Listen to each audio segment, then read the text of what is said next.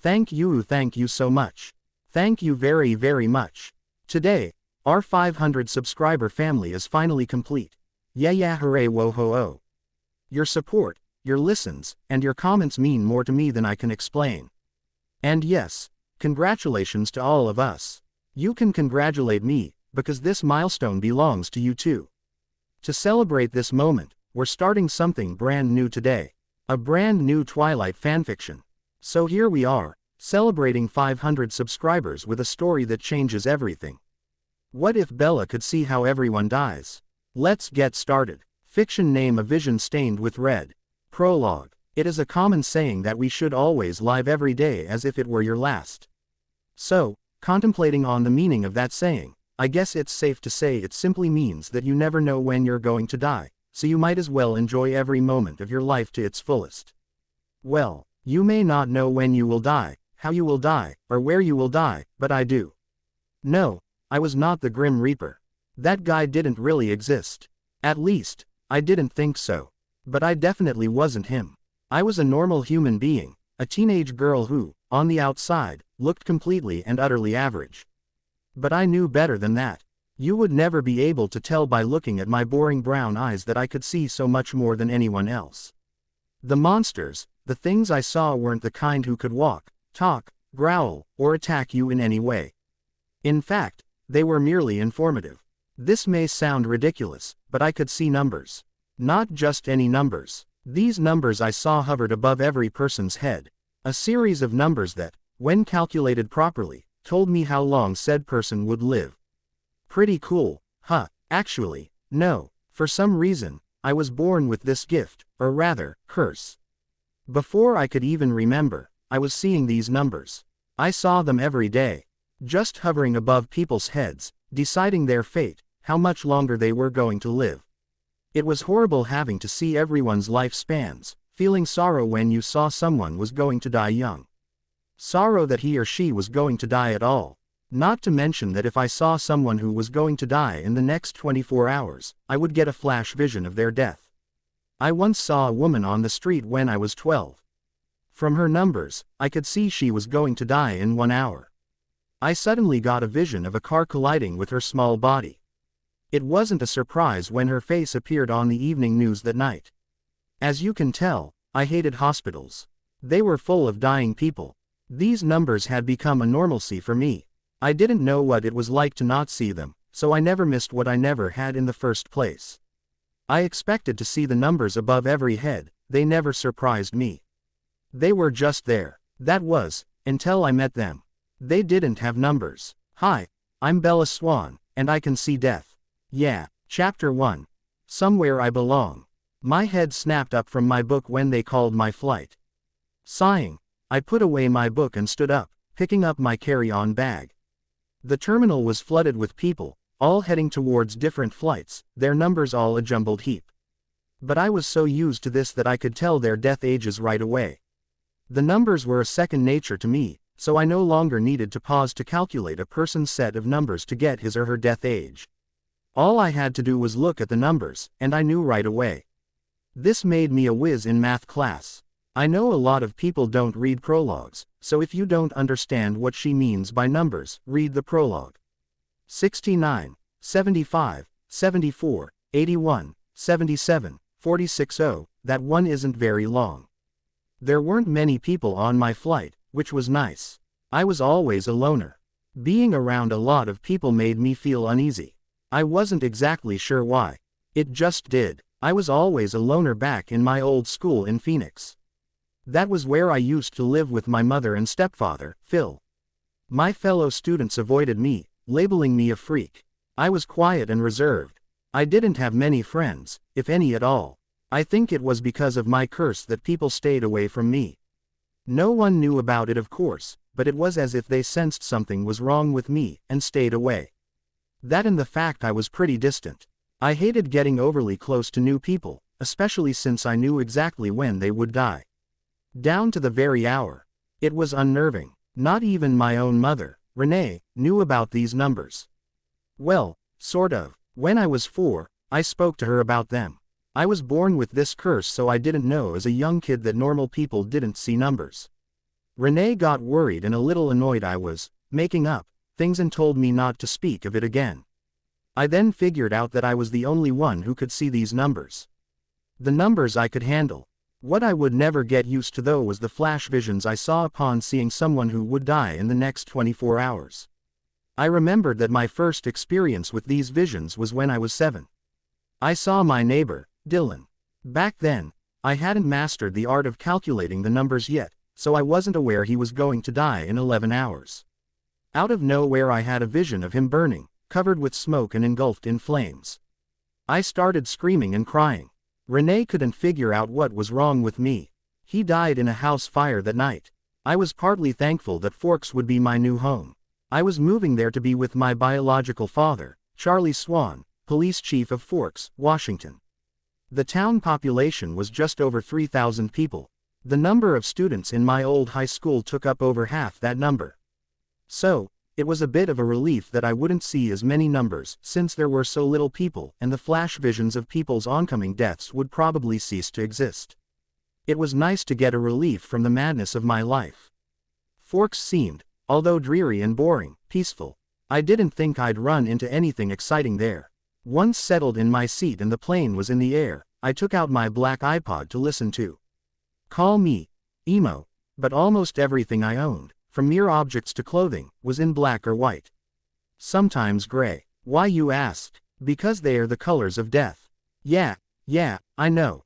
Always being surrounded by and knowledgeable of other people's death was sort of getting to me. It was actually kind of sad, being such a doom and gloom kid. I wasn't depressed or anything, but neither was I incredibly cheerful. I'm better in the happy department now, but as I said before, all this death stuff gets to you after a while. Renee always wanted a pretty little girl who would wear bright colors and summer dresses. Keep dreaming, Mom. With everything I saw, you just don't do. Happy-go-lucky. Gluing my eyes out the window, I headed towards my new life. Renee wanted to spend time with Phil. She didn't like getting tied down with me, especially since I wasn't her ideal daughter, although she'd never say that out loud. I knew she loved me, but I also knew that I was a disappointment. I had barely been to Forks much in the past. I used to spend a month in the summer there as a kid, but that stopped a few years ago. Now, I barely saw Charlie at all. I eventually fell asleep in my seat. I must have been sleeping for a long time, for when I woke up, the plane was about to land. Once it landed, I gathered my carry-on bag and went to meet Charlie. I searched around the terminal, my eyes scanning the crowd for a middle-aged man with curly dark hair. There were too many of dark-haired men around here. Geez. Instead, I looked at the numbers. I remembered Charlie's death age was 79, so all I had to do was find a 79 and match it with the right guy. I finally spotted him. Charlie. I called. I said his first name since I knew that if I said, Dad, half the men in the terminal would have turned around. Bella, he said, giving me an awkward one-armed hug when he reached me. Charlie was never one to show or voice his emotions much. This was just fine with me. Hi, Dad, I said. And that was pretty much the highlight of our conversation. Charlie wasn't a talkative guy, which was great for me. I mean, what was there to talk about with him anyway? I didn't remember anyone in Forks to talk about, and it wasn't like he really wanted to hear about Renee and her fantastic new husband. He pulled up to his, or rather, our house and helped me carry my stuff inside. My room was small, really small. The bed took up a majority of the floor space and a decrepit old computer sat on a wooden desk on the opposite side of the room. Ah, home, sweet home. So, Charlie said, obviously searching for something to talk about. Finding nothing, he said, I'll leave you to unpack. And left the room. Okay, then. This was exciting. Having nothing else to do, I unpacked, but that didn't take very long and I was left once again, doing nothing. I knew Forks wasn't going to be exciting, but this was just overkill. The only good thing about this place was the lack of people. For that sole reason alone, Forks seemed like somewhere I belong.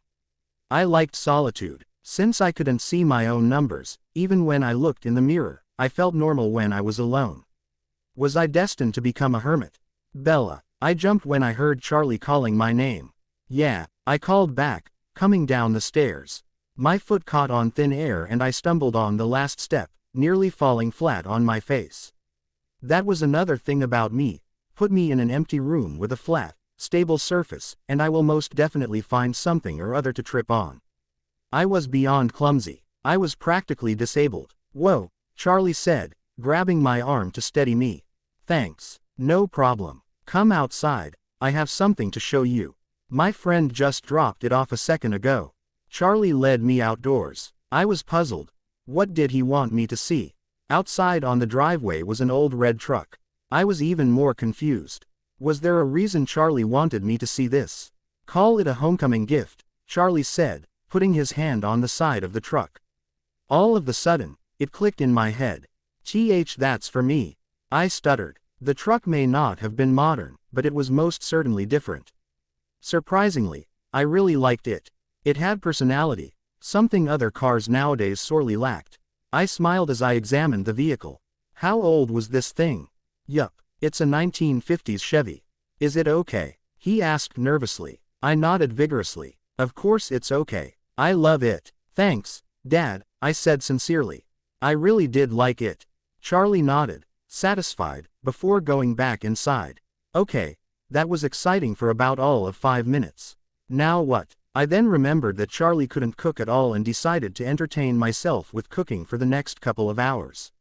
I sighed. This was going to be a long day.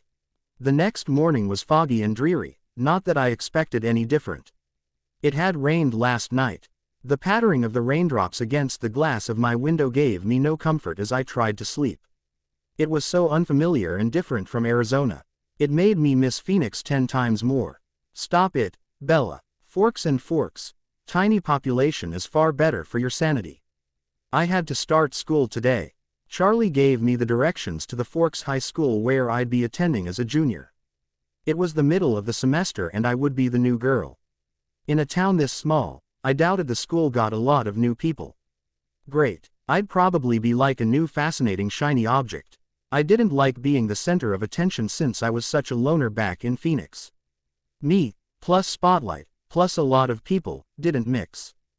Gulping down a granola bar and a glass of milk, I left for school. Charlie already went to work before I even came downstairs. To my relief, the rest of the cars in the school parking lot were relatively older, like mine. It's not that I was ashamed of my truck, I just didn't want to stick out more than I already did. The only car in the lot that didn't look quite as junky as the rest of them was a shiny silver Volvo. I found my way to the office, where I asked the secretary for my schedule. Hi, I said as the woman at the front desk looked up. I'm Isabella Swan. I saw the recognition of my name in her eyes and suspected, without a doubt, that I had been the topic of gossip among the women around here. She dug through the piles of papers and files on her desk, producing the ones she was looking for. Here's your schedule and a map of the school. She helped me a little with the directions to each of my classes and gave me a slip for each of my teachers to sign. I was supposed to bring it back by the end of the day. While she was explaining all this to me, I very subtly and quickly glanced at the numbers above her head. It was a habit I had developed long ago. I was always curious to know when other people would die. I know that sounded slightly psychotic, but when you have the means to find it out, wouldn't you use it? I could tell a person had numbers, through my peripheral vision, but I needed to actually look straight at the numbers in order to tell which numbers they were. It only took one glance to see and calculate. Glancing at the spaces above people's heads was simply an automatic thing. I always did it when looking at a person I didn't see on a regular basis. As I said, it was a habit. I did it so quickly though, with such speed, that no one really noticed, which was good. I mean, what the hell would I say to them if they asked? Hey, Bella, why are you always looking at the top of my head? Do I have something up there? In a way, oh my god, are my roots showing? No. I mean yes. I mean, you're weird. Go away. Okay, it wouldn't be exactly like that, and I wasn't going to give myself the chance to figure out what it would be like. That would be one awkward situation. My first class was English with some guy called Mr. Mason. I tucked my head deeper into the hood of my black jacket as I approached Building 3. As I walked by various strangers in their similar dark raincoats, I couldn't help but hear their whispers. Look, it's the new girl. Something Swan. Isabella Swan. I heard she's a goth. She does look kinda depressed. That's not gothic, that's emo, genius. I rolled my eyes, but their words did get me thinking. Did I look depressed? I heard back in Arizona, she got pregnant, twice. No way. Yeah, left the babies with her mom. Where did you hear this? She made it up herself, obviously. This was why I was dreading starting a new school. In a town so small, everyone knew each other. A new person from the sunny state of Arizona was the highlight of the gossip surrounding Forks. I had no doubts that a dozen different rumors were already surrounding me. I already heard two. Well, 1.5. The first one about me being gothic was, I guess, partially true. I did wear a lot of black. At least I didn't use black lipstick or thick, slightly scary, eyeliner. English passed without incident, except for the gawking of the other students. Seriously, even when they knew that I knew they were staring at me, they kept at it. Whatever happened to manners? At the end of the class, a guy with black hair and unhealthy skin came over to me. "You're Isabella Swan, right?" he asked. "Just Bella," I corrected. As usual, my eyes flickered at lightning speed to the space above his head. Nothing out of the norm there, at least not for me. This habit was really something I couldn't control.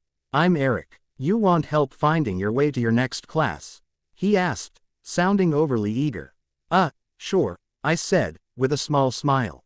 He seemed like a nice guy. The rest of the morning went without trouble. Walking around the school and through the pitifully thin crowds made me really notice the difference in population here. I didn't have the usual headache from seeing all the jumbled numbers and visions in the huge crowds back home. It was actually kind of nice. After the first couple of classes, I actually started recognizing a lot of the faces around me. I guess it wasn't uncommon to have a few people who shared an almost exact copy of your schedule here. I also noticed that a lot of the people, most of them actually, had pale skin, like me. Must have been from the lack of sun exposure. At least, in terms of skin, I fit right in here like a glove. I met a girl in my trig and Spanish classes. She was several inches shorter than my 5 feet 4 inches, but the difference in our heights was mostly made up through her incredibly curly dark hair. She was very talkative. She didn't even need you to listen closely to her. I certainly wasn't. Her name was Jennifer or Jessica or something beginning with J. The J girl had me sit with her and her friends at lunch. That was certainly new. Back in Phoenix, I was used to sitting by myself at lunch. Everyone else knew it too. In fact, there was a freaking table reserved just for my solitude. When you thought about it, it was kind of sad, in the pathetic sense anyway. I had trouble relating to people because of my ability that no one knew about. I shied away from others, not wanting to form an unnecessary bond. As I said, it was unnerving to talk and laugh and be friends with someone, knowing when they would die. Even how they would die. In reality, it slightly scared me. You'd think after 17 years of seeing these things and visions, it wouldn't affect me very often, but sometimes, it did. The table was full of the J girls' friends. I forgot all their names at once.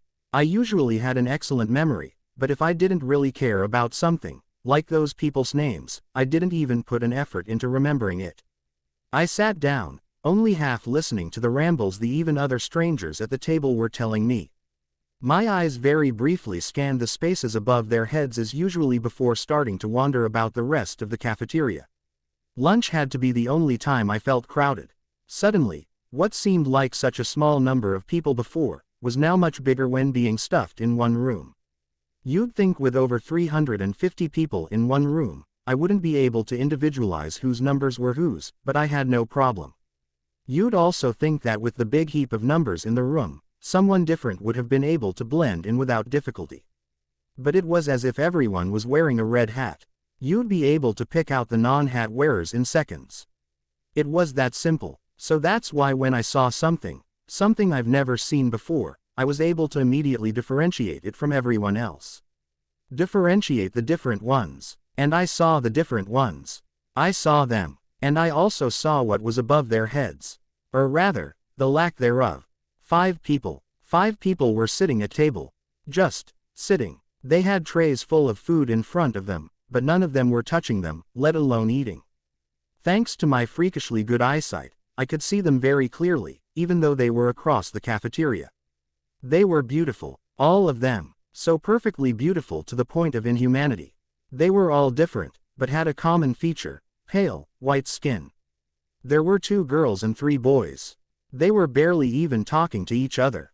At first glance, you might think they were statues. The 2 girls were like night and day.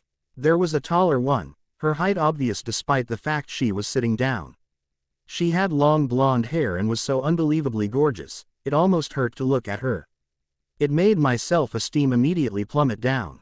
The smaller girl was almost pixie-like. She had short, spiky black hair and dressed in designer clothes. One of the boys was big and muscular, like a weightlifter. He had curly dark hair and was very handsome. Another one of the boys was tall, lanky, but still strong-looking, with shaggy blonde hair. He too looked like a male model, as if he just walked out of a photo shoot. The last boy was of course, utterly gorgeous, and something about him, I didn't know what, intrigued me. He was tall and muscular, but not like the weightlifter guy. His hair was in a casual disarray and was the most unique bronze color. Their unbelievable beauty was enough to make anyone stare at them. But that wasn't why I was, of course. They didn't have numbers. For them, I couldn't see anything. I froze, staring at them. I said I didn't need to be looking straight at the tops of their heads to know if they had numbers, and I knew they didn't. My eyes flickered, as per usual habit, to the spaces directly above their heads anyway, just to make sure. Nothing. Just empty space. That was impossible. How the hell could that be? My mind was practically screaming profanities at me, being unable to comprehend how it could be. Easy. It was probably just me. It had to be just me. There was no other option. A spark of hope sprouted in me then. Maybe I was finally freed of this curse. Maybe I can finally be normal. After 17 years, was I finally being given a chance at an average life? I looked around the rest of the cafeteria. My hopes died. Nope. There were still numbers above every head. Stupid hopes. The numbers were still there, looking almost like puppets hanging by invisible strings. I looked back at those 5 people again. Still no numbers. How could this be? I blinked a few times, like if I opened and closed my eyes enough times, the numbers would suddenly appear. Impossible. Or, improbable. I couldn't wrap my mind around this ridiculous concept. The problem couldn't have been me since I could still see the numbers on everyone else. What was different about those 5 people? I could see numbers on every human, and from what I could tell, they were definitely human. I squinted my eyes. Maybe their numbers were just really, really tiny. No such luck. As I stared, and stared, and stared, the incomprehensible slowly sank in. I wasn't the problem. They really didn't have numbers. Something was different about them. But what? My breathing was coming faster as I stared in disbelief. I'm sure I looked like I had seen a ghost. If I didn't calm down now, I would start hyperventilating. Not good. All of a sudden, the bronze-haired guy whipped around and his eyes met mine. I stifled a gasp at how piercing they were. I couldn't see the color, but I felt like he was trying to look right through me. I knew my eyes sported the oh-so-comical, deer in the headlights look, but I couldn't look away. As if my mind was still in denial, my eyes flickered once more to the space above his head, just to make sure. Nothing. This had to be some kind of mistake. Some kind of flaw, and it was seriously freaking me out. I needed to get out of here. The weirdness and just plain disability of my mind to grasp this development was suffocating me. Pressing down on me, trying to get me to collapse under the weight of it. I stood out of my chair abruptly. Bella, the J girl said confusedly. My eyes still impossibly wide and glued on the 5 people, I took a few steps towards the doors. Bella, what's wrong? You look totally creeped out. Because I am, I thought. I don't feel well, I said pathetically, and fled from the cafeteria. Call it an overreaction, but I couldn't help but be scared out of my wits. You don't go 17 years of seeing the same thing, and then suddenly see something impossibly different, and not get freaked out. I went into the girls' washroom and locked myself into one of the stalls. My head was pounding with this thing. I rubbed my temples, trying to soothe the pain away. Great. I go to Forks for some peace of mind, and end up getting the exact opposite. This was worse than the huge, bustling crowds of Phoenix. I didn't know if you could understand just how impossible this was. There were only 2 instances in which I could look at a person and not see their numbers. One, if I was looking at myself. For some weird reason, I couldn't see my own numbers. I was grateful for that actually. I would hate seeing when I would die. It would have made me majorly depressed. 2, if I was looking at a dead body of a person. I had been to open casket funerals before, and the bodies of the dead person had no numbers. How could they? The numbers showed me when a person would die. If they were already dead, well, wait, if they were already dead, was it possible that? Police, my mind thought sarcastically. Woo-ee-ee, that was a good one. Already dead, my ass. They were clearly alive. One guy freaking turned around and looked at me. If that wasn't proof enough that he was alive, I didn't know what was. Okay, now that that stupid impossibility was out of the way, what was the real reason? It was just so, arg. It was so frustrating how impossible this was. Every human had numbers. It was a simple fact. So why didn't they? Why was it only them? What made those 5 people so special? As much as I would have liked to, I couldn't stay in the washroom forever. Still confused, and with my head still aching, I quietly unlocked the stall and walked up to the sinks. Gripping the edge of the sink, I took deep breaths to try and calm my heart. There was probably a perfectly logical explanation for this. I just had yet to figure it out. The door of the washroom opened and I heard footsteps, but I didn't look up. "Are you okay?" a high soprano voice asked. I turned around and froze. The 2 girls from the 5 Wonder People, as I was now calling them, stood before them. The smaller pixie one was the one who spoke. She looked at me curiously, her head tilted slightly to one side. The taller blonde one looked at me coldly, her eyes hard, as if I were an annoying fly she'd like to swat away. My gaze, again, flew with amazing speed to the tops of their heads, then back down to their faces. Even though I already knew there wouldn't be anything up there, it was automatic. When I looked at the empty spaces above their heads, I couldn't help but feel a little shock go through me. It was just so bizarre. I then realized this was the first time in my entire life I was looking at someone who was alive, other than myself, and didn't see any numbers. It was so strange. Was this how normal people felt like? Was this what it was like for Renee and Charlie and the J girl? To just look at a person, and see nothing but the person. It was just so alien that I felt like running from that washroom, screaming the whole way. When I looked back at the pixie girl's face, it was even more curious than before, as if she saw my little eye to the head routine. I knew she couldn't have though, I was too fast. I purposely looked away from the blonde one, she was too intimidating. Were they ghosts? They were definitely pale enough and weren't eating anything. No one in the cafeteria was paying them any attention, so, was it possible I was seeing dead people now? That didn't seem so unlikely. After all, I could already see flipping numbers. Well, nice. The morbid talents just kept on a-comin', weren't they? The pixie girl extended her pale, slender hand to me and I stared at it as if it were an extraterrestrial's. If I touched it, would my hand go right through? That's what a typical ghost's body was like, right? Like air. I heard a tinkling laugh and looked up. The pixie girl looked very amusedly at me. Ever seen a hand shake before? She asked in her light, musical voice. It sounded like chimes. I blushed bright red, embarrassed at my apparent rudeness. They probably thought I was mentally handicapped. I slowly, almost cautiously grasped her hand with my own. I almost laughed at myself. I was acting as if her hand was some deadly poison. I jumped ever so slightly when our skin did come in contact. Her hand was icy cold, as if she had stuck it in an ice bucket. I looked up at her eyes, surprised. She smiled apologetically at me.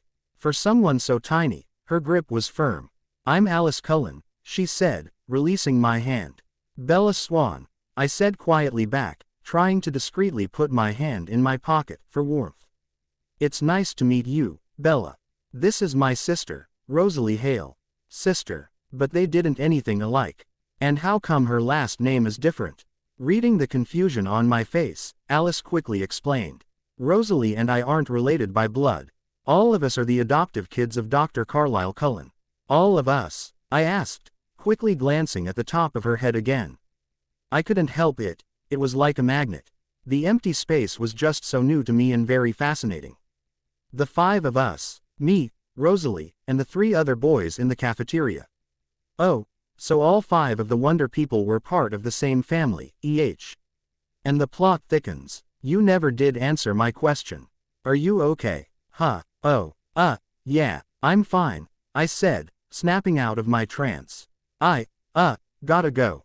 I rushed past them and out of the washroom without stumbling once.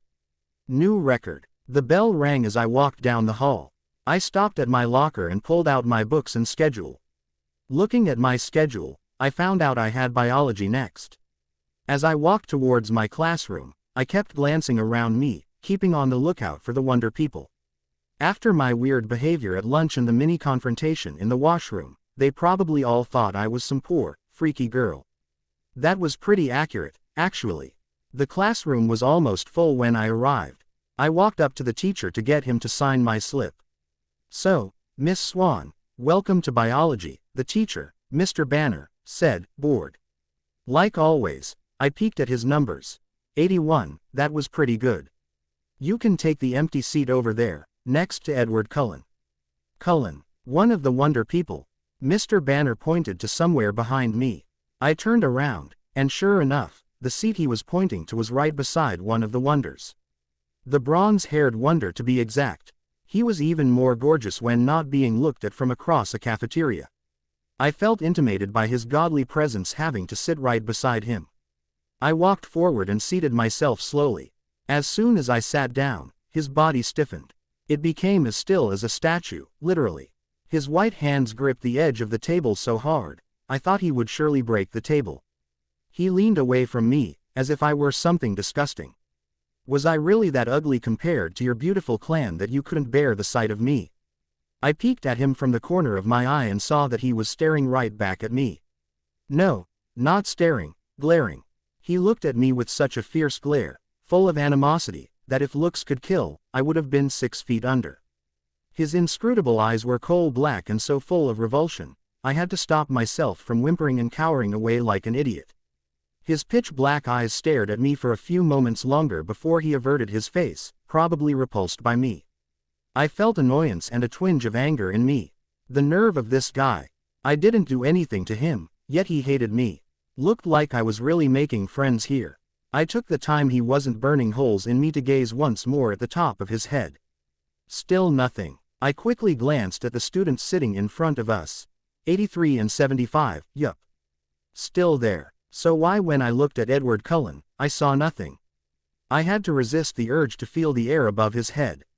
I knew the numbers weren't solid and my hand would only go through them, but still. I tried to stop looking at him, but throughout the long and dragging period, I found myself constantly peeking at him, hoping each time that his stiff stance had relaxed somehow. It never did. The bell finally rang, making me jump. Faster than I could have ever imagined, Edward Cullen practically sprang from his seat and flew from the room. I stared at his empty seat shocked. He didn't even try to hide the fact he wanted to get away from me. Isabella Swan. I turned around to face a blonde, blue-eyed boy my age.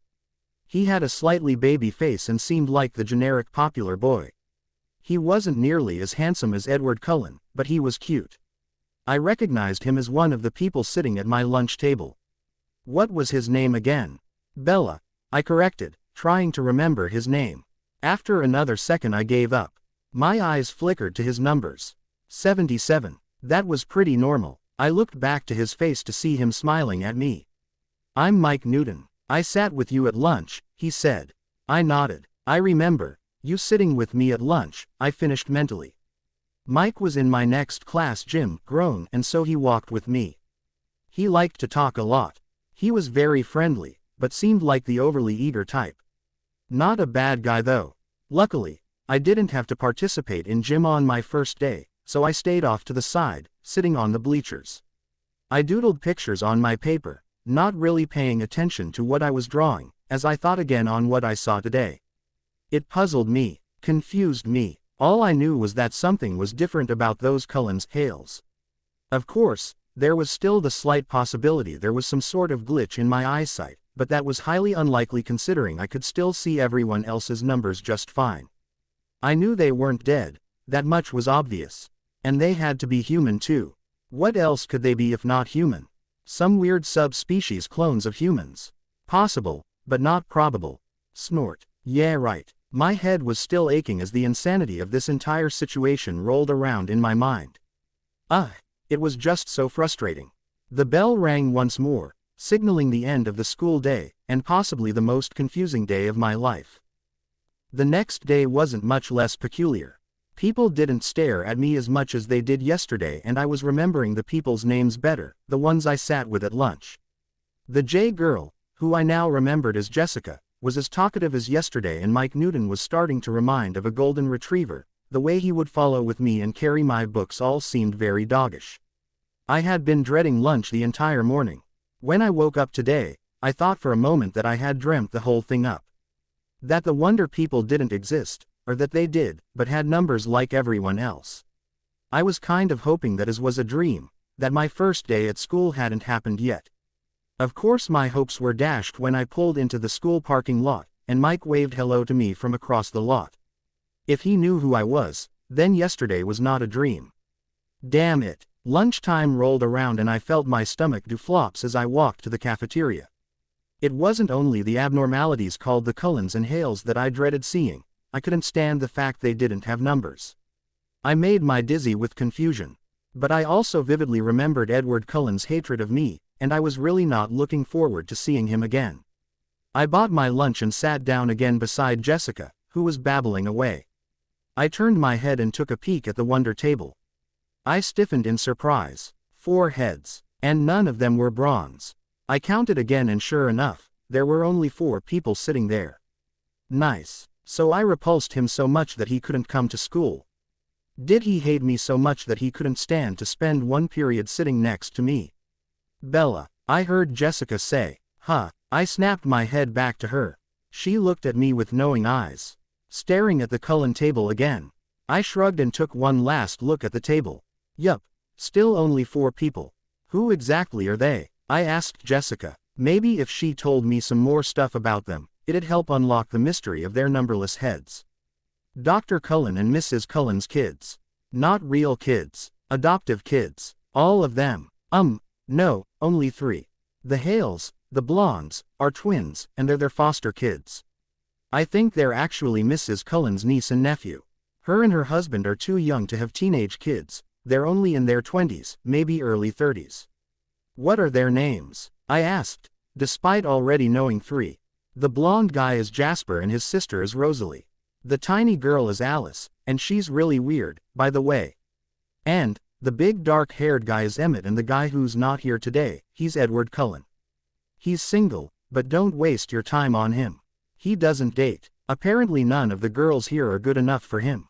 I wondered when he had turned her down. Jessica giggled all of a sudden and got a flash of wickedness in her eyes. She looked like she was going into gossip mode. You know what's weirder about them? Other than the fact they didn't have numbers. What? They're together. Emmett and Rosalie, Jasper and Alice. Which is kind of disturbing since they live together. I mean, aren't they supposed to be like siblings? It's like Dr. Cullen is some kind of foster dad / matchmaker or something. Although that was good to know, note sarcasm, it still didn't tell me anything that would make them in any way different from any other human beings. When I walked into biology, just as I suspected, Edward Cullen wasn't there. What was surprising was that I almost felt disappointed. Sure, I hated the way he glared at me, but I guess I found the empty space above his head so fascinating. I wanted more time to, in a way, investigate. By investigate, I meant stare. What disappointed me further was that he wasn't in school the next day either. Or the next day. Or the next day. Make it the whole freaking week he was absent. Call me crazy, but I somehow felt responsible for his absence at school. And I was a little miffed about it. What the hell did I do to him that made him need to drop out of school? By Monday, I had gotten used to him not being here. The disappointment I had felt that first day of his disappearance was short-lived, and I was now semi-comfortable here. Of course, he still stayed on my mind, much to my annoyance. I couldn't seem to get Edward Cullen out of my head. His coal-black eyes were burned into my memory.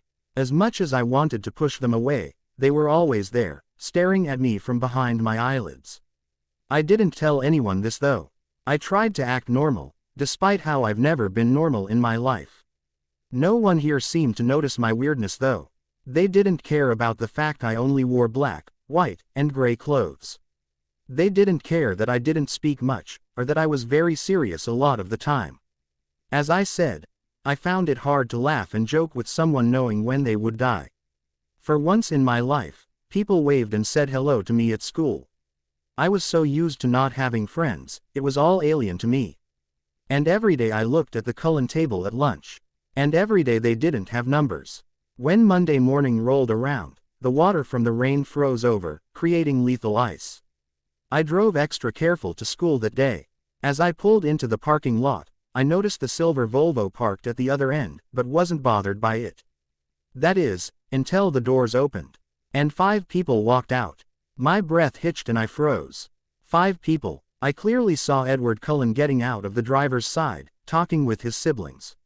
I gulped. Great. Looked like he was back, and that meant so were his hate-filled glares. Just great. I watched as all 5 of them and their numberless heads went into the school. As soon as they were out of sight, I let out a sigh of relief. I was always less anxious when I couldn't see them and their lack of lifespans. I checked my watch and noticed there was still some time till I had to head to class. I pulled out my iPod and started listening to music. I figured it would have been a good distraction from the thought of Edward and biology. The Blower's Daughter by Damien Rice started playing. I can't take my mind off of you. I can't take my mind off of you. This was not what I needed. I was well aware I couldn't stop thinking of the Cullens, more specifically Edward, thank you. I frustratingly put my iPod away and stared forward. I heard loud laughter and turned towards a group of guys. One of them slipped on a patch of ice and was half lying, half sitting, on his ass. His friends were laughing at him. I looked sympathetically at the guy's face, knowing what it was like to slip and fall a lot. And that's when my eyes glazed over and I had a flash vision of his death. My body immediately became frozen and my grip on my iPod slackened, letting the iPod fall to the floor of the car with a soft thud. If you had looked at me right then, with my eyes glazed over and my body stiff and non-responsive, you probably would have thought I was having a seizure. Vision, seizure, vision, seizure, same thing. The scene was exactly the one I had been looking at. That meant this was going to take place within just seconds, possibly minutes if he was lucky. The guy was still sitting on his rear end, having slipped and fell on a particularly rough patch of his ice. His friends were standing about a foot or two away from him, laughing at his klutziness. The boy was glaring up at his friends, but also looked a little embarrassed. I remembered him vaguely. His name was Connor or something like that. The doors of the school burst open and the Cullen girl, the little one, Alice, came out, looking horrified. Her golden eyes were wide with shock and fear. The blonde guy, Jasper, came out after her, looking concerned at Alice. He was closely followed by Edward Cullen, who looked as horrified as Alice, and whispered something to Jasper, pulling him back inside. There was a screeching noise. A blue van was skidding wildly across the parking lot, unable to stop due to the ice. It was completely out of control, the brakes squealing in its futile attempt at stopping. But that wasn't the worst part. It was headed straight for Connor. Connor's friends saw the oncoming van and ran away. Connor was left alone, staring at the van, immobilized with fear. Within the next few seconds, the van collided full force with Connor's body, crushing him against the brick wall of the school he was next to when he had tripped on the ice. A pool of deep, red blood started collecting around his mangled body. I jumped in my seat with a start, coming out of my vision state. I looked in shock towards Connor, who was still on the ground, glaring at his friends. Crap, this was the exact beginning of my vision. Well, nice. I go to Forks for some kind of break from these horrifying images, but end up seeing one in my second week. Cut me some slack here. I only had seconds to debate in my mind, or it would be too late to do anything about it. Option 1. Do nothing. Option 2. Do something. On one hand, this was fate we were talking about. Sometimes, well, most of the time, it wasn't a good idea to mess with fate. If it was meant to be, it was meant to be. If you did something to break the chain, like say, Save someone who was supposed to die, it would come back and bite you in the ass. You don't screw with fate. Then, on the other hand, this was also someone's life. He was still young and didn't deserve to die. He was clearly not ready to die and shouldn't have to. This was the problem with my ability. You second-guessed saving lives. My mind was conflicted. Save his life, messing up with fate, and screwing up the cycle of life and death, or let him die. It wouldn't have been the first time I had let someone die, and it probably would not have been the last. Should I just let him die like he was supposed to? Just like all the others? What made him different from everyone else that I had to save him? That's right, nothing. He was no different, and fate said he was supposed to die today. Now, life, death, life, death. I snapped out of my thoughts and realized that it had barely been a second since the events of my vision began. I had to decide now. It was a life and death decision. Literally. Life, death, life, death, life. Screw fate. Other people's deaths that I had seen were non-preventable. Well, some were preventable, but were hard to do so. This was so easy. Just move him out of the way. The doors of the school opened and Alice Cullen came out, wearing the exact same horrified expression on her face as I had seen in my vision. It was now or never. Without hesitation, I opened the door of my truck and without bothering to close it again, I started running towards Connor.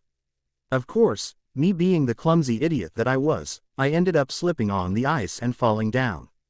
Crap, that would leave a bruise in the morning. Jasper Hale came out followed by Edward. Not good. Time was running out. I picked myself up rather unsteadily and started heading towards Connor again.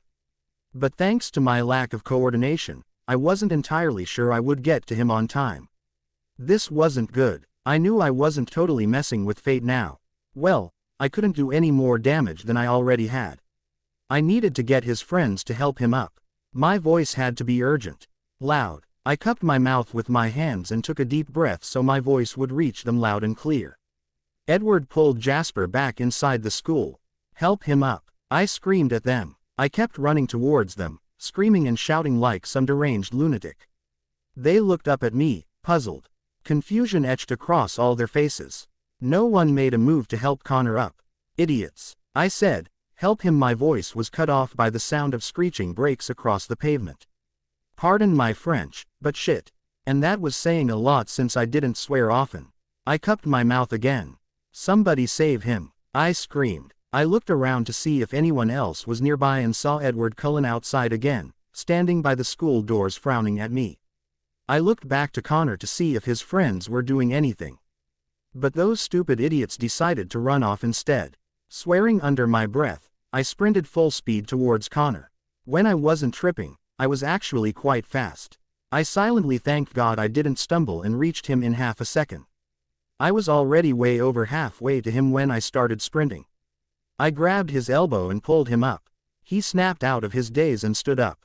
Go, I said, pushing him. Wah, trust me, you do not want to be here right now. He ran off and I turned around. Everything after that seemed to move in slow motion.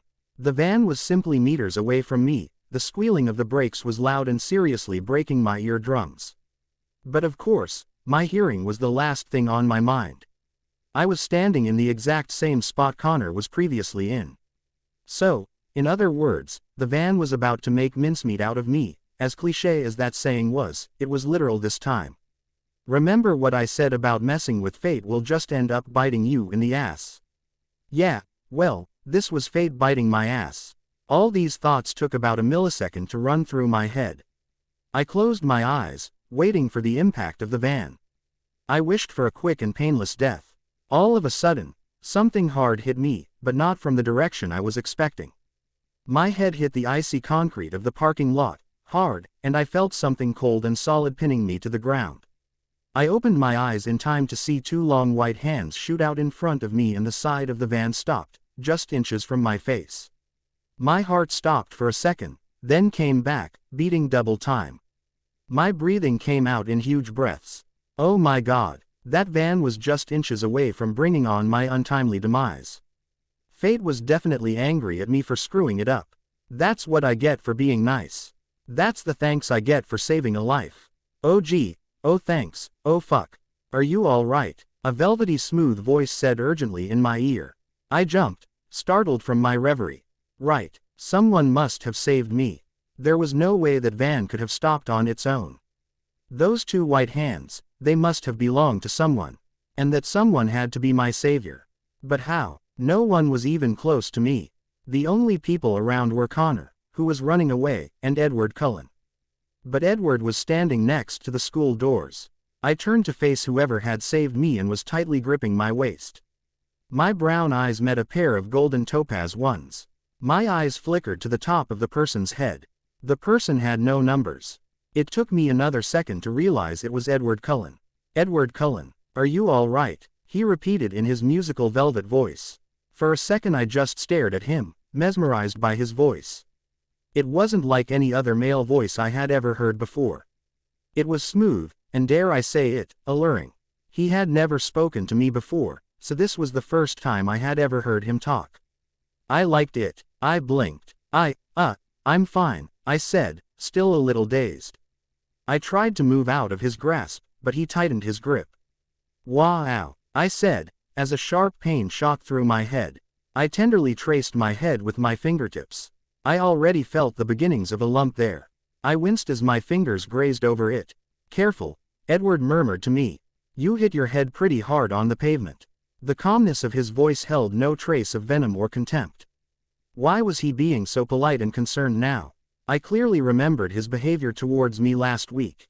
He hated me. I saw it the way he leaned away from me, as if disgusted by my presence. I felt the hate when he ran out of the classroom so fast I could barely blink. I read it when I looked into his cold, onyx black eyes. Wait, black eyes. I turned back to Edward to find his face very close to mine. His eyes were no longer black, but golden, like honey or topaz.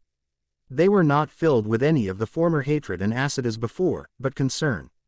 It even looked like there were hints of curiosity in there. Looking as if he suddenly realized our close proximity, Edward released my waist and scooted away from me, as far as the small space between the van and the wall would allow. Well, that was more like it. I looked, still a little shell-shocked, at the van which almost killed me. I noticed a large dent in the side, the shape of a hand. Two long white hands shot in front of me. I looked back at Edward. His eyes were now guarded and he was frowning. He looked as if he were mad at something. He noticed me looking at him, and said, "Just stay put until someone comes and gets us, Bella." I liked the way my name sounded laced with velvet. How do you know my name?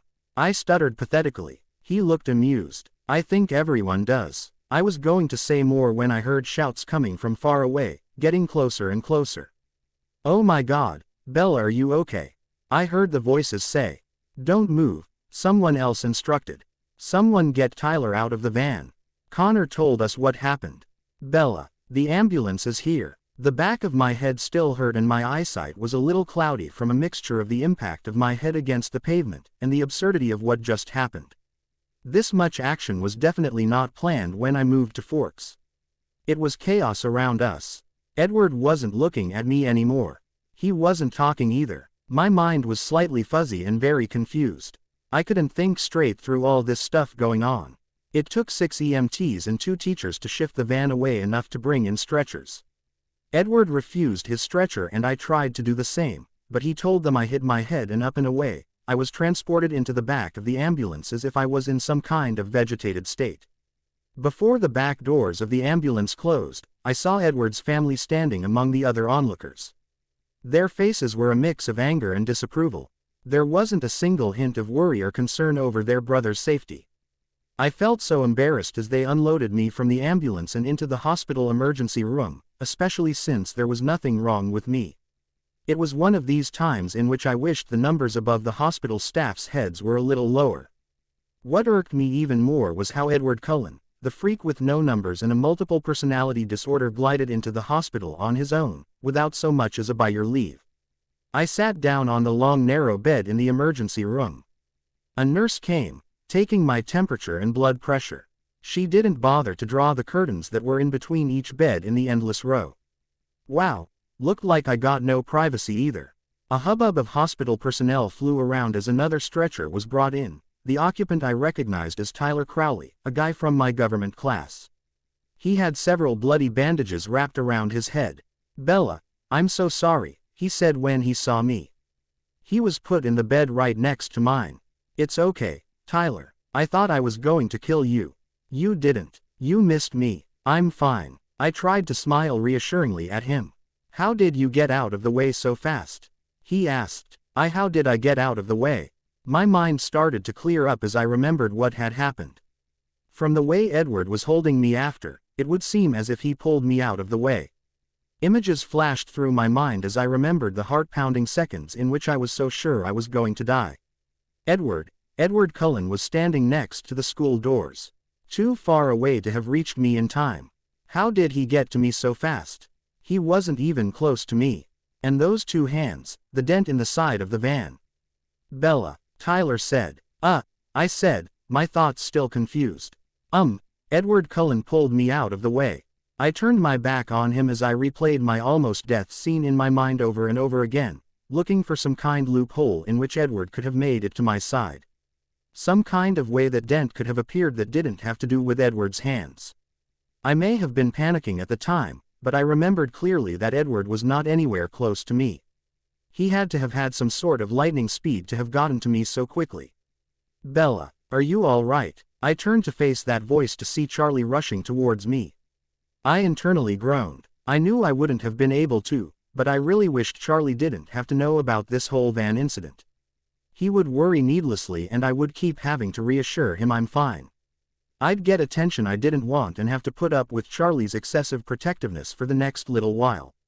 "I'm fine, Dad," I said, trying not to sound too annoyed. "You could have been killed." But I wasn't. The doors opened again and a doctor walked in. And let me say, what a doctor he was.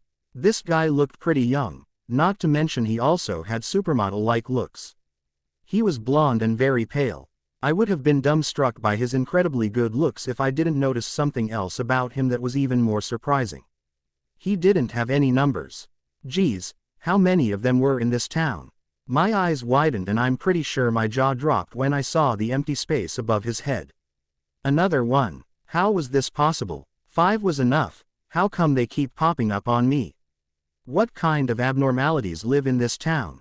Maybe I should ship myself back to Phoenix. Forks was doing more damage on my sanity than Phoenix ever did. "Bella, this is Dr. Cullen," Charlie said to me. It all clicked then. Cullen. He was one of them. The Wonder People. He had to be. Same last name, same empty head space. It seemed that everyone without these numbers were either Cullens, or strongly connected to them, like the Hales. There was some sort of common ground they stood on. Yet it was only them who stood on it. "Why, Isabella Swan, the Dr. Cullen." I snapped out of it. "Why yes. How are you feeling?" he asked. I noticed how tired he looked. There were dark circles under his eyes. Was he getting enough sleep at night? "I'm fine," I said. If I said those 2 words anymore, they would forever be stuck in my mouth. "Your X-rays are good. Does your head hurt?" he asked. "It's fine," I said, stopping myself from rolling my eyes. "Fine" seemed to be the word of the day. "We'll give you something for the pain, but other than that, you can go home now." "Can't I go back to school?" I asked. "You should take it easy for now." I scowled, hopping off the bed. I hated being taken care of. I didn't need it. I didn't like it when an unnecessary fuss was made over me. It was annoying. I just wanted things to go back to normal. Add numbers over the Cullens, heads and I'd be in heaven. Charlie followed me out as I gave one last look at the space above Dr. Cullen's head. Nothing. When we were outside the emergency room, Charlie turned to me, scratching the back of head sheepishly. "Listen, I have to go sign some stuff," he said. "I'll wait," I responded. I actually wanted to get out of the hospital as soon as possible. Hospitals were full of dying people. I knew that not a lot of crimes or major life-threatening accidents happened in Forks, my own accident being out of the norm, but I couldn't help but feel uneasy right next to the emergency room. What if a real emergency happened?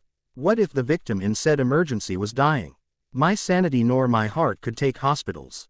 If I had to be in one, it was going to be for the shortest amount of time possible. The irony was, I was in hospitals a lot. My clumsiness was pretty self-explanatory. "I kind of need to use the restroom too," Charlie said. That's okay, I said, trying not to sound impatient. I said I'll wait. Right, and, you should probably call your mom. What, you told her? I said, shocked at my father's stupidity. Charlie knowing was bad enough, but Renee would be 10 times worse. She was the queen of worry.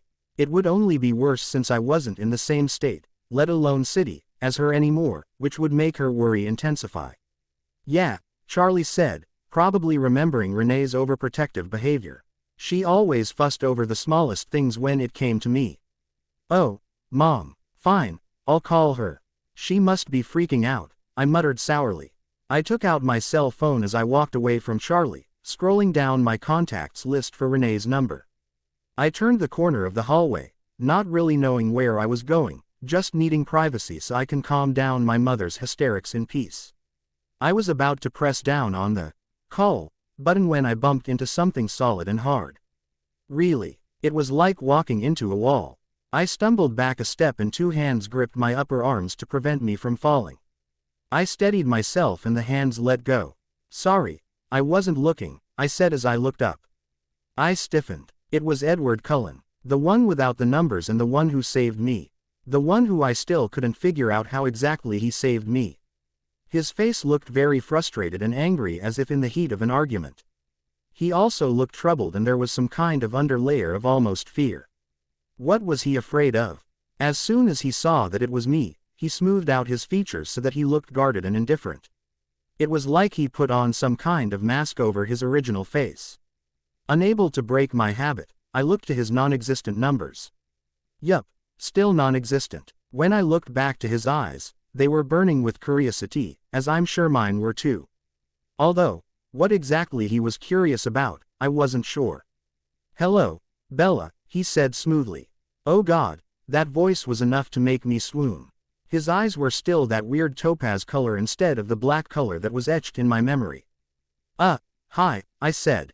I felt like doing a face to palm. How lame could I get? I cleared my throat. I guess I should thank you for saving me, I said nervously. His eyes became even more guarded as I said that.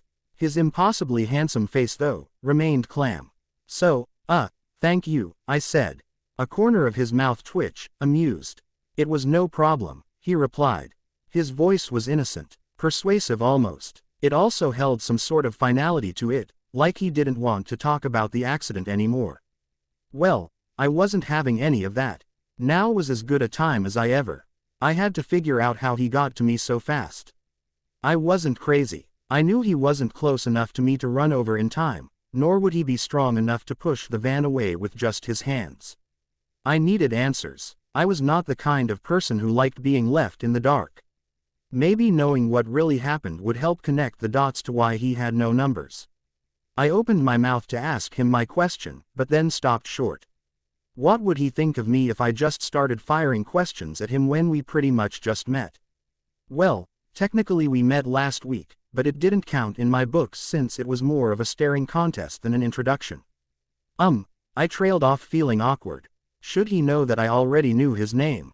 To my surprise, he started talking. So, this was certainly an odd situation to have met each other, properly, in. He paused, as if debating with himself if he should continue. And he did. I believe last week I didn't get a chance to introduce myself. I'm Edward Cullen. He was talking to me. Yes, I know that had already been established, but he was talking to me conversationally. He didn't look hostile at all. Just like earlier, when he saved me from the van, he looked perfectly calm. Amazing how people can just do a 180 on you. His gaze turned a little concerned and I wondered why. Oh right, I hadn't answered him yet. I was just staring like the idiot I was. He probably thought I was mentally handicapped. Feeling insanely stupid, I said, hi. I'm Bella Swan. Oh God. Insert head desk action right here. Could I have said anything more moronic? Edward smirked. I know. I shifted uncomfortably and blushed. How's your head? He asked, actually sounding a little worried. I shrugged nonchalantly. It didn't hurt that bad anymore. I was too preoccupied with other thoughts than to pay attention to the pain. It's fine, I said. There were so many questions bubbling at my lips, but I was a little afraid of scaring him off. I mean, technically I just met the guy, Weren't there some kind of adequate rules? I bit my lip, wondering if I should just go ahead and ask him how the hell he saved me. Instead, I decided to make polite conversation. You know, ease my way into the interrogation. Okay, that sounded weird. I started walking and he followed, easily falling into step beside me. I didn't really know where I was walking, but it made it less awkward than just standing around, doing nothing. So, how are you liking Forks so far? He asked. It was such a generic question that I had been asked so many times since I arrived a week ago. I went with the answer I gave everyone, even though it wasn't entirely true. It's okay. I peeked up at him and he looked back at me, his eyes digging as if trying to see if there was anything more to my answer. He looked as if he didn't believe me. Well, I may not have been entirely truthful, but honestly. What did he expect me to say? That I hated it, that it was the worst damn town in the continental US. That I wanted nothing more than to go back to sweet sunny Phoenix. You're from Phoenix, right? He asked. Somehow I just felt like he was talking to me so as not to appear rude. I nodded. Phoenix is very different from here. Great observation, Sherlock. Yeah, I said, nodding again. And then I mumbled under my breath, unfortunately. Edward somehow heard. Why is that? He asked, seeming genuinely curious. I looked away from his face and paid attention to the hallway we were walking down. The honest answer was because this town had weirdos like him and his other Cullen cohorts crawling around. His numberless head was enough to give me a headache. In fact, it was. We were the only ones in the hallway, and once again I thought, was this how it was like for ordinary people? To look at another person and not see any floating digits. Bizarre. I rubbed forehead with my hand and remembered he was still waiting for answer. Phoenix is sunny and warm. It's all cold and wet here, I answered honestly. It was quite wet and cool here, and the constantly overcast skies never did anything good for my mood. But it wasn't the real reason I didn't really like living in Forks all that much. Edward kept staring at me like he was trying to dig around my brain, search for clues and secrets to unlock my innermost thoughts. My God, was he usually such a nosy Parker? But then again, with what I wanted to ask him, I wasn't that much better. His gaze was nerve-wracking. I wanted him to quit staring at me like that. So, you've been away from school for a while, I said. I wanted to know if it was because of me. If it was, I swear it would piss me off more than PMS. Yes, I was sick, he replied smoothly. I did get him to stop staring at me as if he wanted to dissect me, but now he was looking persuasive. With the look on his face, I could almost imagine him swinging that gold hypnotic thing in front of my face and saying, "You shall believe me, thou shalt not question me further." Sick. He was sick, ill, unwell, under the weather. A common answer, a believable one, yet when applied to the all-mysterious Edward Cullen, it made me skeptical. So you're feeling better now? I asked innocently. I am, thank you. He was keeping his answers to a minimum. I didn't like that. Well, that's good, I continued. Good timing too, otherwise you wouldn't have been able to save me today. I looked back up at him to see his face. It was guarded again. Yes, I suppose so. Still short answers. His voice was still unbelievably smooth and velvety, but there was an undertone of tenseness to it. My intuition flared. Something was up. It was really noble of you to save me, I kept going. I didn't do anything anyone else wouldn't have done, he said, looking away. His face was calm, but I saw the twitch in his jaw. Yeah, but no one else was there. Just you. In fact, I don't remember you being anywhere close to me. Weren't you right next to the school doors? I knew I was walking on eggshells here, but I knew what I saw. I may not have been normal, but I certainly wasn't crazy. What are you talking about, Bella? Edward asked, still walking with me. He sounded nonchalant, but I knew there was something else to his voice. Again, it held a sense of finality in it, like he was begging me to drop the subject. No can do, buddy. I'm saying you were pretty far from me when the van was headed for me. How did you get to me so fast? I was standing right next to you. No, you weren't. Okay, time to drop the whole, easing into interrogation, thing I had going on. I'm not an idiot. You weren't anywhere close to me. It is humanly impossible to have reached me so fast like you did. One corner of his mouth twitched up for a second, like he was enjoying some kind of joke. That just made me more irritated. This was no joke. Bella, you are absolutely delusional. You hit your head, you're imagining things. I'm not insane if that's what you're implying, I hissed through my teeth, stopping and turning to him. He stopped as well and turned to look at me. Well, what you're implying is on the brink of insanity. Stupid, stupid, stupid. I'm not implying anything, I said, crossing my arms. I know what I saw, and that was you getting to me faster than I could blink and pushing away the van with your hands. Edward's eyes widened the tiniest bit for half a second before he made his face calm again. And you came to me to get your facts straight so you would have something cool to tell everyone tomorrow at school. No, I rolled my eyes. Don't take me for a gossip girl. I'm not going to tell anyone. It brings more attention onto me, which I don't want. I, however, do want to know the truth. Who better to tell me than the do-gooder himself? Edward snorted at that and started walking again. Oh no, he wasn't going to blow me off. I deserved an explanation. Why won't you tell me? I demanded, still annoyed. There is nothing to tell. I glared at him and he glared right back. We stopped again, but this time we stopped in a ward. Our feet just wandered here on their own accord. We were standing and glaring at each other right outside the door of an occupied room. All of a sudden, the door opened and I stumbled back from it. Edward caught my arm quickly with his hand, steadying me. A nurse came out of the room and narrowed her eyes in annoyance at us. No standing right outside of patients' rooms, she said sternly. She then turned to Edward. Not even you, Mr. Cullen. Edward smiled charmingly at her. Sorry, Caroline. Caroline. Oh right. His dad was Dr. Cullen, so he was probably around here a lot, therefore he probably knew the names of a lot of the staff. As Caroline the nurse walked away, I peeked inside the room as the door swung closed. I only got a glimpse of the patient inside, a small girl who looked very sickly and was asleep. I continued to look at her in sadness through the door window and suddenly got a vision of her death. Geez, 2 in one day, but this vision wasn't as dramatic as Connor's. It was sometime in the morning. The girl looked very much as she had when I first saw her, pale, sickly, and asleep. Except this time something was very different.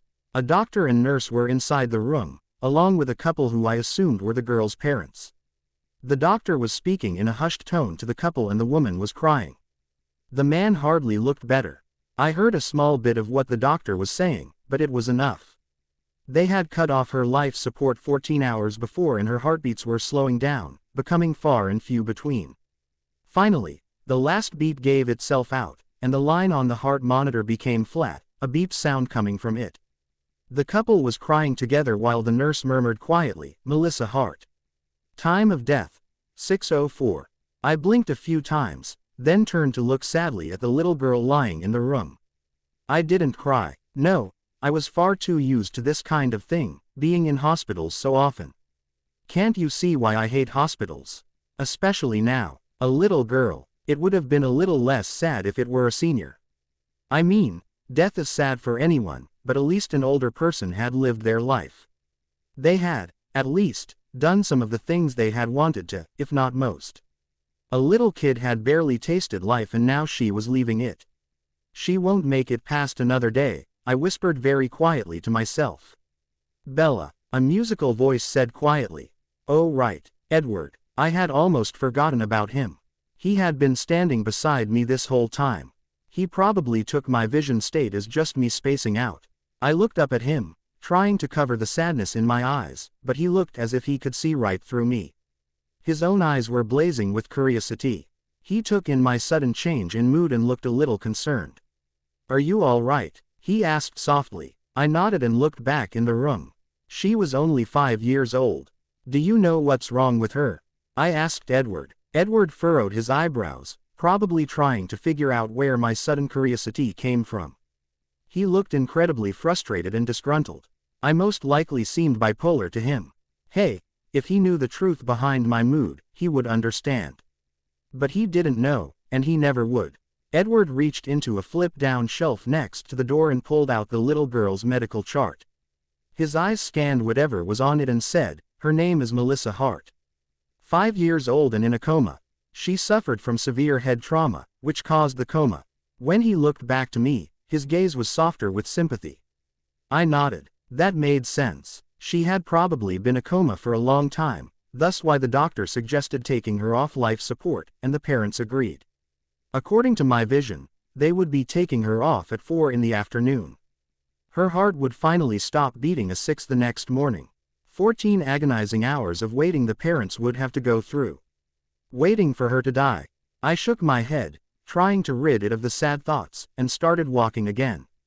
Edward followed, silence coming from both of us. The heat of our previous argument gone. I wasn't talking because I didn't really feel like it. Edward wasn't talking because I didn't really know why. It's not like he saw what I did. I looked at Edward beside me and he looked deep in concentration. What was he thinking? He noticed my staring and met my eyes with his own. They were still so curious and frustrated. He wanted to ask me something, I could tell. I just wouldn't tell him the truth.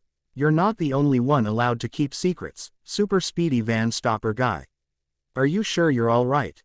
He asked. I shrugged. I'm fine. You were very upset over that little girl back there. Who wouldn't be? She's in a coma. Yes, but you were different, he trailed off, frowning. There was something else in the look you gave her. He truly looked torn on whether or not he should say anything more. You're being ridiculous, I said, it coming out harsher than I intended. Am I? Edward sighed, raising a perfect eyebrow.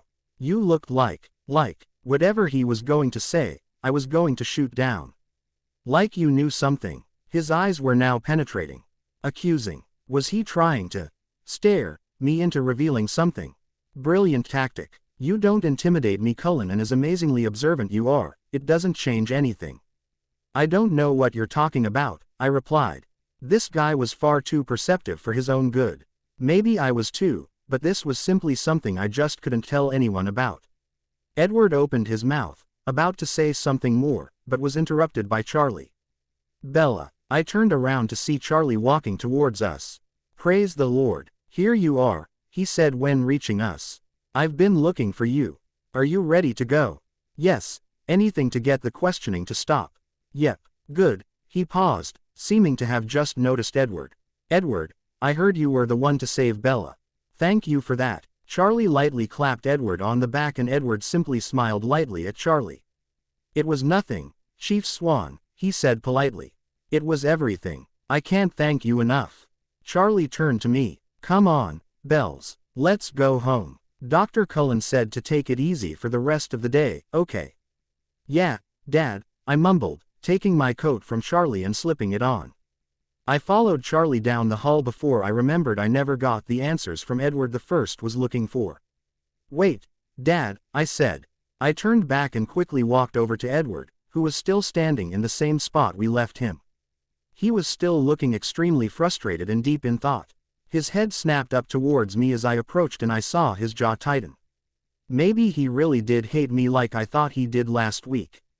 That, or I was just really annoying. I was going with the latter. What? He asked coolly once I stopped a couple of feet away from him. You know, I'm not letting the van incident go.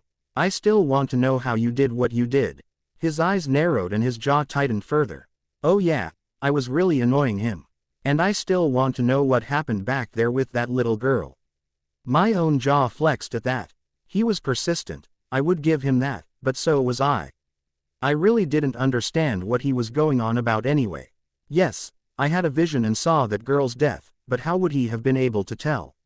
Unless he was one of those spiritual believers, he should have only thought I was spacing out or something. That happens all the time for normal people, right? He was being idiotic going on about something that wouldn't have looked like such a big deal to anyone else. But he wasn't just anyone else. His non-existent numbers showed that. He was different, and I was going to get to the bottom of why. Nothing happened back there, I said, trying to sound truthful. There's nothing for me to tell either, he responded. Geez, he was stubborn. But then again, I guess I was being stubborn too. We had a lot more in common than I thought. The difference though was that I deserved an explanation whereas he did not. I was in that accident. I almost died. I should have been allowed to know how the hell I was saved.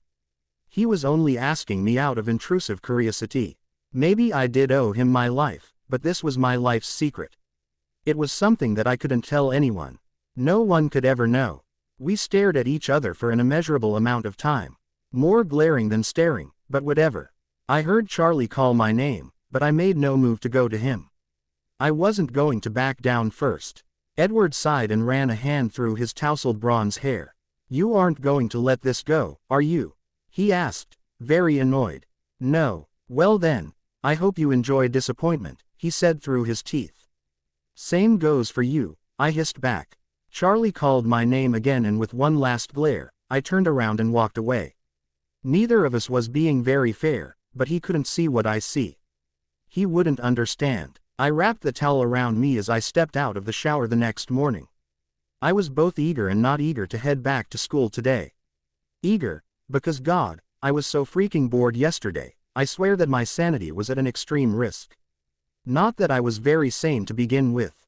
After leaving the hospital, and the little stare-off I had with Edward the First and so mysterious Cullen, there was nothing to do. Nothing. Actually, that wasn't true. The only thing I could do was sit around and think. Think about the secret that Edward was so obviously keeping from me. No one could move that fast. It was impossible. Not so eager to go back because it was the day right after the almost accident, and with the lack of action that happened in this dreary town, you can bet I'd be the center of the gossip hubbub. That was a funny word, hubbub. I wondered where it came from. Reminded me of the word bubble. Probably because of all the bees. See, this is what boredom will do to you. Make you overthink the word hubbub. The point was, I'd probably be the center of attention, and that was the last thing I wanted.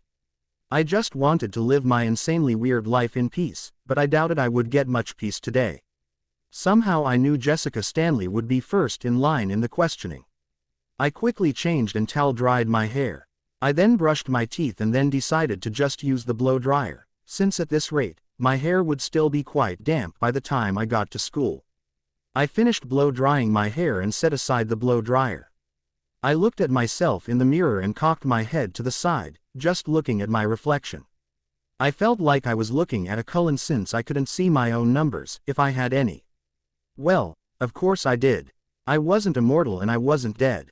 I was human last time I checked. Who even checks? So of course I had numbers. I just had yet to figure out why I couldn't see them. I moved my face a little closer to my reflection and felt the space above my head with my hand. Naturally, I felt nothing but thin air, or actually, steamy air, since there was still a little warm air from the shower lingering. I let my hand fall back to my side and just stood there, staring. Could I not see my numbers because, well, just because I plain couldn't? I knew that didn't make much sense, but maybe I couldn't see them was because I was the person with the ability, so I couldn't use my own ability on myself. God, that was slightly confusing. Maybe I had one of those powers that you could use on other people, just not yourself. Why though? I didn't know. The only other people who I couldn't see the numbers for would be the Cullens and Hales. So another possibility on why I couldn't see my numbers would be because I had something in common with them. Just think about it. I can't see their numbers, I can't see my numbers, there's a connection. Or, at least, there might be one. I was still debating on whether or not the Cullens even had numbers to begin with. If they did, there was some kind of error with me. If they didn't, there was something different, and possibly wrong, with them. All this was making my head spin in a not-so-pleasant way.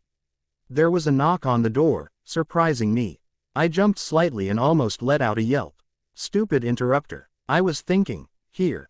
Bella, I heard Charlie say from the other side of the door. Yeah, I asked, are you sure you feel well enough to go to school today? You could take another day off if you want to. No, Dad, I'm fine. Although another day away from the gossip and attention did sound appealing. Are you sure? Charlie asked. His fatherly protectiveness was sweet, and I could tell he was a little nervous to let me go after what happened yesterday, especially since he was a little new to this, living with him, thing, but I was old enough to take care of myself. If I really wasn't well, I would stay home. I opened the bathroom door to see Charlie right outside as I expected him to be. Dad, I'm okay. I'll be fine at school. My head doesn't even hurt anymore, I reassured him. Fine, but if you feel dizzy or sick or if your head starts to hurt at all, you make sure to come home right away, I finished for him. Really, I was fine. I may have been feeling mixed about going back to school, but I wasn't going to skip. I was feeling perfectly healthy. Charlie nodded, said a gruff goodbye, and left for work. I finished up in the bathroom and hurried downstairs, making myself a bowl of cereal for breakfast. I wondered if Edward Cullen would be at school today. The answer was probably yes, but I had a feeling that the reason he was away last week was because of me, not because he was sick. We kind of butted heads at the hospital yesterday, so it was possible he would skip school again to get away from moi. Wiener. Once I finished my breakfast, I quickly cleaned my bowl in the sink, then dumped it in the dish rack. I grabbed my school bag, stuffing in my worn copy of Jane Eyre inside. I slipped on my coat and grabbed my keys. The drive to school was uneventful, but just because my day started off boring, it didn't mean it continued like that. As soon as I pulled into the parking lot, I saw Jessica, Mike, and the others waiting for me, huddled in a little group by the school doors. I almost groaned. I didn't need to see the way Jessica's head snapped up or the way her eyes brightened when she saw my monstrous truck rumbling into the parking lot to know she was eager for some good insider's gossip. I got out of my truck and grudgingly headed for Jessica. I knew I couldn't escape her or any of the other people at this school, so I might as well get my torture over with. As I walked across the lot, I felt a weird tingly sensation and turned my head to my right to be met with a pair of golden eyes. Edward Cullen. Okay. So maybe he wasn't such a huge wiener. Wiener. That's another funny word. His eyes were quite obviously deep in thought, and at the same time, burning a hole through me. You know how most people look away once they realize they had been caught staring at you. Yeah, well, Edward Cullen was not one of those people. He hadn't forgotten yesterday, obviously, and from the way he kept staring, it was like he thought that if he looked at me enough, I'd spew out my secrets. I shook my head ever so slightly, took a peek at his lack of numbers, and looked away. I had to resist running up to him, grabbing his shoulders, shaking him like there was no tomorrow, and shouting, "Show your numbers, God damn it." For me, these numbers have always been black and white. No, not literally black and white. I meant that it's always been straightforward. Cut and dry. It was simple. Every human's had a series of numbers that, when calculated properly, told me when they would die. There were no exceptions in this. It was a fact of life. But the Cullens didn't make it black and white anymore. They were gray. They ruined everything. All I had ever known, all I had ever seen, in terms of these numbers, were ruined by the Cullens. The day I saw their numberless heads just confused me and jumbled up everything I thought I knew about my ability. I tried so hard to understand, but I just couldn't. I was still trying. How could my ability, an ability that worked on everyone else, not work on these people? As I said before, these people were human. They talked like humans, they looked like humans, they walked like humans, they were human. Although, I wasn't totally ignorant to other possibilities. To be able to see people's lifespans and then say that the paranormal or the spiritual wasn't possible was kind of hypocritical. No. I couldn't see my own numbers, though I knew I wasn't immortal. I wanted to apply the same thing to the Cullens, but I was unsure. I mean, come on, immortal. It was so far-fetched, but it couldn't deny that it was possible. I can see numbers, so was immortal so hard to believe? Why, yes it was. As far as I knew, there was no breed of human that was immortal. Immortal was just a result of myths and fantasy. Myths and fantasy. I rolled the new ideas around in my head, contemplating. Well, it was a theory. A very, very loose theory. It was just too bizarre, though.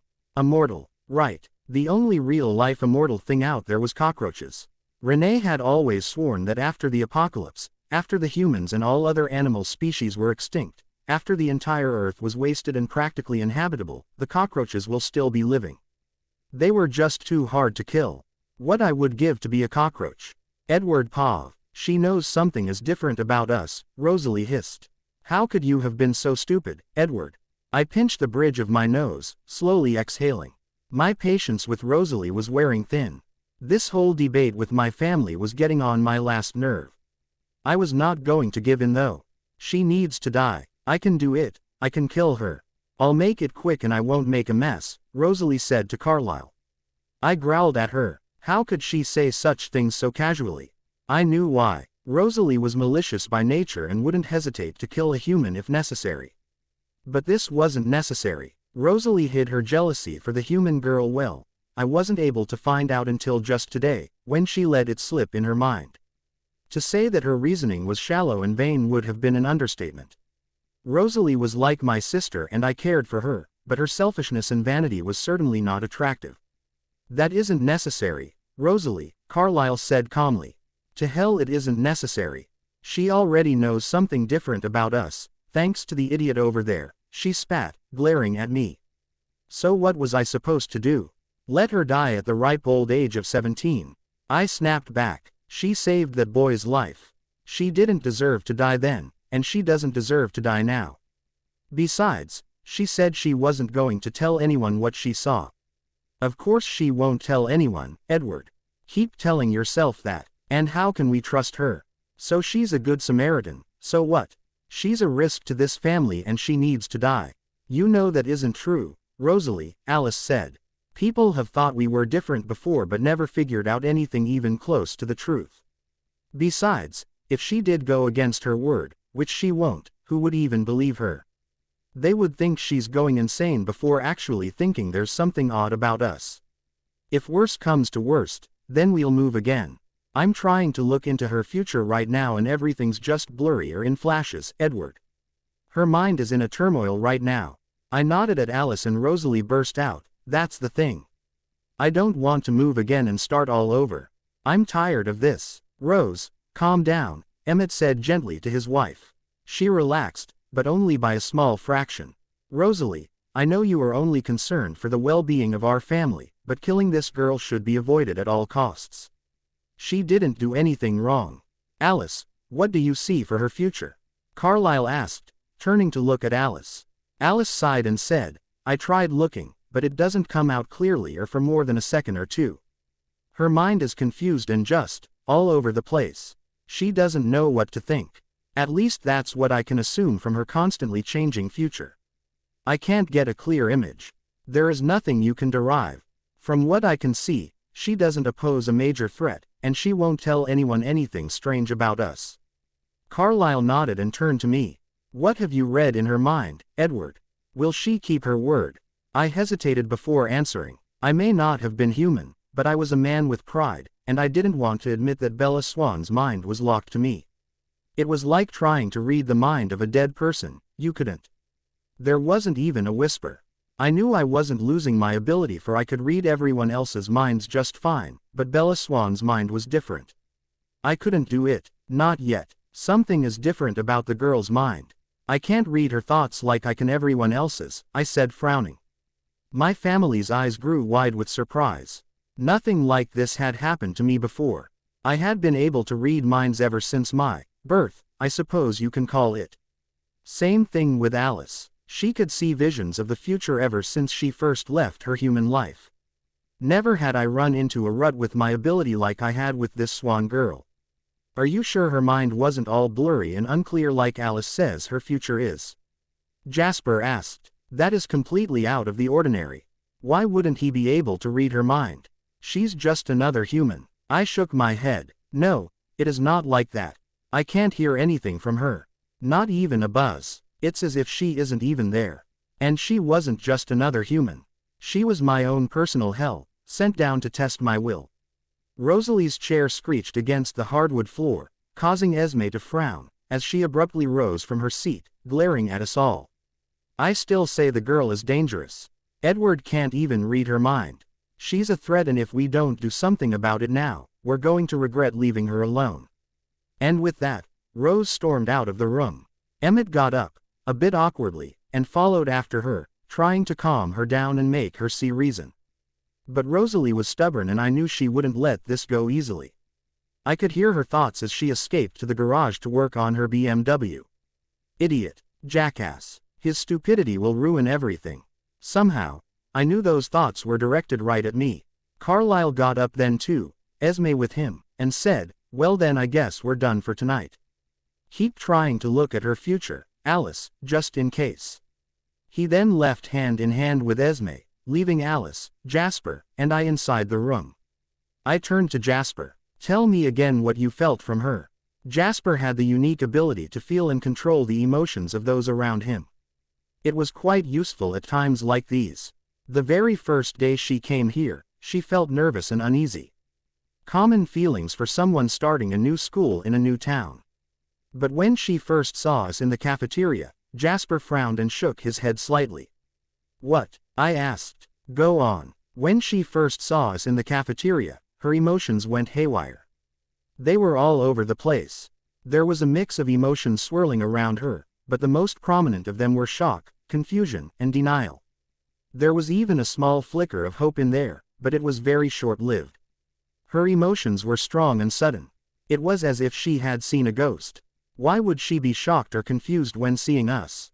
Alice wondered aloud. I mean, in terms of appearance, to an average teenage girl we would look like just another bunch of adolescent humans. She shouldn't have seen anything different about us that would have told her we aren't human.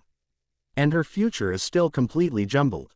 It's so frustrating. Do you think, I said slowly, she already knows about us?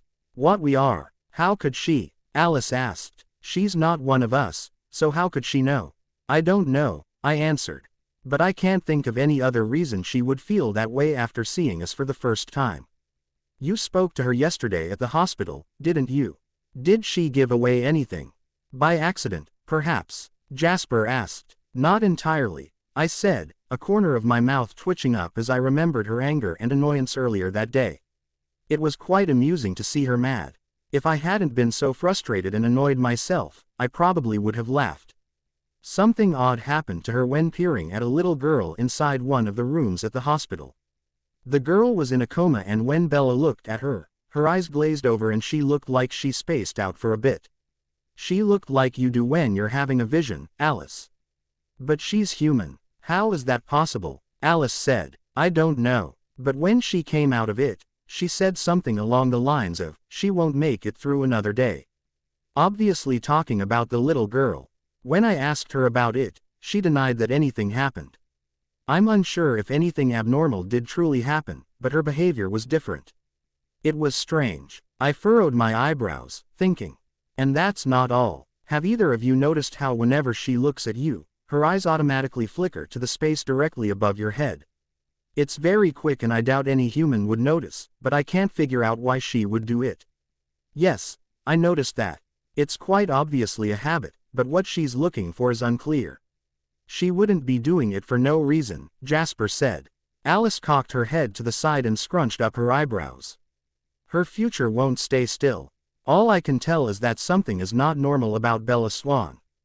It could be just a human abnormality, like some kind of illness, or it could be something entirely different.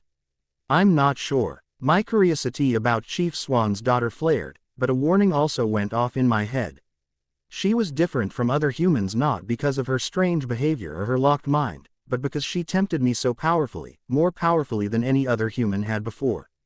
I had to use every ounce of willpower I had that day in biology to not kill her. But I still wanted to know what was so different about her. She was a human mystery, literally. The next day I debated on going to school. I should, but Bella Swan knew something was different about me. What if she tried to question me? I knew it would be hard for me to be close to her. Yesterday was an exception since I had to save her life. I had prepared myself, possibly over-prepared myself, in preparation of being in the same room with her today, but I was still slightly unsure if I could resist. Don't worry, Edward, I don't see you killing anyone today. You'll be fine, Alice reassured me. I just nodded, getting into the driver's seat of my Volvo. Everyone else climbed in after me, Rosalie still angry about last evening. Carlisle and Esme were worried about me going to school too. Esme asked me if I wanted to stay away from school, and from her, for a little longer, but I knew that if I didn't just get it over with now, I would never get it over with. Besides, Alice pointed out that Bella was already a little suspicious of me, and if I stayed home, it would have just looked even more suspicious. I got out of my car in the school parking lot and leaned against it, thinking. My siblings all went into the school, but I waited. Waited for what? I had no clue. How could this ordinary, insignificant girl create such turmoil for my family and me? She was nothing short of average, just a normal girl, yet I couldn't look into her thoughts. I couldn't hear what went on in her mind. She was a puzzle. I tried so hard to understand, but I couldn't. I was still trying. How could my ability, an ability that worked on everyone else, not work on this girl? And what in the world caused her to act so strangely at the hospital? Any human probably would not have noticed her habit of looking at the tops of people's heads nor her puzzling behavior, but I did. She was normal, ordinary, average, just another human. So why, at the same time, was she so different? A loud rumbling was getting closer and closer, and I looked up to see Isabella Swan's abomination of a truck pulling into the parking lot, and into a free space. The driver's door opened and she climbed out, shutting the door behind her. I tried to dig into her mind, but like all the other times, there was nothing to listen to. Not even a whisper. Dead silence. I had to rely on reading her facial expressions to get an inkling of what she was thinking. Her face looked disgruntled, her eyebrows furrowed. There was also a sense of dread on her delicate features. Was she nervous about something? I followed her line of vision and saw she was looking at the very eager Jessica Stanley. Ah, she was dreading having to be the center of attention today. That seemed normal for her. From the very few times I had seen her, I could tell she was normally reserved and hated the spotlight. It was obvious in the way she carried herself, her slender shoulders hunched, like awaiting a blow. Suddenly, she turned her face around and looked right at me. Normally, I would look away once caught staring, but I didn't this time. She was far too fascinating. The crease between Bella's eyebrows became more prominent and I wondered what was troubling her. I had the strange urge to walk over to her and smooth the crease with my finger, but I resisted. If I did do that, it not only would have been awkward for both of us, but appalling towards my family. To get so close to her would be risky. She shook her head ever so slightly, quickly glanced at the space above my head, which made me even more intrigued, then continued to walk away. Odd. I could see her lips moving as she mumbled to herself. I wasn't too far away from her so I could catch whispers of whatever she was saying with my acute hearing. She didn't look as if she was aware that she was saying anything aloud. What I would give to be a cockroach, she mumbled. I chuckled lightly at the very odd sentence that had come from her lips. What was she thinking about that would have led her to that? OMG. Bella, you're back. Jessica Stanley greeted me as I joined her and the others by the school doors. I nodded and she continued. So, what exactly happened yesterday? I mean, no one else saw except for maybe Connor, but he's not really saying anything. He only said that he was too busy running away to see anything. I don't know if he's lying or not. I hear, though, that Edward Cullen saved you. I mean, how lucky is that? He was your Superman or something. What was it like being so close to him? He's so gorgeous and he never talks to anyone outside his family. She finally stopped and took a deep and much-needed breath of air. Holy crap, she said all that at once and with one breath. She must have had freaking gills or something. Wait, gills only worked underwater. Scratch that, I answered. A van almost hit me yesterday. Connor's probably not lying. Yes, Edward Cullen saved me. It was normal being so close to him. I guess this was a tad bit of a lie. It was intoxicating being close to him. And, yeah, that's about it, I finished. Jessica looked at me suspiciously, as if I was keeping something vitally important from her. What did she want me to say? That Edward Cullen made out with me in the 30-second time pan from when he saved me and when the students started going crazy. That he held my hand all the way to the hospital and then proposed to me as soon as I was released. She looked like she was expecting something disgustingly romantic to have gone on between us. Which of course, didn't. He was too much of a prick to do anything more than be cold and stony or angry. He seemed to lack that certain je ne sais quoi that was so important in a potential boyfriend of anybody. Oh, I remember, an attractive personality. If Edward Cullen wasn't angry, he was stony. When he wasn't stony, he was angry. He switched between the two in a very mood swing fashion. He was a one-sided coin. What happened at the hospital? Jessica pressed. They made sure I wasn't dying and then let me go a couple hours later. She continued to eye me. Really, that's it, I insisted, although it was a huge lie. Really, that wasn't it.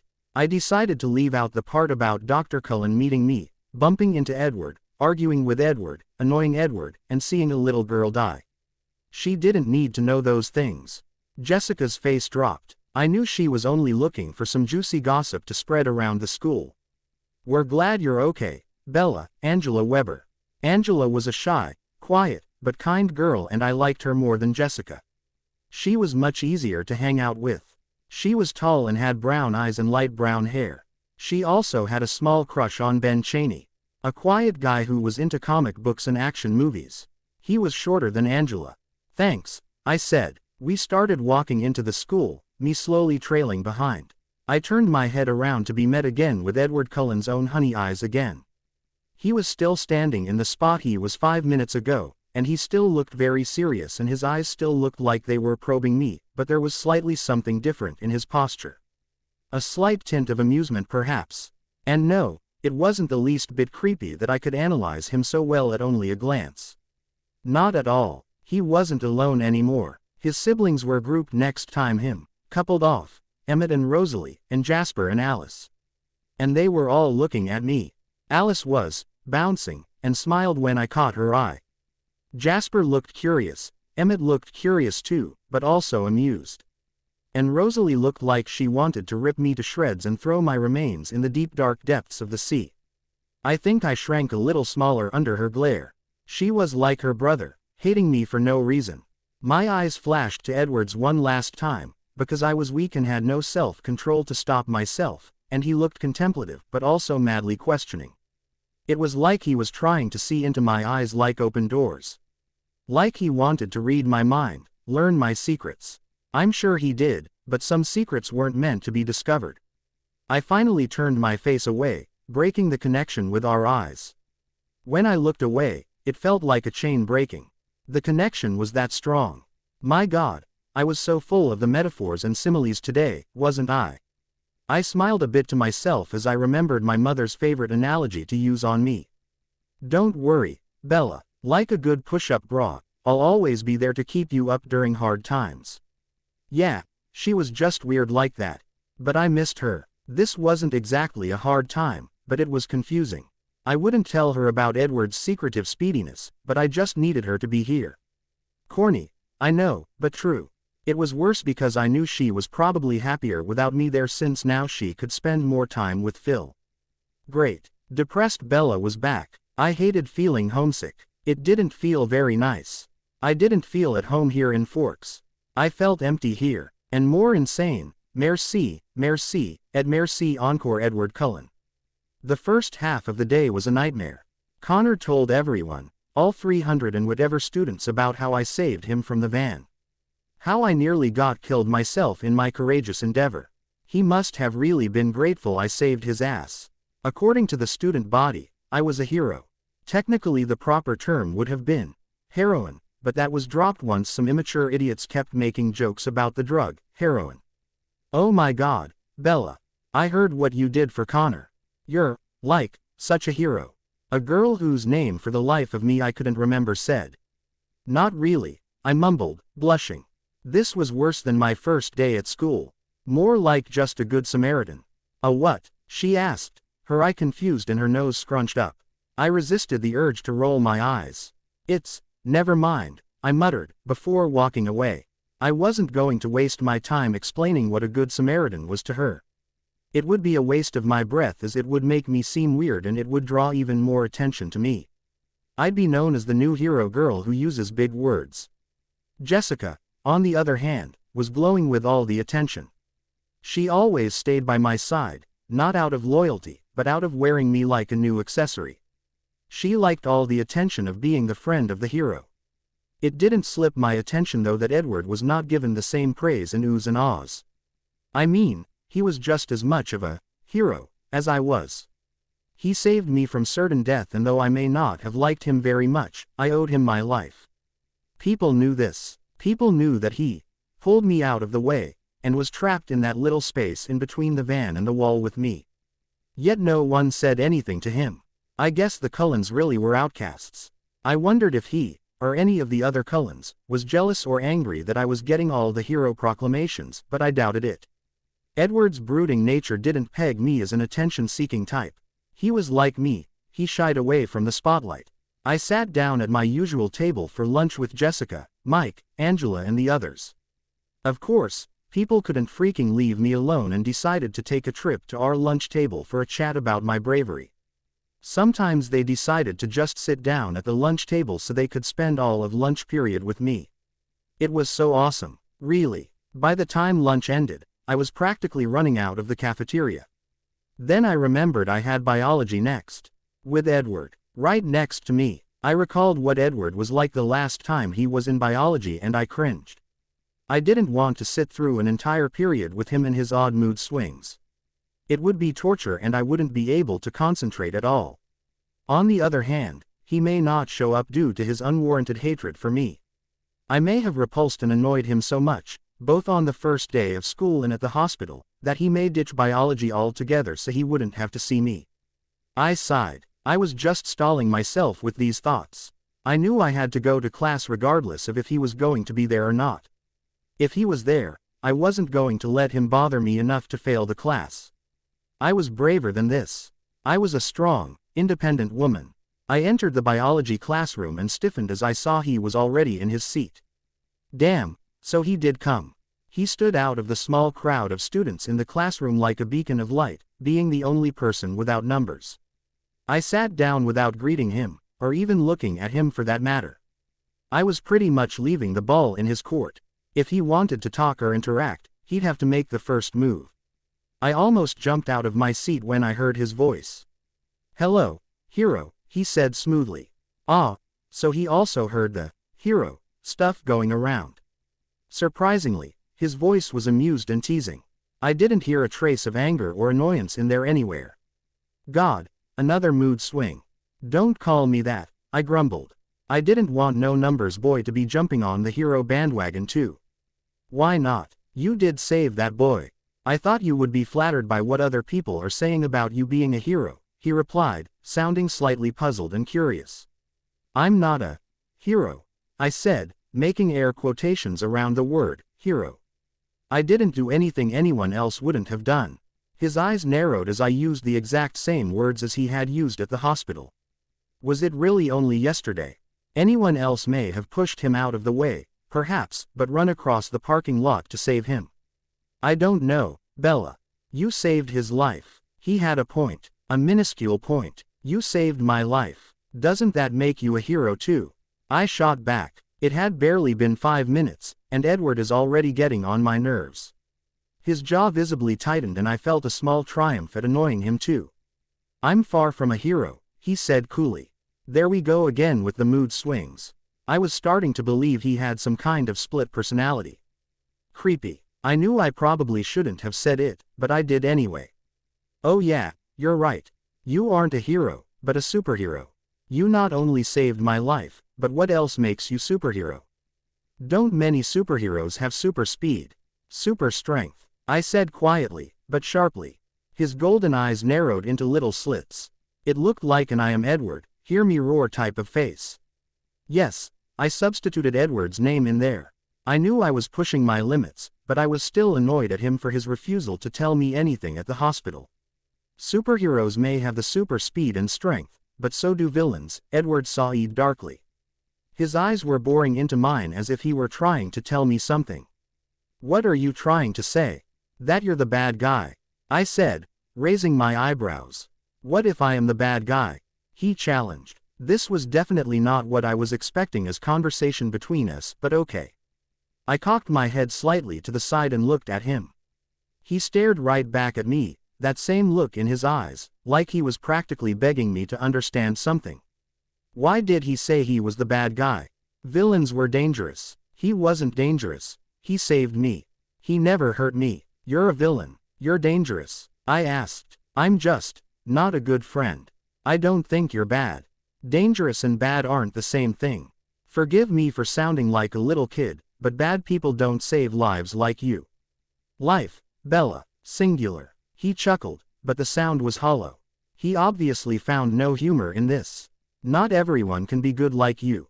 Sometimes good intentions don't always make you a good person. Sometimes they are not enough. I groaned. Can you be any more cryptic? Edward smiled, not looking quite as uptight as he was before. Mr. Banner decided to make his appearance then, and I reluctantly turned my attention to him. Or at least I tried to. On the outside, I looked like I was paying attention to whatever Mr. Banner was saying, but in reality, my mind was far from it. Instead, it was on the numberless boy sitting next to me. His words were so mysterious and cryptic it made my curiosity increase tenfold. Call me crazy, but I really wanted to go back to talking with Edward. Yes, I am aware I said he irritated me to death and the mystery around his having no numbers frustrated me, but there was still this curiosity boiling under the surface. I wanted to know what he was hiding. I wanted to know why he considered himself the bad guy. Just too bad he wouldn't tell me. I'm sure his weird little comments were hints about whatever he was trying to say, but it really didn't tell me more than I'm a stubborn guy who thinks I'm bad. That didn't satisfy me. I wanted to know why he thought he was bad. Mr. Banner assigned us some questions on a worksheet and let the class work on it themselves. Except no one was really working on theirs. Pretty much everyone was chatting away, leaving the worksheet abandoned on their desks. Mr. Banner didn't seem to care. There was an awkward silence between Edward and me for a few agonizingly slow minutes. My eyes kept glancing over to the clock, and every time I saw the time, all I could think was, it's only been that long. More time must have passed than that. I heard Edward chuckle again beside me and I turned to him with questioning eyes. Anything to break this weird silence between us. Are you really that eager to get away from me? He asked, sounding amused, but with a slight hint of something in his eyes. Sadness. Why would he be sad? I blushed. What? No, not at all. Why would you think that? One corner of his mouth twitched. You keep looking at the clock every 10 seconds. That must mean you really do not want to be here right now. But not because of you, I said. He shrugged. So how come you don't want to be called a hero? Most people like the attention and flattery, he inquired curiously, going back to our previous conversation. I already told you before that I don't like attention. Besides, I don't consider myself a hero. What I did really wasn't that extraordinary. Not worth all this fuss, I said with an absent wave of my hand. His eyebrows furrowed. I still think what you did was very noble, Bella. And heroic. It's too bad you do not consider yourself one. The world needs more people like you, he said sincerely. More of me, more number and death-seeing freaks. I don't think so. More noble people and more heroes, yes. But more of me, definitely not. More of me would create disaster and paranoia. The world needed less of me, but unfortunately that meant killing me off since I was pretty sure I was one of a kind. The world doesn't need more me's, I said. It does need more good people and heroes though. And why do you say that? Not that I don't agree, I'm merely curious. Wasn't he always curious? At least he wasn't being all mood swingy anymore. The world is a pretty horrible place when you think about it. I looked away from him, not really knowing why I was answering him so freely. Everyone is born with only one destination, which is death. It doesn't matter how or when you get there, you will. The horrible thing is, people every day are getting there before they should. And I would know. There's too much hate in the world. I won't even start to get into that, but with all this hatred and anger, sometimes instead of, I love you, I feel like you should be saying, I don't hate you. Edward looked very interested in whatever I was spewing out of my mouth. You sound very cynical, he commented. I shrugged. I guess I am. I'm a cynic at heart. And an all-around depressing person. I couldn't help it, it was my nature. I glanced around the classroom, reminding myself of why I'm such a death-obsessed person. All the numbers, all the series of numbers that when calculated told me a person's death. Some normal lifespans, some shorter than others. Very, very few higher than others. The lowest was 35, belonging to some girl with a blonde ponytail. I made a note of not getting to know her. It made the low number all the more intimidating. So you don't believe in love? Edward asked me, breaking me out of my private thoughts. Love, I began. Love is another thing that destroys us, and therefore, isn't always good. In fact, emotion in general screws us over, but I guess there is nothing one can do. Other people see the ones that kill and steal and whatever, as full of hate. You can also see them though, as full of love. Full of love for their cause. For their motives. Example. Gangs and terrorists. They do what they do not only out of hatred, but also out of loyalty and a fierce love for what they think is right, even if it is morally wrong. They love their cause, and that is why they do what they do. Love and hate coincide, and create the bleak, darker world we live in. Even the coldest of villains feel love. Either love for their cause or for their cohorts. It is love, no matter how screwed it. In the end, it kills us all. Love won't save us. It's only given us a world of killing. Edward stared at me for a minute when I finished my little speech. I didn't know where all those words came from. I just opened my mouth and my thoughts poured out without my consent. I started speaking and I couldn't stop. I never told anyone all this before, my cynical views, and for good reason. They would call me weird and a freak, not that that would be way off the marker. No one would ever agree with me. Yet I just went and poured it out to a guy the first didn't even like. Maybe that was better. It wouldn't hurt as much when he would yell I was crazy and run screaming out of the room. I finally snuck a peek up at Edward and he was looking at me with an unfathomable expression. He more than just merely intrigued now, I didn't even know what he was. That's definitely a different viewpoint on life, I suppose, he said finally. You can go ahead and laugh at me if you really want to, I said, looking away again. I know it's crazy, but I can't help it if that's the way I see things. I see the world differently than everyone else. I resisted the urge to add in, literally. I'm not going to laugh at you, Bella. You're very interesting. I can tell you are very pessimistic and cynical, and I'm guessing something made you that way. Made you without faith in humanity. The corner of his mouth twitched again as he said that last word. I ignored it. Humanity of overrated, I simply stated. The bell rang, and I picked up my books and left. 3 weeks came and went. School was the same, Charlie was the same, and I was the same as ever, still seeing numbers. The busy hubbub over the, Bella, you're a hero, thing passed. Tyler was back at school, and Connor had finally stopped thanking me for saving his life every time we crossed paths. In other words, everything had died down and life was back to, well, not exactly normal, since when had I ever been normal, but normalcy for my abnormalcy. I came to school, attended my classes, went home, did my homework, cooked for Charlie, and went to bed. There were so little people that I had almost memorized the numbers on each and every student's head. There was hardly anything exciting about my days. Except for one thing. I wouldn't exactly call it exciting, but it was certainly more interesting. Edward Cullen spoke to me in biology pretty much every day. He asked me questions. Questions about my opinions and views on things. What did I think about politics, insanity, philosophy, religion, rights and freedoms, and more. Ever since my rant on humanity, Edward wanted to know my viewpoint on everything. There were times when I thought I was boring him with my speeches and whatnot, but he never looked less than absorbed by my words. I had no idea why. He sometimes said what he thought, clashing with my views and causing a debate. Other than that, he never said much about himself. He always wanted to listen to what I had to say. But I wouldn't really call us friends. Why? Because outside of biology, he avoided me like the Black Plague. I didn't know why, but I didn't really care too much. I was used to being left out, so I wasn't emotionally scarred or anything, just a little miffed he didn't deem me worthy outside of class. In fact, I always acted a little colder around him because of this. I answered his questions, often rambling when I did, but I never went further. If he wasn't going to be friendly to me outside of class, I wasn't going to be overly friendly to him inside of class. I knew he noticed, since he always looked regretful or apologetic whenever started or ended. So that's what our relationship was like. Discussers, but not friends. I didn't know why Edward wanted to know so much about what I thought, yet never bothered to build a friendship with me. He was an okay guy the first, suppose, with more than okay looks, but he was never open with me. I mean, why spend so much time asking questions and getting to know someone's mind, when you don't even want to be friends with them?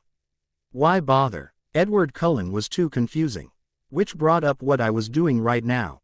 I decided it was time I did a little digging into what the hell Edward and his family were. They were obviously not normal. They didn't have numbers, which could first and foremost mean they wouldn't die, since the numbers told me when a person would die.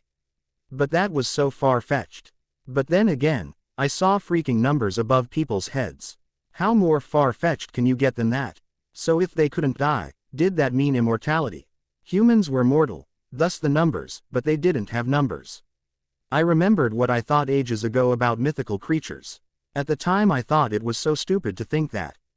But now, after weeks of Edward not getting more open to me, not cracking his secret, I was desperate enough to try anything. I highly doubted they were some kind of fairy tale creature. Fairy tales were called fairy tales for a reason. They were stories, only stories. But as I said, I was desperate enough to try anything and it wouldn't kill me to look into it. If my ability existed, I could believe that something mythical could do. You know, if it was the only thing that could possibly fit the Cullens. I stared at my blank Google search on my computer screen and sighed. I was only working on the fact that the Cullens were possible immortal and the mythical creature theory. That wasn't much to start with. This might take a while. After a few more minutes of waiting, I finally typed in, immortal mythical creatures. Hey, it's all I had to work with, remember. Out of the many things that popped up, I decided to use the mostly trustworthy Wikipedia. Why? Because I loved that site. Immortality in fiction. Immortality is a popular subject in fiction, as it explores humanity's deep-seated fears and comprehension of its own mortality. Immortal beings and species abound in fiction, especially fantasy fiction, and the meaning of immortal tends to vary. Blah, blah, blah, I kept reading. Many fictitious species are said to be immortal if they cannot die of old age, even though they can be killed through other means, such as injury. Modern fantasy elves often exhibit this form of immortality. Other creatures, such as vampires and the immortals in the film Highlander, can only die from beheading. In Harry Potter, witches or wizards are able to become immortal by creating Horcruxes, as long as the Horcruxes are not destroyed, or by drinking the elixir of life, made with the Philosopher's Stone, though the elixir must be drunk often to maintain the immortality. I looked at the very first mythical creature in that paragraph and snorted. The Cullens, elves. Edward the elf. Sounded Christmas. Why? Well, maybe if they were those good-looking Lord of the Rings ones. I kept reading, looking at everything else. Most of it was just references to famous books, movies, and TV shows which displayed various forms of immortality. Not a lot of it seemed to fit, just at first glance. There were a few I decided I could dive into a bit more. Like, undeath. The undead are the fictional people who have died and still maintain some aspects of life. In many examples, the undead are immune to aging or even heal at an accelerated rate. Dracula is one of the most famous examples of the undead. This was going to be a long, slow process of finding out. Even if I think I found out what they were, I'd never know for sure unless they confirmed it. But I was still going to try. I was that curious about the Cullens. They didn't have numbers, and I wanted to know why. OMG. Bella, you're back. Jessica Stanley greeted me as I joined her and the others by the school doors. I nodded and she continued. So, what exactly happened yesterday? I mean, no one else saw except for maybe Connor, but he's not really saying anything. He only said that he was too busy running away to see anything. I don't know if he's lying or not. I hear, though, that Edward Cullen saved you. I mean, how lucky is that? He was your Superman or something. What was it like being so close to him? He's so gorgeous and he never talks to anyone outside his family. She finally stopped and took a deep and much-needed breath of air. Holy crap, she said all that at once and with one breath. She must have had freaking gills or something. Wait, gills only worked underwater. Scratch that, I answered. A van almost hit me yesterday. Connor's probably not lying. Yes, Edward Cullen saved me. It was normal being so close to him. I guess this was a tad bit of a lie. It was intoxicating being close to him. And, yeah, that's about it, I finished. Jessica looked at me suspiciously, as if I was keeping something vitally important from her. What did she want me to say? That Edward Cullen made out with me in the 30-second time pan from when he saved me and when the students started going crazy. That he held my hand all the way to the hospital and then proposed to me as soon as I was released. She looked like she was expecting something disgustingly romantic to have gone on between us. Which of course, didn't. He was too much of a prick to do anything more than be cold and stony or angry. He seemed to lack that certain je ne sais quoi that was so important in a potential boyfriend of anybody. Oh, I remember, an attractive personality. If Edward Cullen wasn't angry, he was stony. When he wasn't stony, he was angry. He switched between the two in a very mood swing fashion. He was a one-sided coin. What happened at the hospital? Jessica pressed. They made sure I wasn't dying and then let me go a couple hours later. She continued to eye me. Really, that's it, I insisted, although it was a huge lie. Really, that wasn't it. I decided to leave out the part about Dr. Cullen meeting me, bumping into Edward, arguing with Edward, annoying Edward, and seeing a little girl die. She didn't need to know those things. Jessica's face dropped. I knew she was only looking for some juicy gossip to spread around the school. We're glad you're okay, Bella, Angela Weber. Angela was a shy, quiet, but kind girl and I liked her more than Jessica. She was much easier to hang out with. She was tall and had brown eyes and light brown hair. She also had a small crush on Ben Chaney, a quiet guy who was into comic books and action movies. He was shorter than Angela. Thanks, I said. We started walking into the school, me slowly trailing behind. I turned my head around to be met again with Edward Cullen's own honey eyes again. He was still standing in the spot he was 5 minutes ago, and he still looked very serious and his eyes still looked like they were probing me, but there was slightly something different in his posture. A slight tint of amusement perhaps. And no, it wasn't the least bit creepy that I could analyze him so well at only a glance.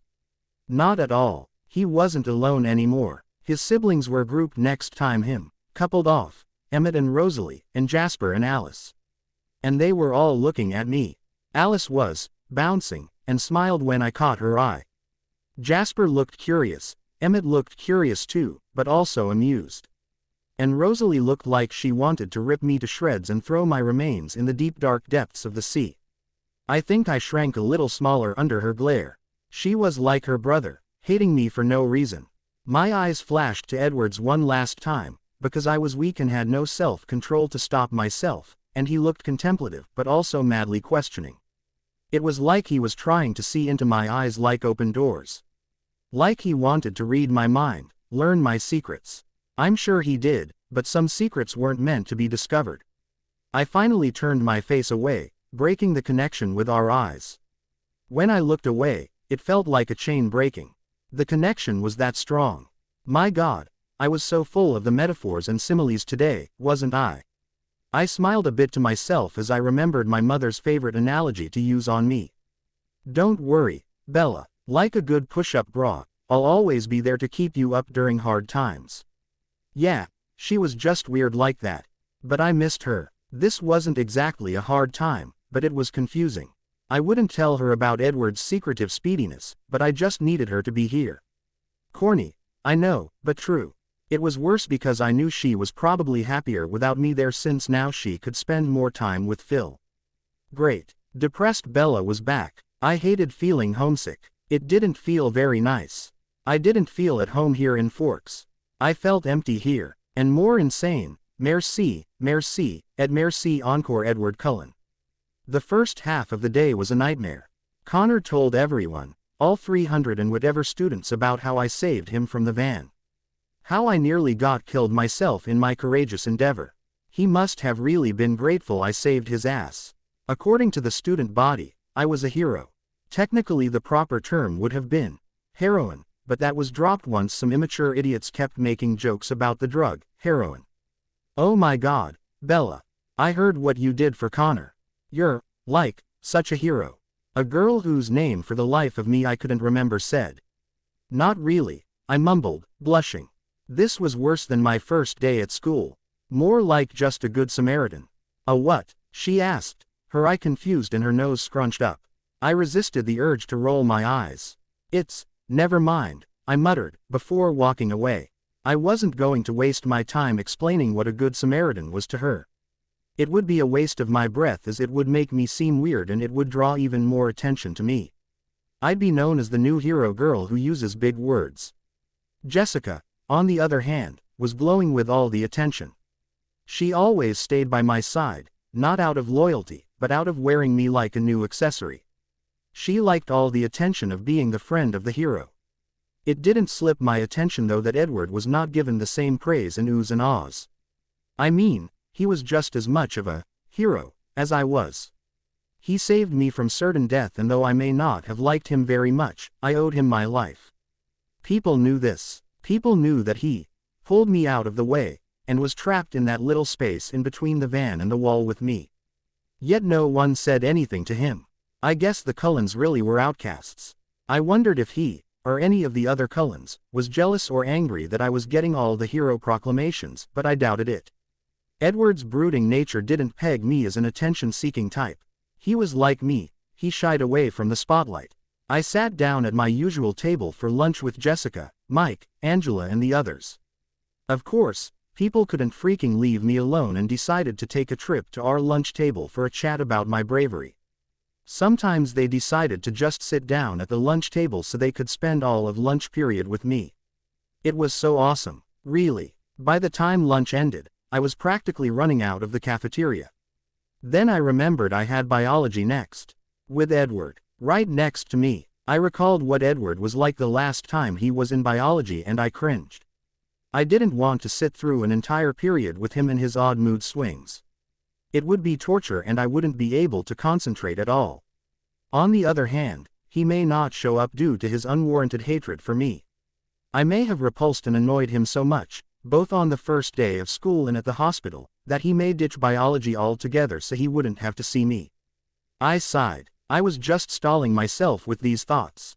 I knew I had to go to class regardless of if he was going to be there or not. If he was there, I wasn't going to let him bother me enough to fail the class. I was braver than this. I was a strong, independent woman. I entered the biology classroom and stiffened as I saw he was already in his seat. Damn, so he did come. He stood out of the small crowd of students in the classroom like a beacon of light, being the only person without numbers. I sat down without greeting him, or even looking at him for that matter. I was pretty much leaving the ball in his court. If he wanted to talk or interact, he'd have to make the first move. I almost jumped out of my seat when I heard his voice. "Hello, hero," he said smoothly. Ah, so he also heard the hero stuff going around. Surprisingly, his voice was amused and teasing. I didn't hear a trace of anger or annoyance in there anywhere. God. Another mood swing. Don't call me that, I grumbled. I didn't want no numbers boy to be jumping on the hero bandwagon too. Why not? You did save that boy. I thought you would be flattered by what other people are saying about you being a hero, he replied, sounding slightly puzzled and curious. I'm not a hero, I said, making air quotations around the word hero. I didn't do anything anyone else wouldn't have done. His eyes narrowed as I used the exact same words as he had used at the hospital. Was it really only yesterday? Anyone else may have pushed him out of the way, perhaps, but run across the parking lot to save him. I don't know, Bella. You saved his life. He had a point, a minuscule point. You saved my life. Doesn't that make you a hero too? I shot back. It had barely been 5 minutes, and Edward is already getting on my nerves. His jaw visibly tightened and I felt a small triumph at annoying him too. I'm far from a hero, he said coolly. There we go again with the mood swings. I was starting to believe he had some kind of split personality. Creepy. I knew I probably shouldn't have said it, but I did anyway. Oh yeah, you're right. You aren't a hero, but a superhero. You not only saved my life, but what else makes you superhero? Don't many superheroes have super speed, super strength? I said quietly, but sharply. His golden eyes narrowed into little slits. It looked like an I am Edward, hear me roar type of face. Yes, I substituted Edward's name in there. I knew I was pushing my limits, but I was still annoyed at him for his refusal to tell me anything at the hospital. Superheroes may have the super speed and strength, but so do villains, Edward said darkly. His eyes were boring into mine as if he were trying to tell me something. What are you trying to say? That you're the bad guy, I said, raising my eyebrows. What if I am the bad guy? He challenged. This was definitely not what I was expecting as conversation between us, but okay. I cocked my head slightly to the side and looked at him. He stared right back at me, that same look in his eyes, like he was practically begging me to understand something. Why did he say he was the bad guy? Villains were dangerous. He wasn't dangerous. He saved me. He never hurt me. You're a villain. You're dangerous. I asked. I'm just Not a good friend. I don't think you're bad. Dangerous and bad aren't the same thing. Forgive me for sounding like a little kid, but bad people don't save lives like you. Life, Bella, singular. He chuckled, but the sound was hollow. He obviously found no humor in this. Not everyone can be good like you. Sometimes good intentions don't always make you a good person. Sometimes they are not enough. I groaned. Can you be any more cryptic? Edward smiled, not looking quite as uptight as he was before. Mr. Banner decided to make his appearance then, and I reluctantly turned my attention to him. Or at least I tried to. On the outside, I looked like I was paying attention to whatever Mr. Banner was saying, but in reality, my mind was far from it. Instead, it was on the numberless boy sitting next to me. His words were so mysterious and cryptic it made my curiosity increase tenfold. Call me crazy, but I really wanted to go back to talking with Edward. Yes, I am aware I said he irritated me to death and the mystery around his having no numbers frustrated me, but there was still this curiosity boiling under the surface. I wanted to know what he was hiding. I wanted to know why he considered himself the bad guy. Just too bad he wouldn't tell me. I'm sure his weird little comments were hints about whatever he was trying to say, but it really didn't tell me more than I'm a stubborn guy who thinks I'm bad. That didn't satisfy me. I wanted to know why he thought he was bad. Mr. Banner assigned us some questions on a worksheet and let the class work on it themselves. Except no one was really working on theirs. Pretty much everyone was chatting away, leaving the worksheet abandoned on their desks. Mr. Banner didn't seem to care. There was an awkward silence between Edward and me for a few agonizingly slow minutes. My eyes kept glancing over to the clock, and every time I saw the time, all I could think was, it's only been that long. More time must have passed than that. I heard Edward chuckle again beside me and I turned to him with questioning eyes. Anything to break this weird silence between us. Are you really that eager to get away from me? He asked, sounding amused, but with a slight hint of something in his eyes. Sadness. Why would he be sad? I blushed. What? No, not at all. Why would you think that? One corner of his mouth twitched. You keep looking at the clock every 10 seconds. That must mean you really do not want to be here right now. But not because of you, I said. He shrugged. So how come you don't want to be called a hero? Most people like the attention and flattery, he inquired curiously, going back to our previous conversation. I already told you before that I don't like attention. Besides, I don't consider myself a hero. What I did really wasn't that extraordinary. Not worth all this fuss, I said with an absent wave of my hand. His eyebrows furrowed. I still think what you did was very noble, Bella. And heroic. It's too bad you do not consider yourself one. The world needs more people like you, he said sincerely. More of me, more number and death-seeing freaks. I don't think so. More noble people and more heroes, yes. But more of me, definitely not. More of me would create disaster and paranoia. The world needed less of me, but unfortunately that meant killing me off since I was pretty sure I was one of a kind. The world doesn't need more me's, I said. It does need more good people and heroes though. And why do you say that? Not that I don't agree, I'm merely curious. Wasn't he always curious? At least he wasn't being all mood swingy anymore. The world is a pretty horrible place when you think about it. I looked away from him, not really knowing why I was answering him so freely. Everyone is born with only one destination, which is death. It doesn't matter how or when you get there, you will. The horrible thing is, people every day are getting there before they should. And I would know. There's too much hate in the world. I won't even start to get into that, but with all this hatred and anger, sometimes instead of, I love you, I feel like you should be saying, I don't hate you. Edward looked very interested in whatever I was spewing out of my mouth. You sound very cynical, he commented. I shrugged. I guess I am. I'm a cynic at heart. And an all-around depressing person. I couldn't help it, it was my nature. I glanced around the classroom, reminding myself of why I'm such a death-obsessed person. All the numbers. All the series of numbers that when calculated told me a person's death. Some normal lifespans, some shorter than others. Very, very few higher than others. The lowest was 35, belonging to some girl with a blonde ponytail. I made a note of not getting to know her. It made the low number all the more intimidating. So you don't believe in love? Edward asked me, breaking me out of my private thoughts. Love, I began. Love is another thing that destroys us, and therefore, isn't always good. In fact, emotion in general screws us over, but I guess there is nothing one can do. Other people see the ones that kill and steal and whatever, as full of hate. You can also see them though, as full of love. Full of love for their cause. For their motives. Example. Gangs and terrorists. They do what they do not only out of hatred, but also out of loyalty and a fierce love for what they think is right, even if it is morally wrong. They love their cause, and that is why they do what they do. Love and hate coincide, and create the bleak, darker world we live in. Even the coldest of villains feel love. Either love for their cause or for their cohorts. It is love, no matter how screwed it. In the end, it kills us all.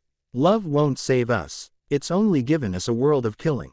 Edward stared at me for a minute when I finished my little speech. I didn't know where all those words came from.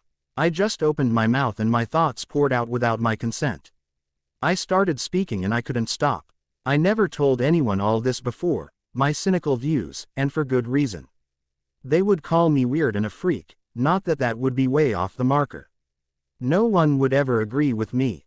Yet I just went and poured it out to a guy the first didn't even like. Maybe that was better. It wouldn't hurt as much when he would yell I was crazy and run screaming out of the room.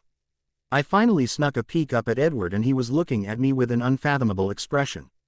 He more than just merely intrigued now, I didn't even know what he was. That's definitely a different viewpoint on life, I suppose, he said finally. You can go ahead and laugh at me if you really want to, I said, looking away again.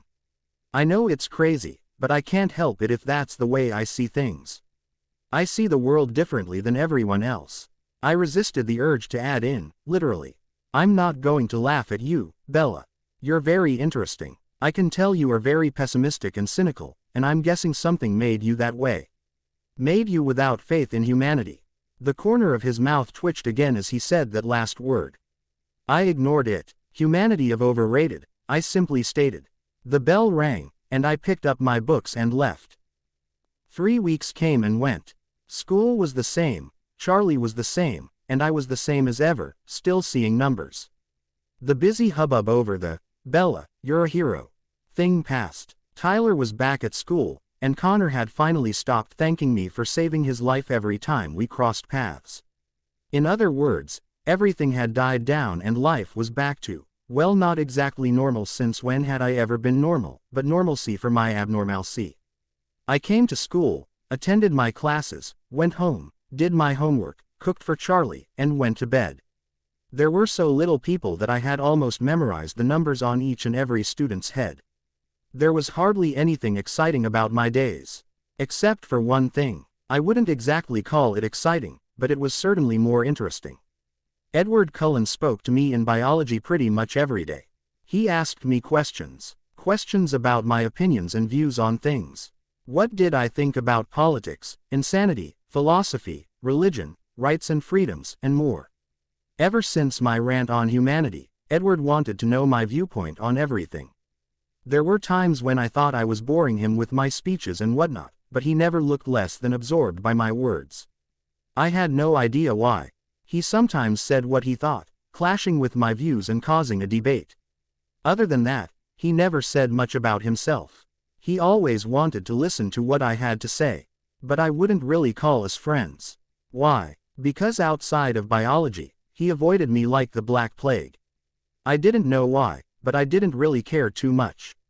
I was used to being left out, so I wasn't emotionally scarred or anything, just a little miffed he didn't deem me worthy outside of class. In fact, I always acted a little colder around him because of this. I answered his questions, often rambling when I did, but I never went further. If he wasn't going to be friendly to me outside of class, I wasn't going to be overly friendly to him inside of class. I knew he noticed, since he always looked regretful or apologetic whenever started or ended. So that's what our relationship was like. Discussers, but not friends. I didn't know why Edward wanted to know so much about what I thought, yet never bothered to build a friendship with me. He was an okay guy the first, suppose, with more than okay looks, but he was never open with me. I mean, Why spend so much time asking questions and getting to know someone's mind, when you don't even want to be friends with them? Why bother? Edward Cullen was too confusing. Which brought up what I was doing right now. I decided it was time I did a little digging into what the hell Edward and his family were. They were obviously not normal. They didn't have numbers, which could first and foremost mean they wouldn't die, since the numbers told me when a person would die. But that was so far-fetched. But then again, I saw freaking numbers above people's heads. How more far-fetched can you get than that? So if they couldn't die, did that mean immortality? Humans were mortal, thus the numbers, but they didn't have numbers. I remembered what I thought ages ago about mythical creatures. At the time I thought it was so stupid to think that. But now, after weeks of Edward not getting more open to me, not cracking his secret, I was desperate enough to try anything. I highly doubted they were some kind of fairy tale creature. Fairy tales were called fairy tales for a reason. They were stories, only stories. But as I said, I was desperate enough to try anything and it wouldn't kill me to look into it. If my ability existed, I could believe that something mythical could do. You know, if it was the only thing that could possibly fit the Cullens. I stared at my blank Google search on my computer screen and sighed. I was only working on the fact that the Cullens were possible immortal and the mythical creature theory. That wasn't much to start with. This might take a while. After a few more minutes of waiting, I finally typed in, immortal mythical creatures. Hey, it's all I had to work with, remember. Out of the many things that popped up, I decided to use the mostly trustworthy Wikipedia. Why? Because I loved that site. Immortality in fiction. Immortality is a popular subject in fiction, as it explores humanity's deep-seated fears and comprehension of its own mortality. Immortal beings and species abound in fiction, especially fantasy fiction, and the meaning of immortal tends to vary. Blah, blah, blah, I kept reading. Many fictitious species are said to be immortal if they cannot die of old age, even though they can be killed through other means, such as injury. Modern fantasy elves often exhibit this form of immortality. Other creatures, such as vampires and the immortals in the film Highlander, can only die from beheading. In Harry Potter, witches or wizards are able to become immortal by creating Horcruxes, as long as the Horcruxes are not destroyed, or by drinking the elixir of life, made with the Philosopher's Stone, though the elixir must be drunk often to maintain the immortality. I looked at the very first mythical creature in that paragraph and snorted. The Cullens, elves. Edward the elf. Sounded Christmas. Why? Well, maybe if they were those good-looking Lord of the Rings ones. I kept reading, looking at everything else. Most of it was just references to famous books, movies, and TV shows which displayed various forms of immortality. Not a lot of it seemed to fit, just at first glance. There were a few I decided I could dive into a bit more. Like, undeath. The undead are the fictional people who have died and still maintain some aspects of life. In many examples, the undead are immune to aging or even heal at an accelerated rate. Dracula is one of the most famous examples of the undead. This was going to be a long, slow process of finding out. Even if I think I found out what they were, I'd never know for sure unless they confirmed it. But I was still going to try. I was that curious about the Cullens.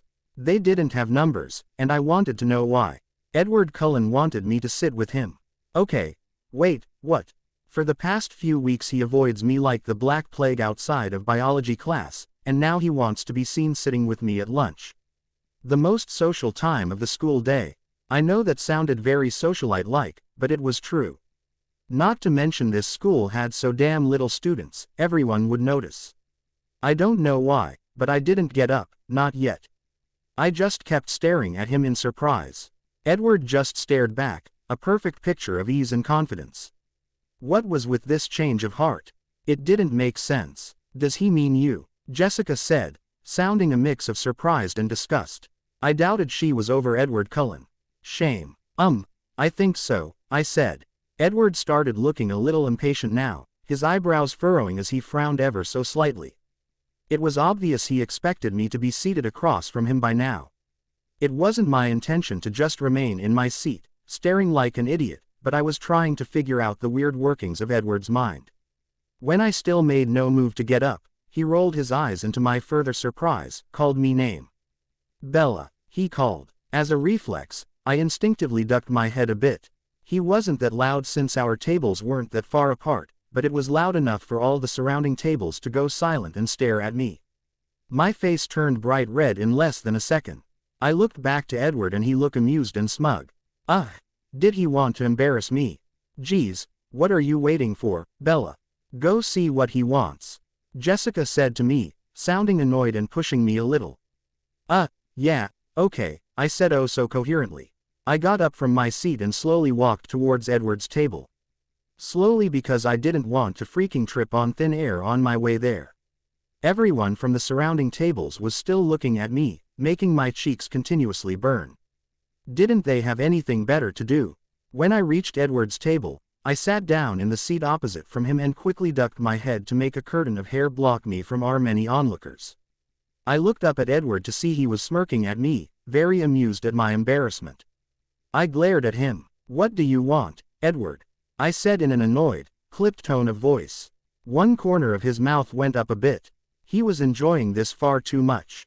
I just want to sit with a friend during lunch, he replied innocently. My eyes narrowed even more.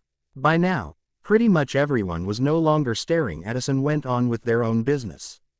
I thought you never associated with me outside of biology, I said accusingly. I was probably being a little sharper than I should have been, but I was in a slightly off sort of mood. I really hated all the attention. Edward's own eyes narrowed a bit before turning remorseful. Yes, about that. So now I'm deemed worthy of your presence where more than just a single class can see us. I snapped at him, cutting him off. I knew it wasn't very nice, but he hadn't been treating me very well, only talking to me whenever he saw fit to, and that just meant in class.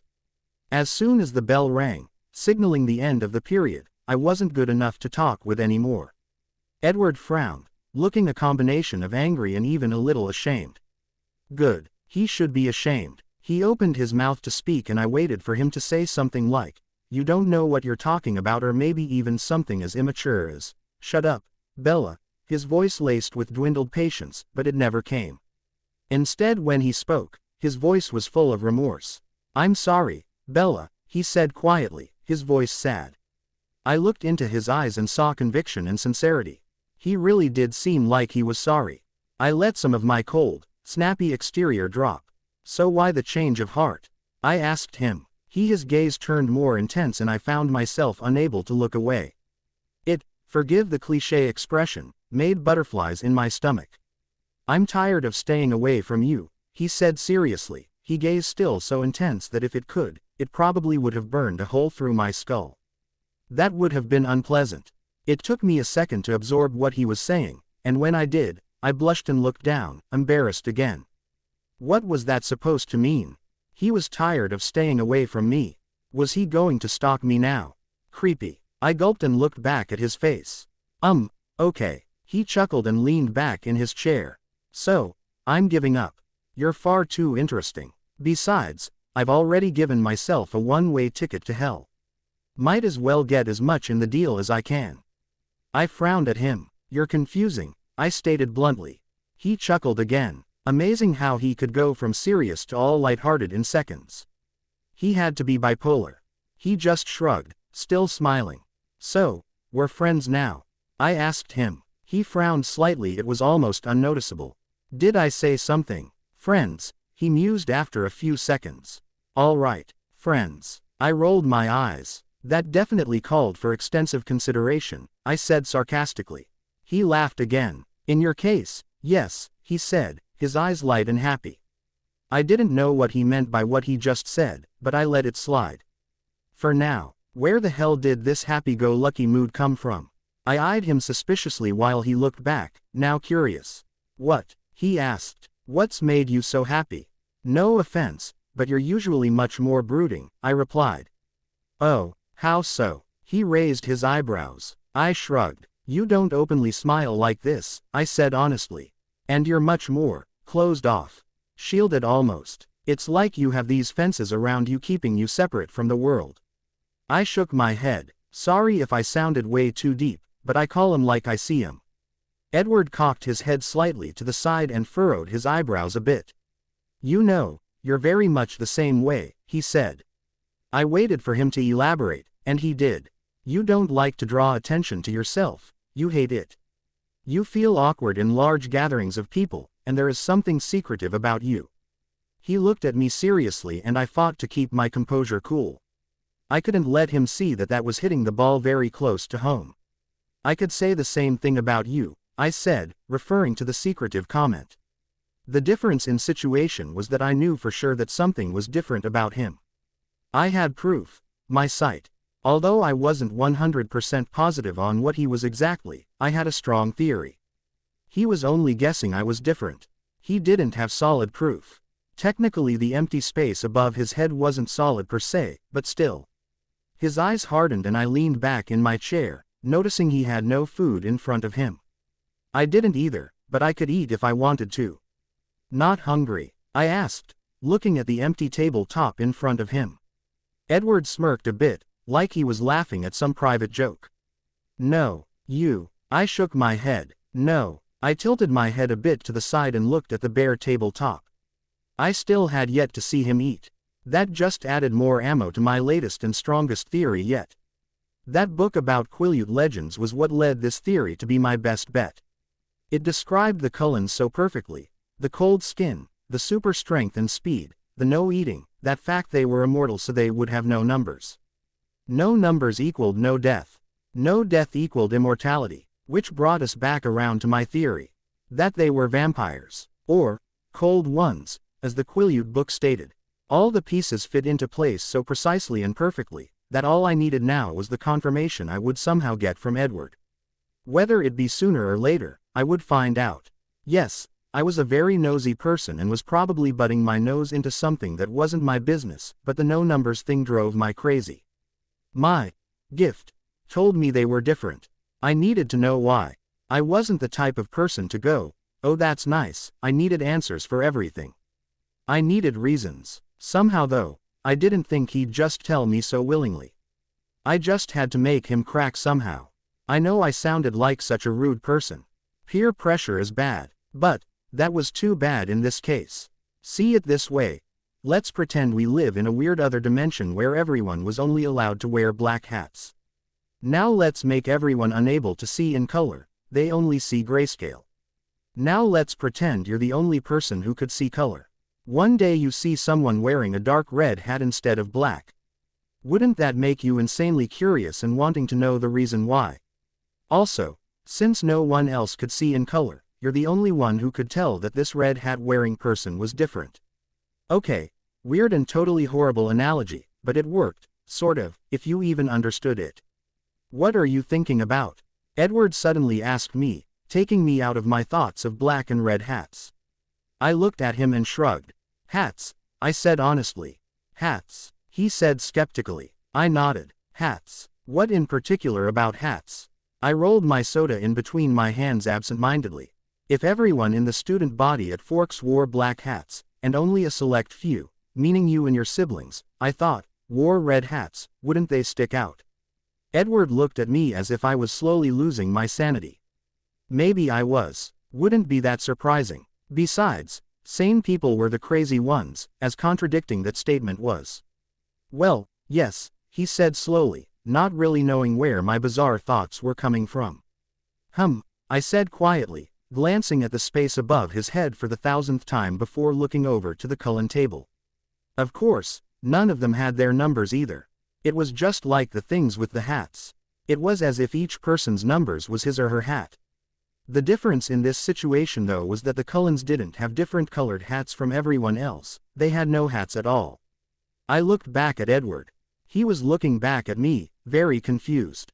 It was almost quite cute. I didn't blame him for being confused though. I would have been if the roles were reversed. Let's play a game, I said, sitting up straighter. We still had some time left before the bell rang. The expression on his face became even more confused with hints of amusement in his eyes. A game? He inquired. He chuckled. You just sounded exactly like a little child, Bella. You never cease to surprise me. He shook his head slightly. I tend to have that surprising effect on people, I said. So you in or out? All right, why not? Good. Now, I'm going to say a word and you're going to say the first different word that comes to mind. Got it. I think I've heard of this game before. Got it. Yes, Bella. Good. I'll start. Little did he know that this was part of the make Edward Cullen crack plan I had brewing. He was a smooth talker, but I hoped to somehow make him falter, if not twitch. In fact, even just making him the tiniest bit uncomfortable would be great too. I thought for a second. Bat, as in animal. Night, he replied smoothly. I used his response back at him. And what do you think for night? Bat, he said with a mocking smile. He was doing this on purpose. Bat, night, bat. Okay, this is going nowhere. Be serious, I said, annoyed. Bella, don't be a spoilsport, he said, still smiling smugly. Stupid idiot. Edward, you're no fun, I said, rolling my eyes. He put his hands up in surrender. Fine, I'm sorry. Why don't you start again? If you insist. I thought of a word for a second. Sun. Vampires burned in the sun, didn't they? Shine. I was making this too easy on him. I scanned words in my head to find something that would make him squirm more without seeming too obvious that I knew something was up. I tried to keep my body relaxed and my face nonchalant as I said another word. Coffin. Death. This wasn't working. I didn't want to bring out the more obvious words until later, but due to my sadly slow brain, I would just have to say them now. Fangs. That's certainly not a word I wasn't expecting, he said. Part of my surprising effect, remember. Now keep playing, I said. Could this count as hesitation? I didn't think he even had fangs, that I could see. A common way of knowing if one is lying to you is if they stall before answering the question or they repeat the question back to you, which he hadn't. So, fangs? He asked, as if for clarification. I nodded. Strike number 1, Cullen. You just repeated the question back to me. A sign that something's up. Teeth. Nice save, I had to admit. Food, drink, thirsty, beverage. He wasn't doing bad so far, though he did look just the slightest bit uncomfortable responding to the words. If you hadn't been looking at closely and analytically as I had been, you probably would not have noticed. I said the next word, hoping it would make him twitch. Blood. He hesitated to slightly. It was almost unnoticeable. His eyes narrowed just a tiny bit, but enough for me to see. It was minuscule, but it was there. Gotcha, Cullen. Strike 2. Hospital, he said after that split second of hesitancy. If he was indeed a vampire, which the possibility was becoming more and more probable, then wouldn't he have some sort of super reflexes? Be all master liar and all that. I guess he wasn't used to being caught off guard from what should have been an unsuspecting human. I knew I was probably annoying him. Good thing that audiobook said something about how the cold ones trespassed on their hunting grounds to hunt animals. Then again, in all technicalities, humans were just another species of animals. Edward's face was still calm, but there was something off about him. Hopefully, my plan was working and he was squirming all over on the inside. I looked at my watch. Almost time for the bell to ring. Might as well say the first word I wanted to say in this little game, but ended up being the last. I looked back into Edward's eyes, still keeping my own face cool and calm, like I was still treating this as nothing more than a pointless game. Vampire. This time his eyes widened instead of narrowed, but only by a very petite fraction. Got him again. It took a quick second for him to answer me. Strike 3. Dracula. That's a name, Edward. Give me a word. Bats. Vampire bats, he amended. His voice had an undertone of tenseness and he had one hand on the table, clenched into a fist. I had definitely made him uncomfortable. Good. This only strengthened my theory, and now he was probably nervous. Perhaps suspicious I knew something about him. All I needed now was the final yes, or no, from him to confirm my thoughts and suspicions. That could wait till later. The bell rang then, and I stood up, sliding my chair under the table. Everybody was getting up and leaving the cafeteria. I looked at Edward and noticed he hadn't moved yet. You coming to class, Edward? I asked. We did have biology right after lunch. He looked over to the Cullen table, which was still occupied with his family. They didn't leave with everyone else. All of them were looking at us with various expressions on their faces. The one standing out the most, however, was Rosalie Hales. She looked livid. It made chills go up my spine. Not anymore, he murmured, more to himself. He turned back to me. No, you go ahead. I raised my eyebrows, but didn't question him further. I turned around and exited the cafeteria, feeling a little triumphant at catching Edward Cullen in our little game. As I let the cafeteria door swing close behind me, I caught a glimpse of all the Cullens standing in a group, heads put together in deep conversation. Somehow, I felt they were talking about me. Bella said thoughtfully as she glanced to the top of my head. Her eyes were quick and precise. A normal human probably wouldn't have been able to catch the look. But I saw it. She then turned to look my family. Her eyes scanned over them. It was times like these when I would give almost anything to be able to read her mind. What was going on in her head? I don't know what possessed me to ask Bella to sit with me today. It was a rash action, done without thinking or contemplation. I was just drawn to her. Also, I felt like such, to put in bluntly, an ass for ignoring Bella outside of class.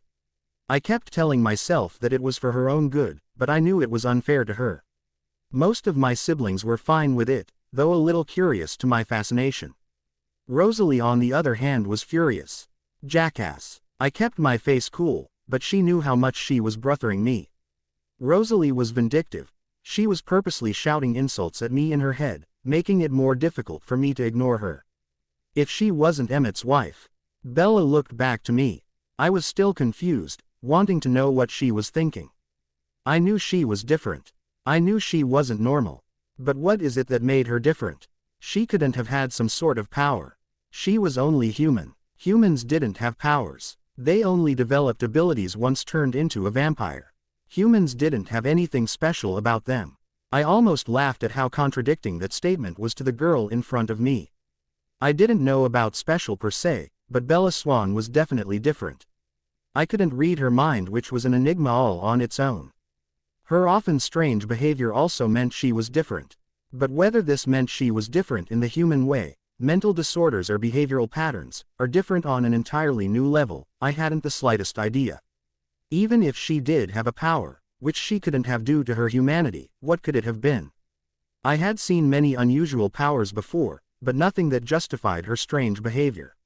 Like why she found the space above my head, and everyone else's head, since her eyes darted up there almost unnoticeably every time she spoke with someone, so fascinating. It was just empty space. Mother. I tried to block away and ignore Rosalie's thoughts even more. She could swear like a sailor when she wanted to, and she knew it irritated me to no end. I refused to look at her, but from her smug thoughts she could tell she was having her intended negative effect on me.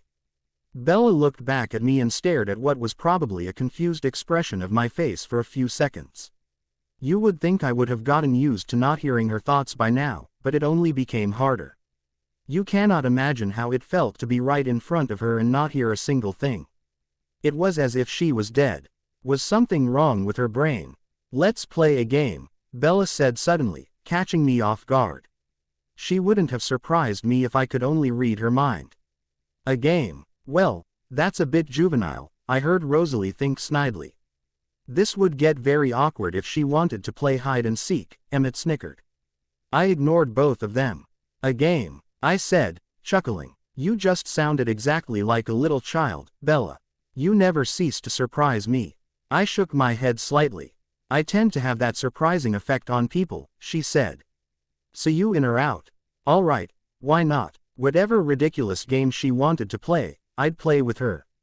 Although whatever sparked the desire to play games in her head had to be some sort of impulsive trigger. She was so odd. Good. Now, I'm going to say a word and you're going to say the first different word that comes to mind. Got it, she said, her voice full of determination. Her eyes had a quick flicker of some kind of undertone. Perhaps another hidden motive to wanting to play. Maybe she didn't just want to have fun in the childish and almost adorable way of hers. I think I've heard of this game before, I said, leaning back in my chair.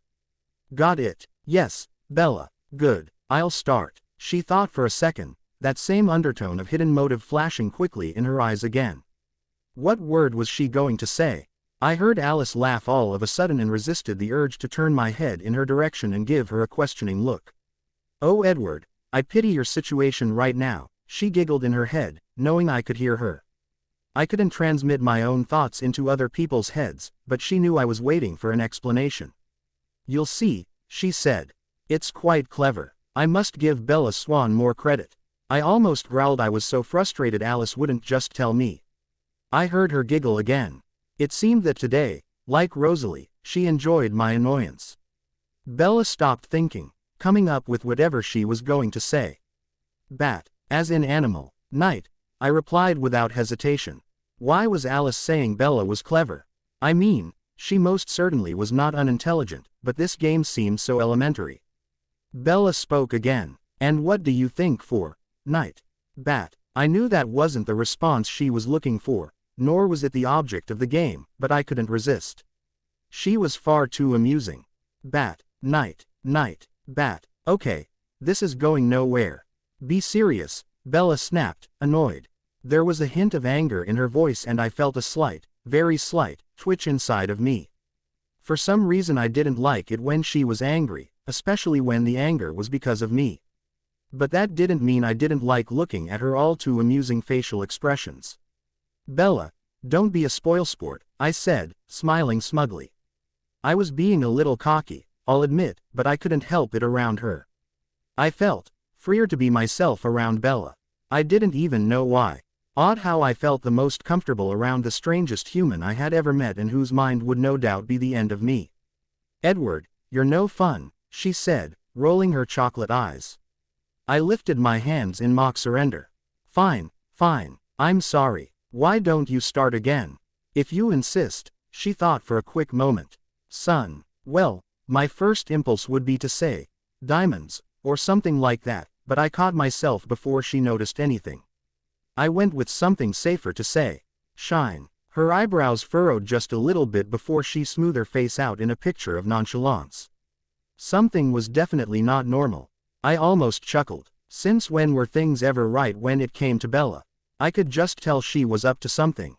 Was that something completely innocent or not? I quickly shut that thought out of my head. Of course she knew nothing more than she did when I saved her from that van. She couldn't know more. She said another word, coffin.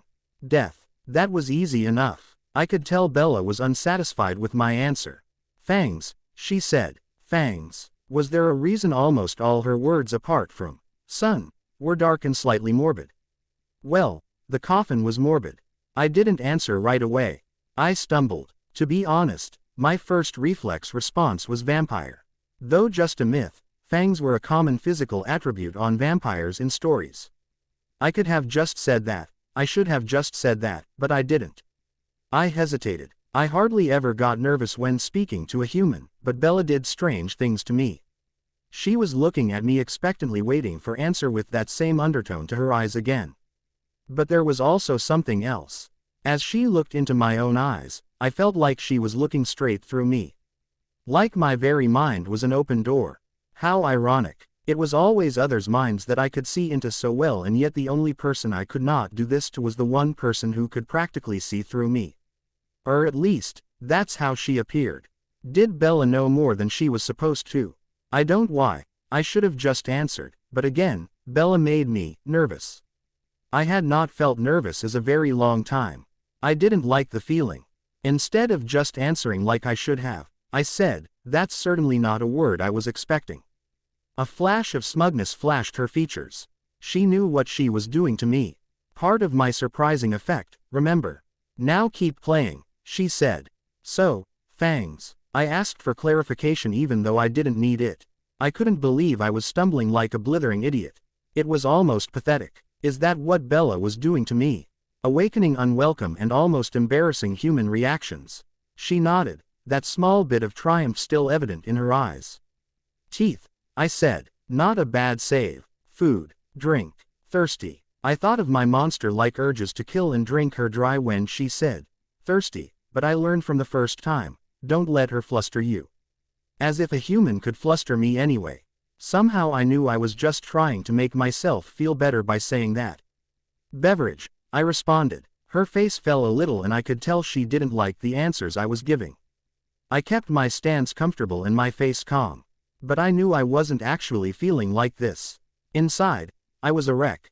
These words weren't just a coincidence. From that hidden ulterior motive and the flashes of smugness when I had hesitated before, I knew she was doing this on purpose.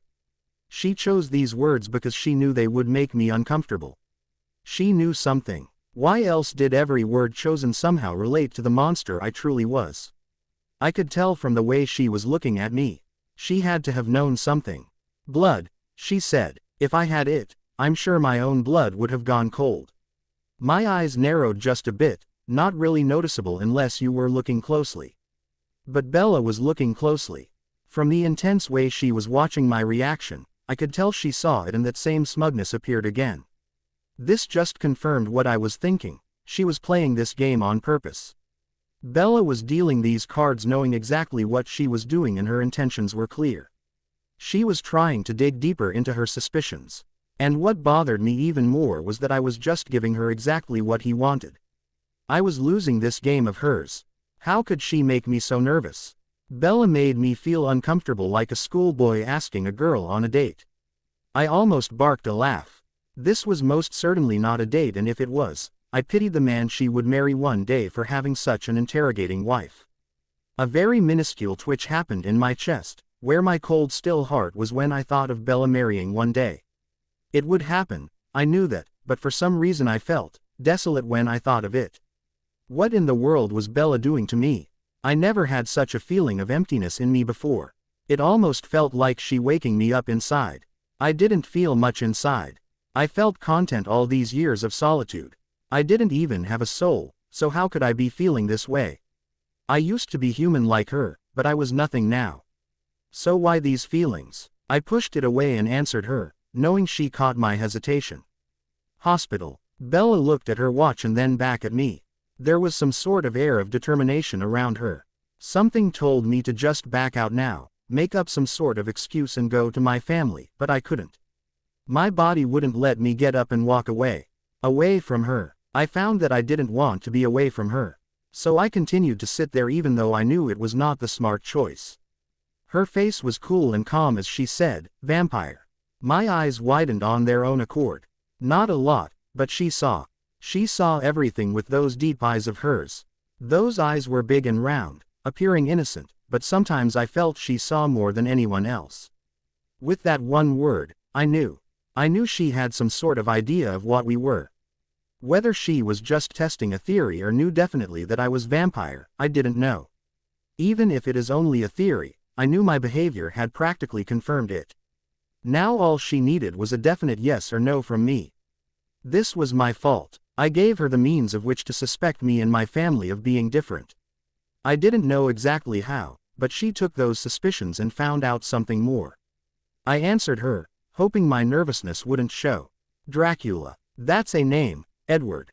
Give me a word. Oh, right. I quickly thought of something else.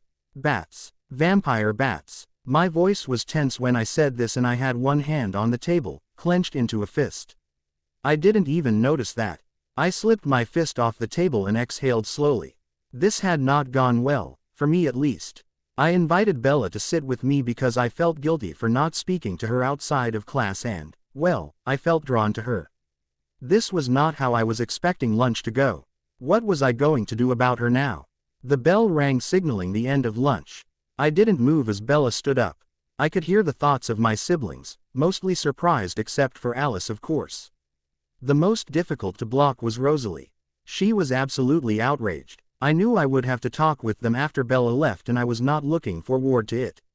Bella looked at me and noticed I hadn't moved. "You coming to class, Edward?" she asked. I looked over at my siblings who had not left their table either. We definitely had a lot to talk about. "Not anymore," I murmured quietly. I turned back to Bella.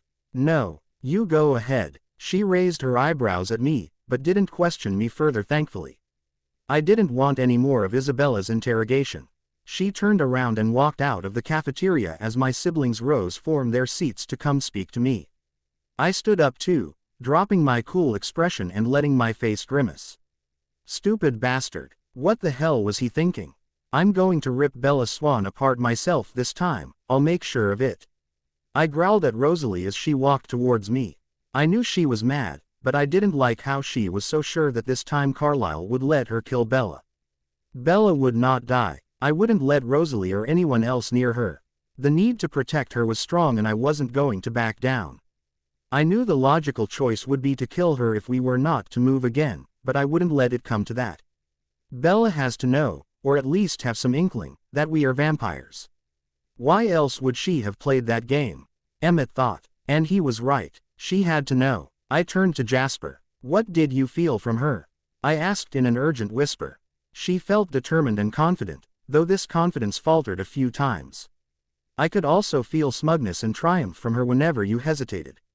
This was all part of her plan, Rosalie almost yelled. She's going to expose us. You should have listened to me and let me kill her before. Shouldn't they be going to class? Miss Hale looks like she's going to burst her gasket. That Hale girl sounds psychotic. I wonder if I should let someone know. I turned my head to see the 3 lunch ladies standing side by side staring at us. I noticed that almost all of us, with the exception of Alice, looked tense with much anger from Rosalie. No wonder they were staring. We looked like we belonged in an anger management class. Not to mention they probably heard what Rosalie just said. This was very awkward. Probably would have been even more so if I were human. I imagined Bella blushing in a situation like this and almost smiled. Before, I hated to see her blush for it tempted me to her blood even more. Now, it still made it a little more difficult to resist, but I found it more adorable than a nuisance. Perhaps we should speak outside, Alice suggested lightly. How could she be so calm? She must have seen something and was keeping it from me. She was chanting some nonsense in her head, keeping me from knowing. As soon as we got outside to the parking lot, Rosalie burst. How could you have been so idiotic? Is there something wrong in your head? My God, you just ruined everything. She started swearing and I stood there out of endearment, waiting for her to just get it out of her system. I didn't know how Emmett stood her. Jasper's face was pretty angry himself, but I knew it was only because of how Rosalie's anger was affecting him. Rosie, I think that's enough. Not everything is Edward's fault, Emmett said, trying to calm her down. Yes it is, she hissed acidly. He should have just let me kill her sooner or at least didn't sit with her today. That was irresponsible on his part. He couldn't have known what she was going to do. He can't read her mind, remember? Well, this whole thing wouldn't have happened at all if he just let that stupid van crush her. So I was to let her die when it wasn't her time. I said, trying to remain calm and collected. Yes, she's just a human. Who the hell cares if she dies? You just had to play superhero. Maybe you should think more about this family than you think about yourself. I do think of our family. Then how come you saved her? You didn't think how we would suffer from your impulsive stupidity. I don't want to movie again. Rosalie, that's enough of your temper tantrum, Alice said firmly. If you can't be calm and mature about this, then I suggest you take a step back and let the rest of us decide what's to be done. Rosalie looked like she was going to start yelling at Alice, but then shut her mouth and glared at me. I glared back. She claimed she was thinking of the family, but I knew she was thinking of herself. Rosalie had always been very selfish and now was no different. Though I knew I wasn't much better. I shouldn't have spoken to Bella at all, even during biology. I had no idea that Bella would find out so much. How did she find out so much? The van incident did not reveal enough to find out we were vampires. Something else must have helped tip her off, but what? She was human, only human. She had no powers to help her like my mind reading. Alice, you knew this was going to happen, I said, remembering her giggling from before. She didn't bother to warn me. Alice nodded, unashamed. A nice dose of shame would do her some good. I did. I must say, Bella is quite clever. Who knew she'd cause the great Edward Cullen to fumble? She laughed her tinkling laugh and I felt the annoyance build up in me again. Why didn't you warn me? Because it was something I wanted to see. You saw something else, didn't you, Alice? Jasper said. There is no other way you'd be so calm about this or not tell Edward. She nodded. I did see something else. If I didn't see it I would have warned Edward. I'm sorry. I pinched the bridge of my nose and exhaled slowly again. It's fine, Alice, just tell me what else you saw. Does Bella leave? Does she keep her mouth shut? I felt that same strange pang of emptiness that I felt earlier when I thought of Bella leaving. I didn't like it. No, she doesn't leave and yes, she doesn't say anything to anyone else. But that isn't what I saw, Alice said. I narrowed my eyes at her. Tell me, I said a little harsher than I intended. Alice rolled her eyes, used to my irrational responses. She stopped chanting whatever she was chanting in her head and opened her mind to me, letting me see the vision she saw herself. I focused on it, seeing what was supposed to happen in the future. I grew cold then, even more cold than before, and widened my eyes in shock at Alice. She looked back at me, smiling slightly. She was pleased by this. How could she be? This was impossible, I said, shaking my head at her. Alice, you and I both know that will never happen. It can't happen. The others looked at us curiously, but we ignored them. Edward, that's why I didn't warn you or try to stop this. My visions about her had been blurry before since Bella was confused and in a whirl of uncertainty, but the future is clearer now. That is what's going to happen and I think you need it. You deserve it, Edward. It can't happen, Alice. It shouldn't. She's human. I won't let it. You say that now, but your heart has already made its decision. Emmett snorted at the rather corny line, but Alice sent him a glare and he quieted. She turned back to me. You know how you felt lonely and empty at the thought of her leaving. How did you know that? I may not be able to read your mind, but I am your sister, Edward. I can read you better than you think. She's waking up feelings in you, bringing you to life. I think you need this. It still can't happen, I said. I knew I was right. Her vision couldn't come true, it just wasn't right. I felt even more desolate inside when I realized this. Her vision just couldn't become a reality. When I saw it, I couldn't deny the surge of warmth my heart felt after I thought about it for a second right now. My body may have gone cold out of shock at first, but the more I thought about it, the more I felt me wanting it. But all the same, it couldn't happen. I shook my head and Alice sighed. What did you see, Alice? Emmett asked. He, Jasper, and Rosalie all looked confused. You'll see, Alice replied, making me glare at her. She was so confident it was going to happen. Your visions are subjective, I reminded her. True, but I don't see it changing, so unless it does, it's going to happen. I knew there was no convincing her right now, so I pushed it away. Did you see what's different about her? Why she behaves so strangely? She paused, probably wondering if she should tell me. She finally answered. Yes, I do. Well, tell me, I demanded. I needed to know what was different about Bella. Alice smirked. Infuriating, annoying pixie. I think I'll keep it a secret for now. Don't even think you're going to find out from my mind. I'm going to keep it from you. This is something you should find out on your own, Edward. I narrowed my eyes at her. Alice, please just tell me. It would make everything so much easier. Not everything in life is supposed to be easy. It would be better if you found out for yourself. You'll know soon enough. If it makes you feel better, I won't tell anyone else either. They'll know when you know. I sighed, knowing Alice wouldn't crack. Well, can you give me some sort of hint? To help me? Alice shook her head and I felt like growling again. It's not something you can easily figure out without her telling you. She'll open up eventually. I must say though, I don't think I would have ever figured it out without my visions, all on my own. I've never heard of it before. Very unusual. Alice, you're killing me with the suspense, Emmett complained. Alice smirked at him. So do we do anything about Bella Swan? Jasper asked. Of course we do, Rosalie said. She's a threat. I don't want to move again, so we should get rid of her. I love how you give no regard whatsoever for a human life, Rose, I said. Just because you wish you had your humanity back doesn't mean you have the right to strip it from someone else. You and I both know that it is not only the family that keeps you from wanting to keep Bella alive. I knew Rosalie was jealous of Bella being human. Rosalie set her mouth in a thin line, refusing to comment. So we do nothing, Emmett said, looking around at us for confirmation. Nothing that will harm Bella, Alice said. Jasper looked at her. Do we leave Forks? No, we don't do that either. Why not? I know you said you don't see her telling anyone, but we've left before for less than this. I know, but this time we don't. Why? I shook my head and turned away, knowing what Alice was going to say. Because Bella's going to be our sister one day. It was the middle of the night and I couldn't sleep. There had only been one thing on my mind since midday. I think you know what it is. The only sound in the room was the ticking of the clock, reading past midnight, and the pale light of the moon coming in from the window and spilling onto the floor. I was restless. I kept replaying lunch with Edward over and over again in my head. I was 99% sure that he and his family were vampires. Why else would he have reacted so strangely? He was nervous that I figured it out. Of course there was still that small possibility that he wasn't a vampire and that he only acted strangely because he was itchy, and I didn't know.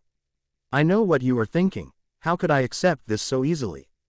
How come I wasn't scared? I could accept this because there was no other explanation that made as much sense to me as this did.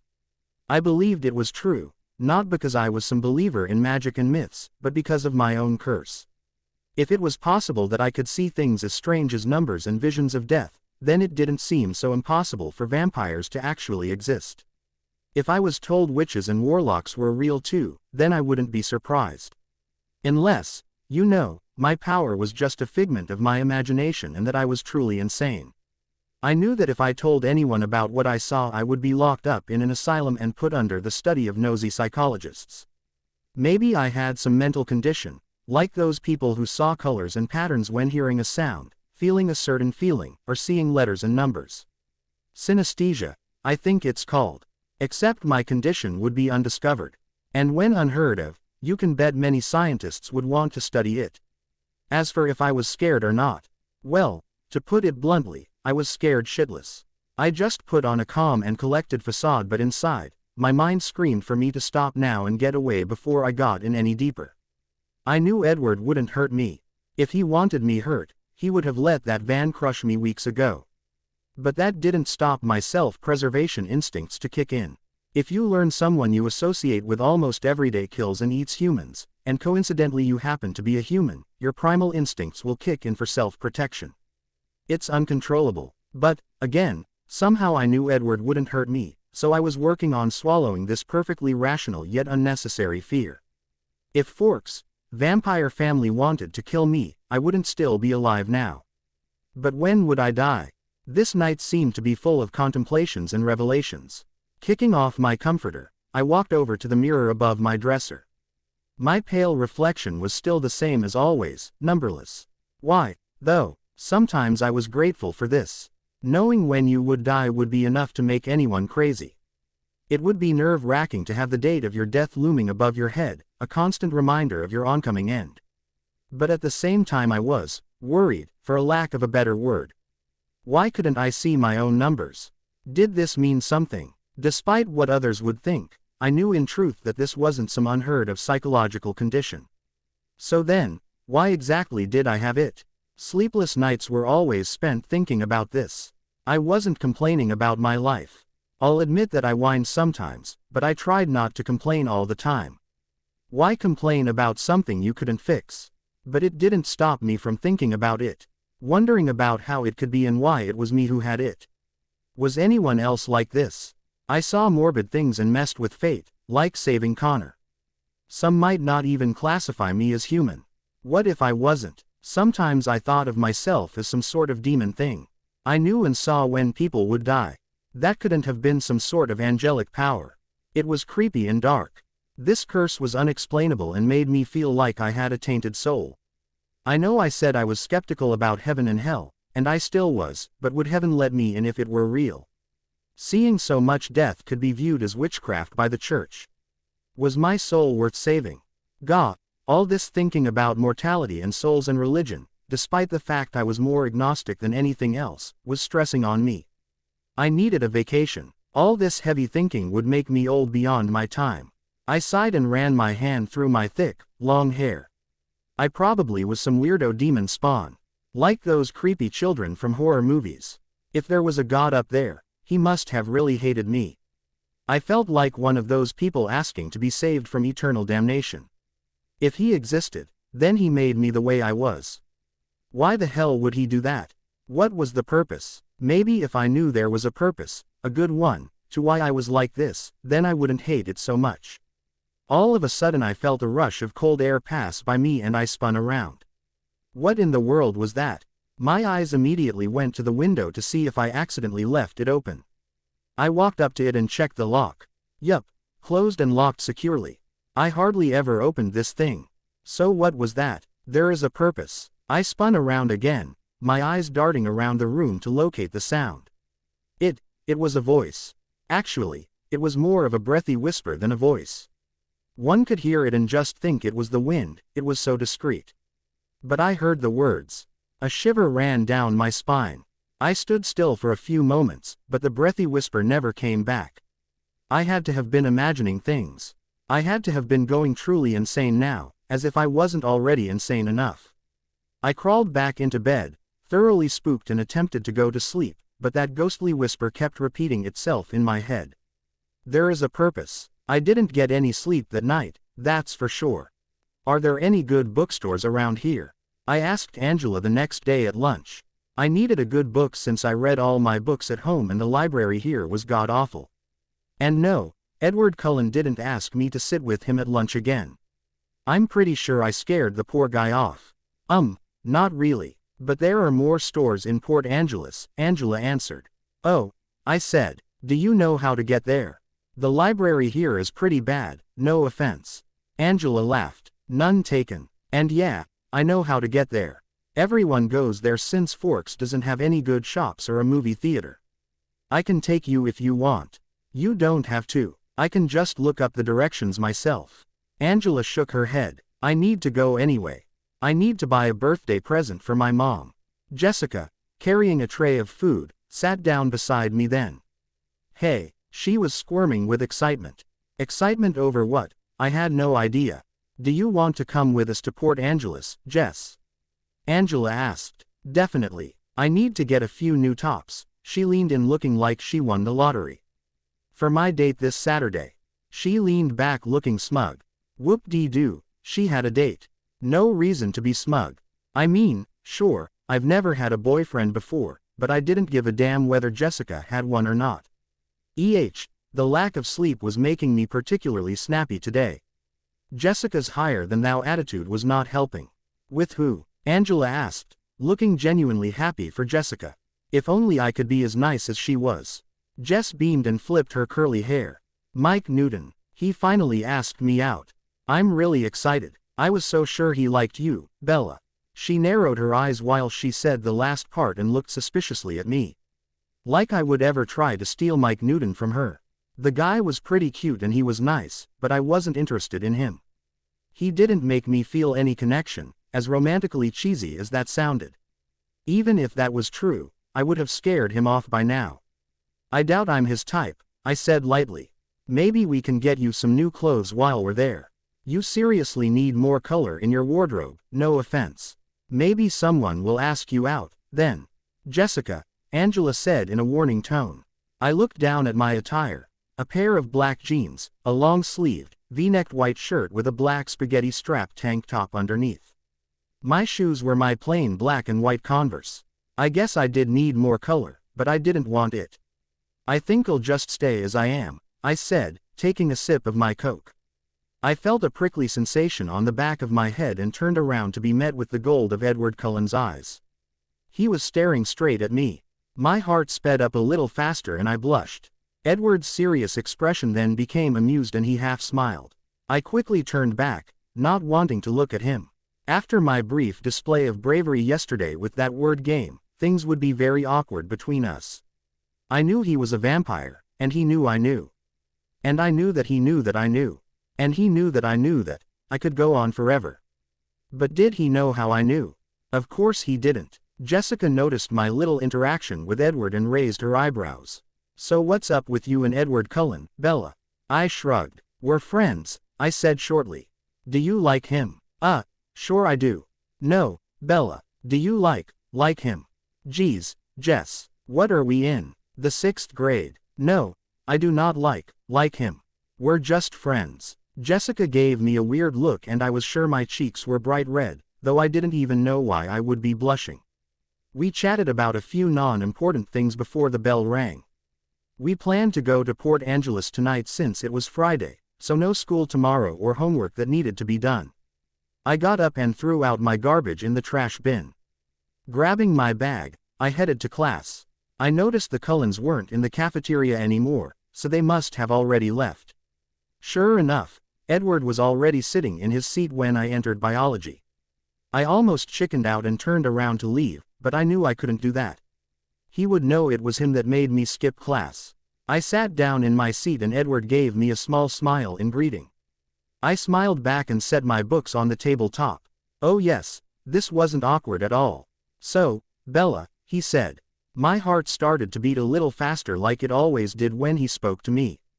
How are you? I never mentioned this before, but I hated small talk. This was small talk, ergo, I hated it. I'm fine, I said.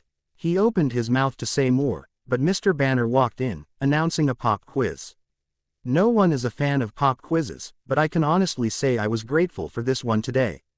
It was rather long, so it took up the entire period, which meant I didn't have to talk to Edward.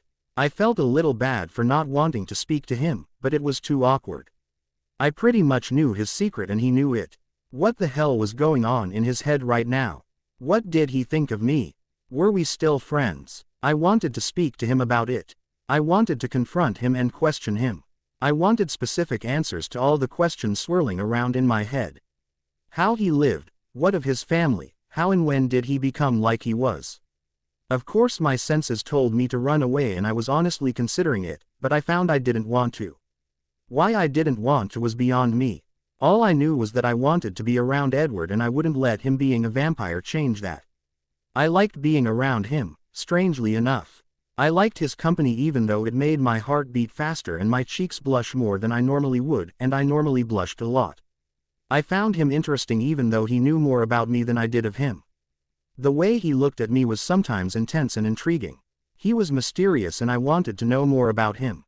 Something about him drew me to him. Made me feel fluttery inside. No, it wasn't because he was a vampire. I felt this before I knew, so it couldn't have been that. The bell rang again and I rose from my seat, glancing at Edward to see he was staring right back at me. His stare was so intense, it was like he was looking right through me. Did he know about me the way I knew about him? Impossible. I turned away and walked out of the classroom, my thoughts muddled and confused. But there was one coherent sentence getting through. Did I like Edward Cullen?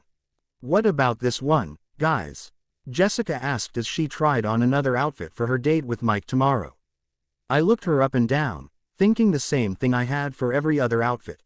Great, if you want to send the message you're willing to get to third base on the very first date. I kept my mouth shut and let Angela critique, knowing she was much better at this than I was. After another 20 minutes I got tired of this and got up. I'm going to go ahead to the bookstore, I said. I'll meet you guys at the restaurant in an hour, okay? Okay, Angela said. You remember how to get there? I nodded and headed off, following the directions Angela had given me earlier to the bookstore. The sun was setting, though you could barely tell since it was so cloudy around here. I missed Phoenix. I missed daily sunshine. After about 20 minutes, I realized I had no freaking idea of where I was going. Which was pretty scary when you think about it.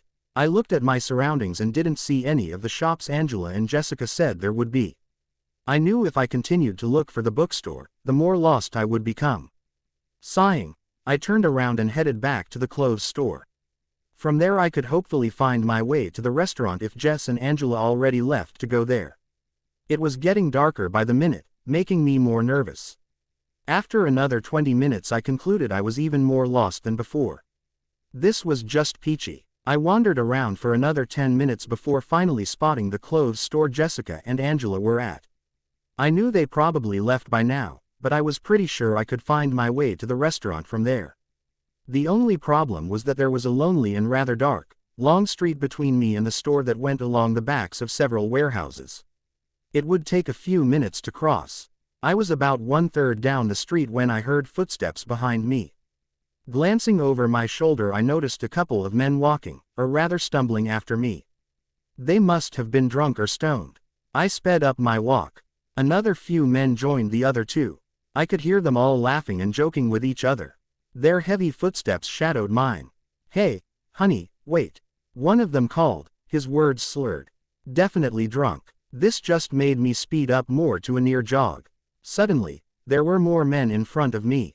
Including those behind me, I was trapped. There were about 7 of them and one of me. Crap, This sort of thing never happened to me in Phoenix.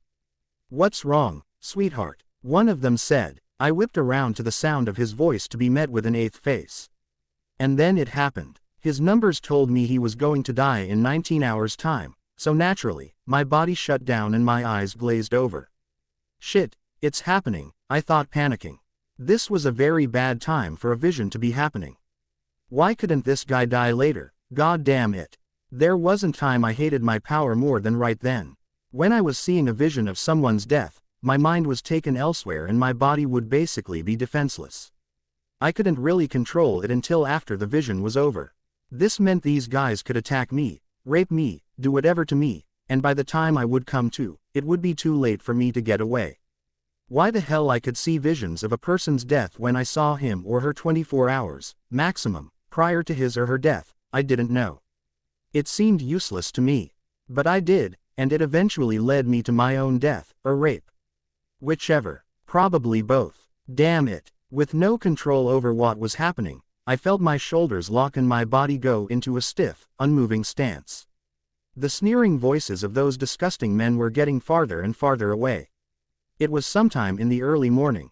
The man whose face I saw, the one who was going to die in 19 hours, was sitting in a run-down, messy apartment. He was filling a needle with some sort of liquid. Drugs, I knew. He then made his left hand into a tight fist, trying to make the veins stick out more. They were hardly noticeable, not that I was surprised considering the poor health he looked like he was in. Accidentally missing a vein a couple of times, he finally got one and shot up. He coughed and dropped the needle. He got up and stumbled blindly for a minute, obviously blown away from his high. I felt a blow to the right side of my body, making me stumble and slightly breaking me from my vision. But I was immediately plunged in again. Nothing could take me out of a vision once I was in one. The guy looked like he was ready to fly. I'm sure he was feeling on top of the world at that moment. He turned on his stereo as a woman walked into the room, probably a girlfriend. He grabbed her hands and started dancing some dirty, grinding dance with her. He let go of her suddenly and started shaking. That didn't look right, but what did I know? Something cold and hard knocked me for a second, hard another to make me semi-conscious of what was happening to my body, but as soon as it happened, I slipped back into my vision state. The man was still shaking, but after a few seconds, he started muttering a bit in some sort of delirium. He was unaware of what he was doing, his mind was miles high. He finally stopped and collapsed on the couch, unconscious. The scene then changed, showing him still unconscious on the couch, but this time I knew he wasn't alive anymore. His body was still and his shallow breathing slowed till it stopped altogether. He died from the drugs. The vision ended and I slowly felt myself coming to. I felt the same cold and hard thing that I felt before. Though this time it engulfed me, making me feel like I was floating on air. As my senses came more focused and aware, I noticed that I wasn't floating, I was being carried. And, God, whoever was carrying me certainly had arms like stone. I blinked a few times and looked up. My eyes widened. It was Edward Cullen. He looked down at me. His eyes were tight and his jaw was stiff. He did not look pleased. He looked like he was trying to suppress anger. Rage. That couldn't be good. He didn't say anything, walking up to his Volvo, wherever it came from, and putting me into the passenger seat. He closed the passenger door and walked stiffly around to the driver's side. He got in, closed the door, and started the engine, accelerating away. Suddenly the initial shock of waking up in Edward's arms wore off and my head was filled with questions. Wait, what happened? I asked quickly, turning to Edward. Seatbelt, he said shortly, his voice tense with carefully controlled anger. I put on my seatbelt then turned back to look at him. Every time a street light would flash across his face, I could see the anger reflected in his topaz eyes. What happened? I asked again. Why are you here? I trailed off. I thought I was going to be raped and left for dead, was what I was going to say, but didn't. I didn't want to say the words out loud. Edward's jaw tightened some more. I just saved you from a bunch of drunken rapists who were going to kill you. What in the world were you doing? You were just standing there. You looked like you were spacing out. Why weren't you trying to get away? He demanded. I was testing his patience, I was sure. Well, it was because one of the men was going to accidentally die from drugs in less than 24 hours, so I got a lovely vision of his death. That's why I wasn't trying to get away. I don't know. The fear and the shock were causing me to freeze, I guess. The lie was so obvious in my voice, a gullible little kid wouldn't have believed me. Edward chuckled, though the sound was hollow and held no humor whatsoever. You're a terrible liar, Bella. You were doing more than just freezing up, you were there but only in body. Your mind was far away. He glanced at me. I could tell. Oh, well, brilliant answers today, Bella. Something happened, he said quietly, more to himself than to me. I could see the restaurant I was supposed to meet Angela and Jessica at down the street. Edward parked in front of it and I wondered briefly how he knew I was supposed to come here. He got out of the car and walked to my side so quickly that my hand hadn't even reached the door handle yet. He opened my door and waited as I stepped out. He closed the door a little harder than necessary and I flinched. His face looked apologetic for a second before going back to that angry, tight expression. A question suddenly came to mind. How did you find me? Seriously, it couldn't have been a coincidence. The road was deserted. Why would he be driving down the back road behind warehouses? Edward grimaced for a tiny second, giving me the tip that it indeed was not a coincidence, and said, I'll answer your questions if you answer mine, starting with what just happened back there with those men. I contemplated this in my head. I knew he would be able to tell when I lied, and if I told him the truth, he would know my secret. But this was also a chance to get him to open up about his own secret. And not to mention I was pretty curious to how he somehow knew I needed help back there. That certainly didn't have anything to do with the vampire thing. Did he have more than one hidden secret? I knew if I refused to tell him the truth, I could lose my only chance to have him willingly open up to me. Besides, it wouldn't be the worst thing if he knew about my power. He was just as, if not more so, strange, so we were like two peas in a pod. Two very different peas, but still peas.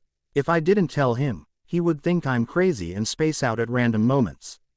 He might even tell his doctor dad and then I'd probably be called into the hospital to make sure I don't suffer from seizures. Also, Edward saved me. He saved my life. I felt like I owed him something. So far the pros outweighed the cons of telling him. I nodded at Edward, agreeing to his terms. Okay, I'll tell you what you want to know as long as you do the same for me. I will. How could I have been so stupid? I screamed at myself in my head. I was driving at a rapid speed down the streets of Port Angeles trying to find Bella after she wandered off on her own. I should have been paying more attention. I should have known she of all people would find a way to put herself in danger no matter the situation. I couldn't read her mind, so I had been keeping tabs on Jessica the entire evening, lazily following them as they shopped. I didn't think anything would happen and so I hadn't been paying full attention. Huge mistake. I didn't notice Bella was no longer with Angela and Jessica until a good while after she left. I was so careless I wanted to kick myself. I reassured myself that she was fine and was just browsing the bookstore Angela directed her to, but in the back of my mind I was slowly panicking. I was even more distraught to find a bookstore but no Bella. Why the hell I was feeling so panicky was beyond me. Did I really care about this girl so much that I felt the need to protect her from everything? That I had to follow her around to make sure she didn't get hurt? Yes, I did. Because if Bella Swan was hurt because I wasn't there to save her, I would never forgive myself. Ever since Alice saw that vision of the future and said Bella would end up her sister, I couldn't stop thinking about her. I knew it was ridiculous and impossible to have such a relationship, any sort of relationship, with a human, but Alice saw it. My feelings for the girl were that of extreme protectiveness and something else I found confusing. Something that made me feel warm inside. She was awakening old human feelings in me that were buried long ago. She was bringing them back up to the surface and confusing me. When she told Jessica earlier during lunch that she held no feelings beyond friendship for me, I felt pain. I couldn't explain it. I felt a deep stabbing pain in my chest. I had never felt anything like it. As if sensing my inner distress, Alice just smirked at me, reminding me of her vision. It's called rejection, Edward. But don't worry, she doesn't mean it, she thought to me. I scowled at her in return. It felt even worse when Bella was clearly avoiding speaking to me in biology. She must have felt awkward over what happened the day before. Confusing, frustrating, maddening. But there was one thing I knew straight, and that was I needed to find Bella now. I continued to speed through the streets, searching through any and every mind to find out if anyone had seen the pale brown-eyed girl I was looking for. I should probably call Denise now. Ew. Billy. Gross. Shit. I can't find my wallet. And then I saw it. A tall man among a bigger group of 7 or 8 other men had seen her. She was walking down a street behind several warehouses. It was dark, but the girl was undeniably Bella. I watched her through the man's mind and saw her glance back at him and speed up her walk. I turned my car in her direction, relieved to have found her again, but then my relief was short-lived. The man's mind was no longer just on Bella, but on the things he planned to do to Bella. Horrible, filthy things that only scum could possibly think of doing. I saw red as my mind became enraged. This man was repulsive, and it sickened me even more that he took pleasure in this. He was aroused by his victims' screams and cries. He liked hearing them beg for their lives. My hands tightened on the steering wheel so hard, I had to keep myself from snapping it in half. As I grew nearer to where Bella was, the scene in the man's eyes grew worse. The men were now trapping Bella from behind and in front of her. I pushed my foot even harder on the pedal. The man whose mind I was looking through walked towards Bella as I took a sharp turn. I heard several other cars honk their horns and curse at me, but I could care less. Then it happened. Through the man's mind, I saw Bella all of a sudden freeze, her stance stiffening and her face had a fleeting flash of panic before going blank. The empty expression on her face now looked like the expression you would see on a bored child sitting in class, spacing out, but I knew this wasn't normal. Who would go blank like that in the midst of danger? Shouldn't she be panicking, trying to run, crying, anything? Her eyes looked far away, like she wasn't really seeing what was in front of her. Was she having a seizure? The man was a little taken aback at Bella's sudden change in demeanor, but he didn't let it discourage him. The disgusting images were still rolling in his head, and if I were human, I would have vomited. I turned into the street and saw them up ahead. The relief was strong and fast. I got to her in time.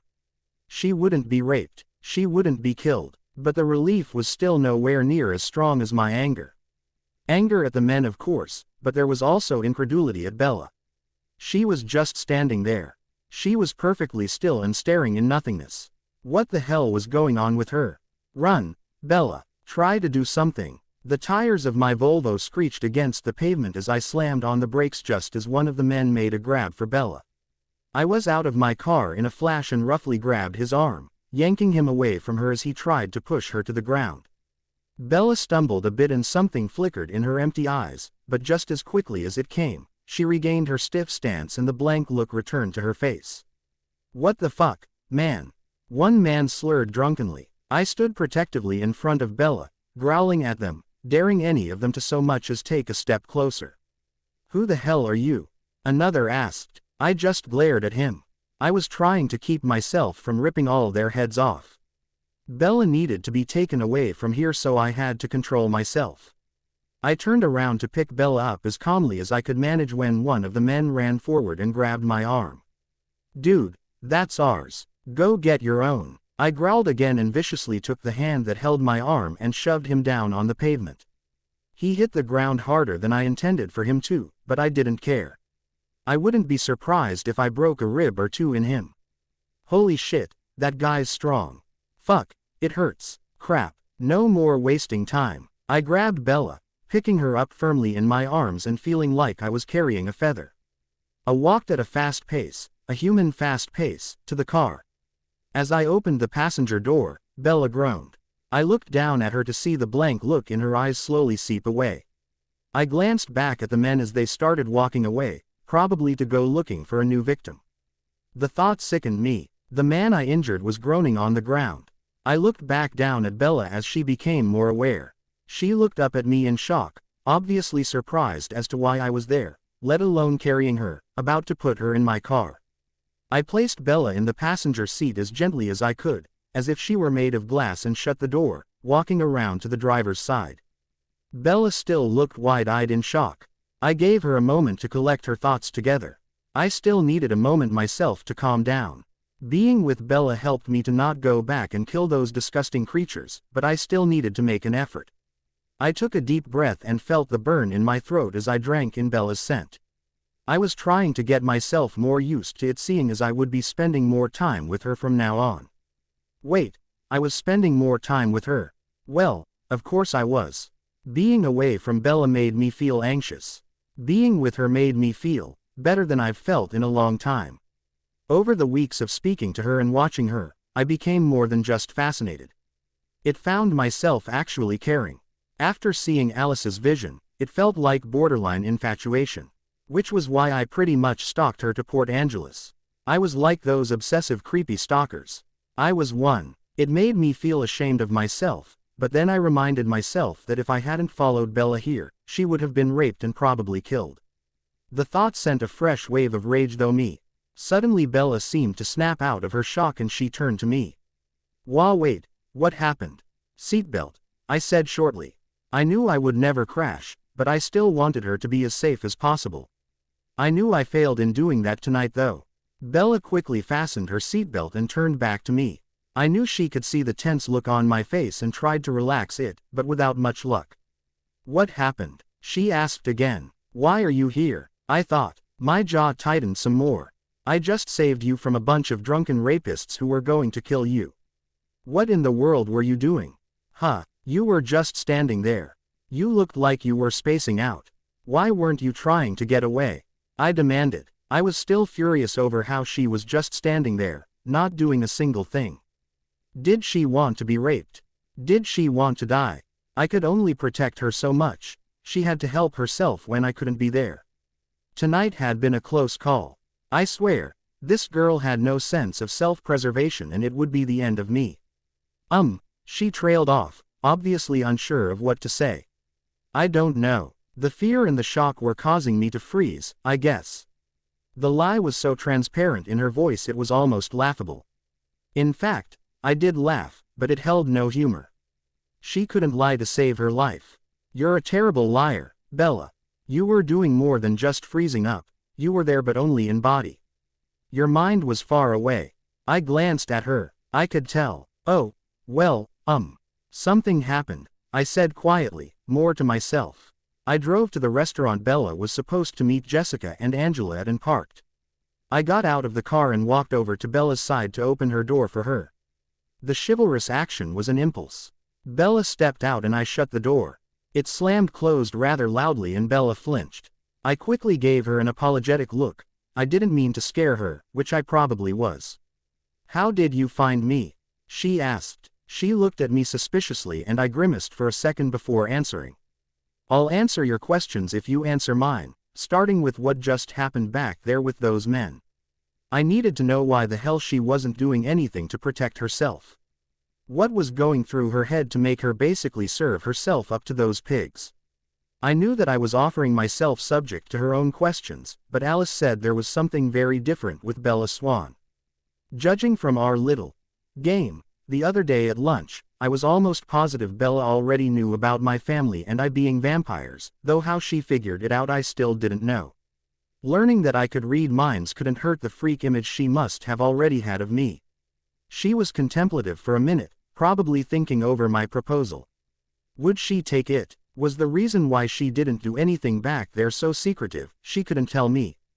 I suddenly remembered that she looked the exact same way back when we were at the hospital, weeks ago as she did when she froze in front of the men. When she was looking at the small girl who was on life support. I didn't think much of it then, but were the two times somehow linked? Bella spoke then. Okay, I'll tell you what you want to know as long as you do the same for me. I will. Bella paused. We turned to the entrance of the restaurant when Jessica and Angela came down the steps. Angela saw me and quickly ran up to me and Edward, Jessica following behind. Bella, where were you? We were so worried, she said, her eyes held genuine concern. Jessica also looked concerned, a little to my surprise. Okay, maybe she wasn't a total superficial girl. I shrugged in the cute, carefree way I had. I was heading over here when I ran into Edward. I nodded towards Edward who was still standing beside me. Both their eyes widened a bit in surprise at just noticing Edward there. And we got talking. Losing track of time. Sorry. Jessica got a sort of weird, gaga look in her eyes, and even Angela's eyes looked a little glazed over. So I wasn't the only one who was affected by his presence. No, it's okay, Jessica said a little sweetly. Yeah, that happens. We understand. Angela nodded in agreement. Well, I couldn't blame them. Edward, along with his family, was inhumanly gorgeous. Inhuman being the key word here. I did my own fair share of ogling during the weeks at school. I glanced at him and for once noticed his jacket was unbuttoned. The shirt he was wearing over his, I was sure, well-toned chest fit finely, and the first couple of buttons were undone. His dark pants hung just a tad low on his hips. Goo. It was like those hubba hubba moments, but you know, I wasn't as weird as that. I snapped back to reality when I noticed Angela was speaking to me. Bella, we already ate, sorry. We were starving and you were taking so long. It's okay, I said, shrugging. I can take you to dinner, Edward said. Then I can drive you home afterward. Angela and Jess looked to me to see if I wanted to, and I nodded. How else was I supposed to have my questions answered? After saying goodbye to them, Edward led me inside the restaurant, opening the door for me as I walked inside. The hostess's eyes zeroed in on Edward as we walked up to the podium. I didn't like it. It made me annoyed. I mean, hello, I exist too. The way she looked at Edward made me feel a sort of anger inside me. Even though we weren't, Edward and I looked like a couple going out to dinner on a Friday night to any onlooker who didn't know us. You don't look that way at someone else's date. For all she knew, he could be my fiancé or something. Did she have no shame? Okay, so maybe I was just a little possessive, though I had no reason to be. Odd how I found myself actually wanting to have a reason. Confusing thoughts, confusing feelings. I never felt so anxious, yet comfortable at the same time, around a guy before. This was new. She sat us down in a booth in the more empty part of the restaurant, for which I was grateful for. This made talking so much more private, which was perfect. Your server will be with you shortly, she said, giving Edward a last too big smile before turning away. I narrowed my eyes in annoyance at her as I sat down. I looked at Edward and he looked amused at me. Stupid vampire. Is something the matter, Bella? He asked, just to goad me. I rolled my eyes and ignored him, and he just chuckled softly under his breath. The waitress showed up then. She was a pretty girl with short black hair and an expectant face. I bet the hostess already filled her in on Edward. She also looked like she was in college. Edward was only in high school. Nice. Hi, I'm Amber and I'm your server for tonight. What can I get you to drink? She asked, only looking at Edward. Edward looked to me. A Coke, I said. 2 Cokes, Edward told the waitress. She smiled again at Edward and scurried off. Edward looked at me expectantly as she left. What? I said self-consciously. I believe this is the part where you start explaining what happened back there, he said, a certain edge to his voice. I hope it was directed at the men who almost raped me and not at me. First you tell me how you found me here, I said back. Call me immature, but I didn't want to answer him before he told me how he knew where I was. Did he stalk me or something? Because I found that downright creepy. I wanted it cleared up and explained. Bella, come on, Edward, let's just start this from the beginning. Before you found me, the way I was, you somehow knew where I was and I want to know how. I'll answer your questions when we get to that part where you saved me. Thank you, by the way. You're welcome, he replied. And fine, all. He stopped abruptly as the waitress placed our drinks in front of us. Ready to order? She asked sweetly to Edward. Once again Edward gestured for me to go first. I picked the first thing off the menu. The mushroom ravioli, please. The waitress scribbled my order down and turned back to Edward. Nothing for me, he said. Of course not, vampire. Well, let me know if you change your mind. She took our menus and walked away. I looked back to Edward, waiting for him to continue. He sighed. Ask me anything you want, he said. Why are you here? Next. I frowned. But that's the easiest one. Next. I frowned some more at the table before looking back up to him. He looked at ease, but I could also see the seriousness in his eyes. He knew he would have to reveal it all tonight. I took a breath. Okay. How did you know where I was? Did you follow me here? He leaned forward a bit. I was only standing by in case you needed me. I noticed you weren't with your friends anymore and went looking for you. And then I heard what those men were thinking and... Wait, you heard what they were thinking? Isn't that, telepathy? One-sided telepathy, he said. I can hear their thoughts, but I can't transfer my own thoughts into their heads. So, you can read minds? I asked. Call me strange, but I immediately thought of Jean Grey from X-Men, except Edward wasn't telekinetic. Edward nodded stiffly, probably waiting for me to laugh and say something like, "Get out of here." But instead, I said, "Really? Okay, I'm thinking of a number between 1 and 100. What's the number?" 87, 87, 87. I can't read your mind. I looked at him, surprised. Was he pulling my leg? My first reaction was surprise, but then I felt a little relieved. If he was telling the truth, which I was pretty sure he was, then he wouldn't have heard my embarrassing thoughts over the weeks. Especially those thoughts during my ogling sessions. Why not? I asked. He shook his head, his brow furrowing. I have no idea. It's like there is some wall around your mind, keeping me from reading it. I can read everyone's mind, everyone's, but when it comes to you, there is nothing there. Is there something wrong with me? He laughed. I tell you I can read minds, and you think there's something wrong with you. I ignored his comment. So, that's how you found me. You read those men's minds, I confirmed. He nodded. You're taking this much better than I though, he noted. You're not the least bit skeptical. I shook my head. How can you believe me so quickly? Maybe because I'm a little crazy too, I said smiling lightly. Are you going to tell me why you are here, now? Edward sighed. I followed you, as you know, but just because I feel very protective of you. He looked a little embarrassed. Who knew he could look cute like that? I'm sorry, but I was worried something would happen. He smirked. And I was right. The waitress came by then and placed my food in front of me. It smelled pretty good. She turned to Edward. Changed your mind? He shook his head. No thank you. She nodded and left. I believe we're now at the part where you encountered those friends of yours from before. His voice hardened and I felt a surge of hate at the mention of the rapists. Tell me what happened. Why did you just stand there like that? Why weren't you doing anything? His eyes narrowed at me and I could tell I was in trouble for not protecting myself. This is going to take a bit of explaining, I said, picking up my utensils. Then I guess you should hurry up and start. I frowned at Edward's snippy tone and popped a piece of ravioli in my mouth.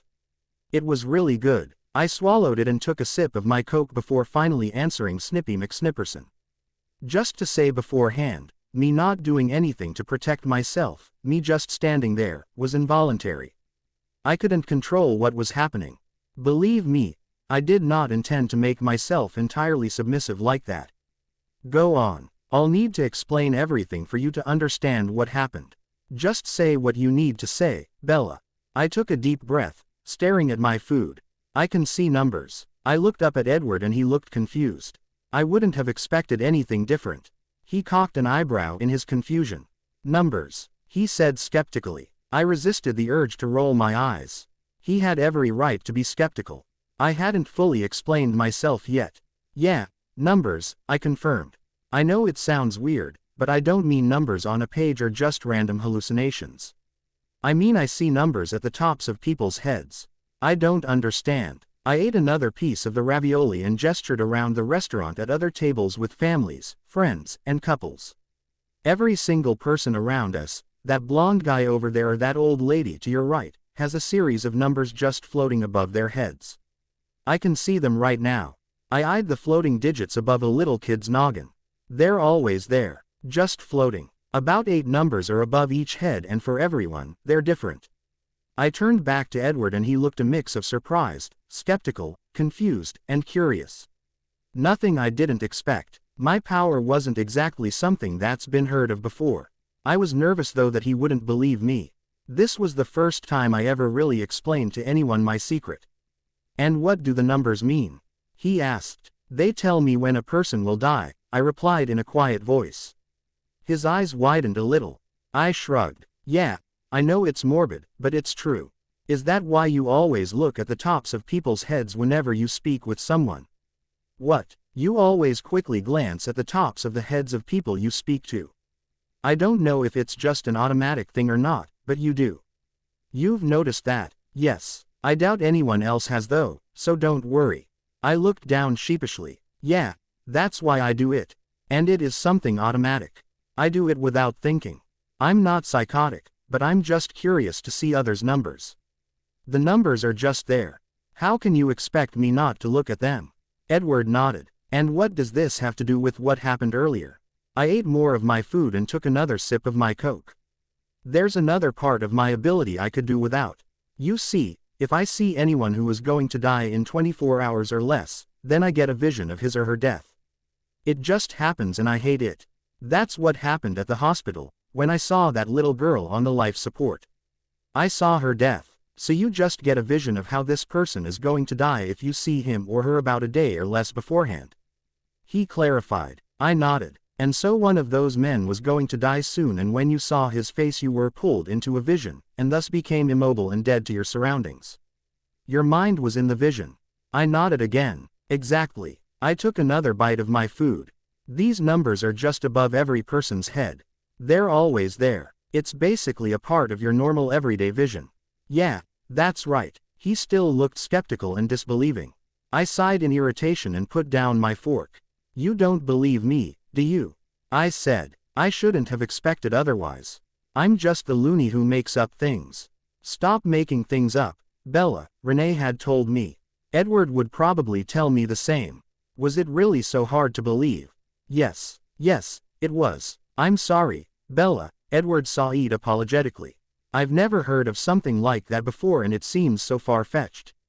That hypocrite. Okay, so you expect me to believe you when you tell me you can freaking read minds, and I do believe you, but yet you can't believe me when I say that I have a special ability too. I hissed. Are you the only one who can be different? It's different for me, Bella, he said. I'm different from you, so just because you aren't the same as me, I can't possibly have some sort of power. If I claim to have an ability, I must be lying. I don't think you're lying. Oh, so you think I'm insane? No. Well, Edward, I swear to God. Well, what do you expect me to think?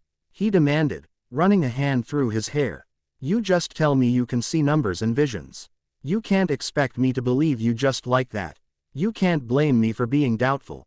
Anyone would be. Everyone would be. I believed you could read minds right away. I told you, it's different for me.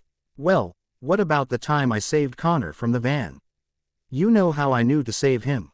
I had a vision of him being crushed by that thing. I shot at Edward. It was icy that day and everyone could hear the van's screeches against the pavement. You just happened to be close enough to him to save him. Edward, I was running across the lot. I kept my voice low, but urgent and angry. That is not really what I consider close. I knew what was going to happen, so I ran to him. It wasn't that hard to predict what was going to happen once you heard the van coming. I wanted to pull my hair out, he was being so thick-skulled. But then I remembered something else. Something Edward couldn't deny. I lowered my voice to a near whisper even though I knew no one was listening to us. Then how did I figure out what you are? His eyes widened. He really shouldn't have been too shocked. He knew I knew he was a vampire ever since our word game. What do you mean? I mean you and your family don't have any numbers. His eyes grew even more surprised. It's how I figured out you're immortal, and it eventually led me to find out what you are. He kept his eyes on me, penetrating into my soul. Vampires, I whispered, but he heard. Time stood still for an agonizingly slow moment before he abruptly stood up from the table. Are you finished eating? He asked. It took me a second to answer. I wasn't expecting that question. I looked down at my partially done food. I wasn't that hungry to begin with. I nodded. Edward reached into his pocket and took out his wallet, dropping a few bills on the table. Good. I think we should continue this in the car. To say that the very short walk from the inside of the restaurant to Edward's car was not the most excruciatingly tense walk of my life yet would have been a lie. It was just that, and it didn't help that Edward's face was all stiff and tight. I mean, I thought he was serious before, but this was like, Yoda serious. Not really. Once we were inside and buckled in, well, I was buckled in, the atmosphere didn't show mercy and lighten up at all. The tension was so thick, Forget about cutting it with a knife. I could open my mouth and take a bite out of it. About 27 seconds after Edward started driving, he finally spoke. So, please explain more about what you were saying before. With the no numbers. You mean how it led me to find out you're a vampire? He grimaced as I said, vampire. Edward, you don't have to hide it from me anymore, I said quietly. I know what you are, so there's no use in pretending anymore in front of me. Edward opened his mouth, looking as if he wanted to protest. And don't even try to deny it, I cut him off. Just explain, please, he said, still all tense-like. Well, I saw you and your siblings on my first day here and noticed you have no numbers. Do you remember me running out of the cafeteria? He nodded. Rosalie and Alice followed you. Alice was curious and she just dragged Rose with her. Yeah, that was awkward, I said, remembering. So, you saw us, saw no numbers on top of your heads, and then ran away. I sort of freaked out, I admitted. Never in my life had I ever seen something like you and your family before. At first I thought there was something wrong with me. Well, something more wrong than usual. I scrunched up my nose slightly, remembering the feelings of confusion, disbelief, and even vulnerability. I hated feeling vulnerable. And how did this lead you to your conclusion? He urged me to continue. Conclusion that you're a vampire. He grimaced again and I snickered. Really, are you going to act that way every time I say it? I said, it's who you are. You shouldn't be ashamed of it. I knew I wasn't really one to talk since I often wished I was normal myself, but at least I was more accepting than him. Edward's face turned stony serious again. Just keep talking, he said. Okay. So I had a mini freak out and after that you guys seemed to always be on my mind. I purposely left out how it was mostly just him on my mind. The absolute impossibility of the situation was staggering. Death is just something that is bound to happen to everyone. It's a way of life. Nothing can go on forever. I guess I was wrong. I thought I was going crazy. Is that why you were always staring at me? Edward asked, a little bit of humor entering his voice. Maybe, I said sheepishly. Subtlety was never my strong point. Anyway, after I finally came to the terms that it wasn't me who was causing the problem, I grew more curious. There was something about you that makes you different from everyone else. Why else would you have nothing up there? And then, he near whispered, and then you saved me from that van, I said, looking out the window. You may have denied anything was out of the ordinary then, but I wasn't convinced. That rescue just deepened my suspicions about you not being normal. The abnormal speed and strength. It couldn't be human. I started doing some research on why you don't seem to be dying, for a lack of a better word, and figured that you must be immortal. There was no other explanation. Immortality is something from stories, not real life, Edward sighed, sounding surprised. You weren't skeptical at all. You accepted the fact that I was probably immortal just like that. I guess any normal person would have laughed and pushed that possibility aside, and I admit that I was a bit disbelieving at first, but I figured that if my ability existed, why couldn't this? My power sounds like something that is taken out of a book, doesn't it? I doubt it is something science could explain. If I tell anyone, I would be thrown in a mental institution. I knew it would be hypocritical of me if I didn't acknowledge the probability of you being immortal, for I wasn't exactly scientifically possible myself. I noticed Edward look a little comfortable at the mention of hypocrisy. Good. This research led you to vampires? He asked, glancing at me. He didn't flinch at the word. Not really. My dad's old friend, Billy Black, let me have a bunch of old books he was cleaning out of his house since I like to read. One of them was called Quileute Legends. I didn't miss how Edward's hands tightened on the steering wheel. I read through it, simply out of boredom, and came across a legend about the cold ones. I watched as Edward's knuckles turned even whiter than before, if that was possible. He obviously knew something about these Quileutes or he wouldn't have had such a reaction. My Edward is keeping something from me, senses were tingling. I'm guessing you know about that legend, I said. And don't even think about saying otherwise, I quickly added. Edward nodded. I do. There was more to this than just that, I could feel it. I may not have premonitions, but Edward wasn't saying the full story. Are you going to tell me more? I asked. Another time. I tried to suppress the fluttery feeling I got in my stomach when I heard him pretty much confirming there would be another time. Continue explaining, please, he said. Even in as tense a moment as this, he still was so polite. I read the legend and had another mini freak out, considering the way the cold ones were described. There were so many similarities to you, the coldness, the strength, the speed, how pale you are, and so on so forth. When I was researching I had come across vampires, but it didn't seem like such a huge probability until then. After reading it, I was so sure of what you really were that the only thing I needed then was for you to confirm it for me, in one way or another. That little word game, Edward sighed quietly. I nodded. I said subtlety was not one of my strengths, and it isn't. I'm pretty sure I was making myself and my inquiries obvious by doing that, but I needed to know. That was a very foolish thing to do, Edward sighed through gritted teeth. I know. I don't think you do. I looked at Edward curiously. He continued, by letting us know that you knew something about us and what we truly are, you put yourself at risk, Bella. Humans are not supposed to know about our kind. If it had been any other coven, you probably would have either been turned into one of us or killed for knowing. Any and every measure is taken to keep us a secret. I gulped, a little nervous.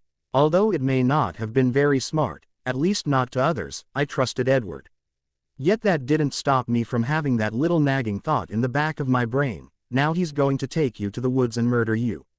And suck out your blood too. Yes, I know he wouldn't have done that and he did say that any other coven of vampires would do that, but it was an automatic reaction.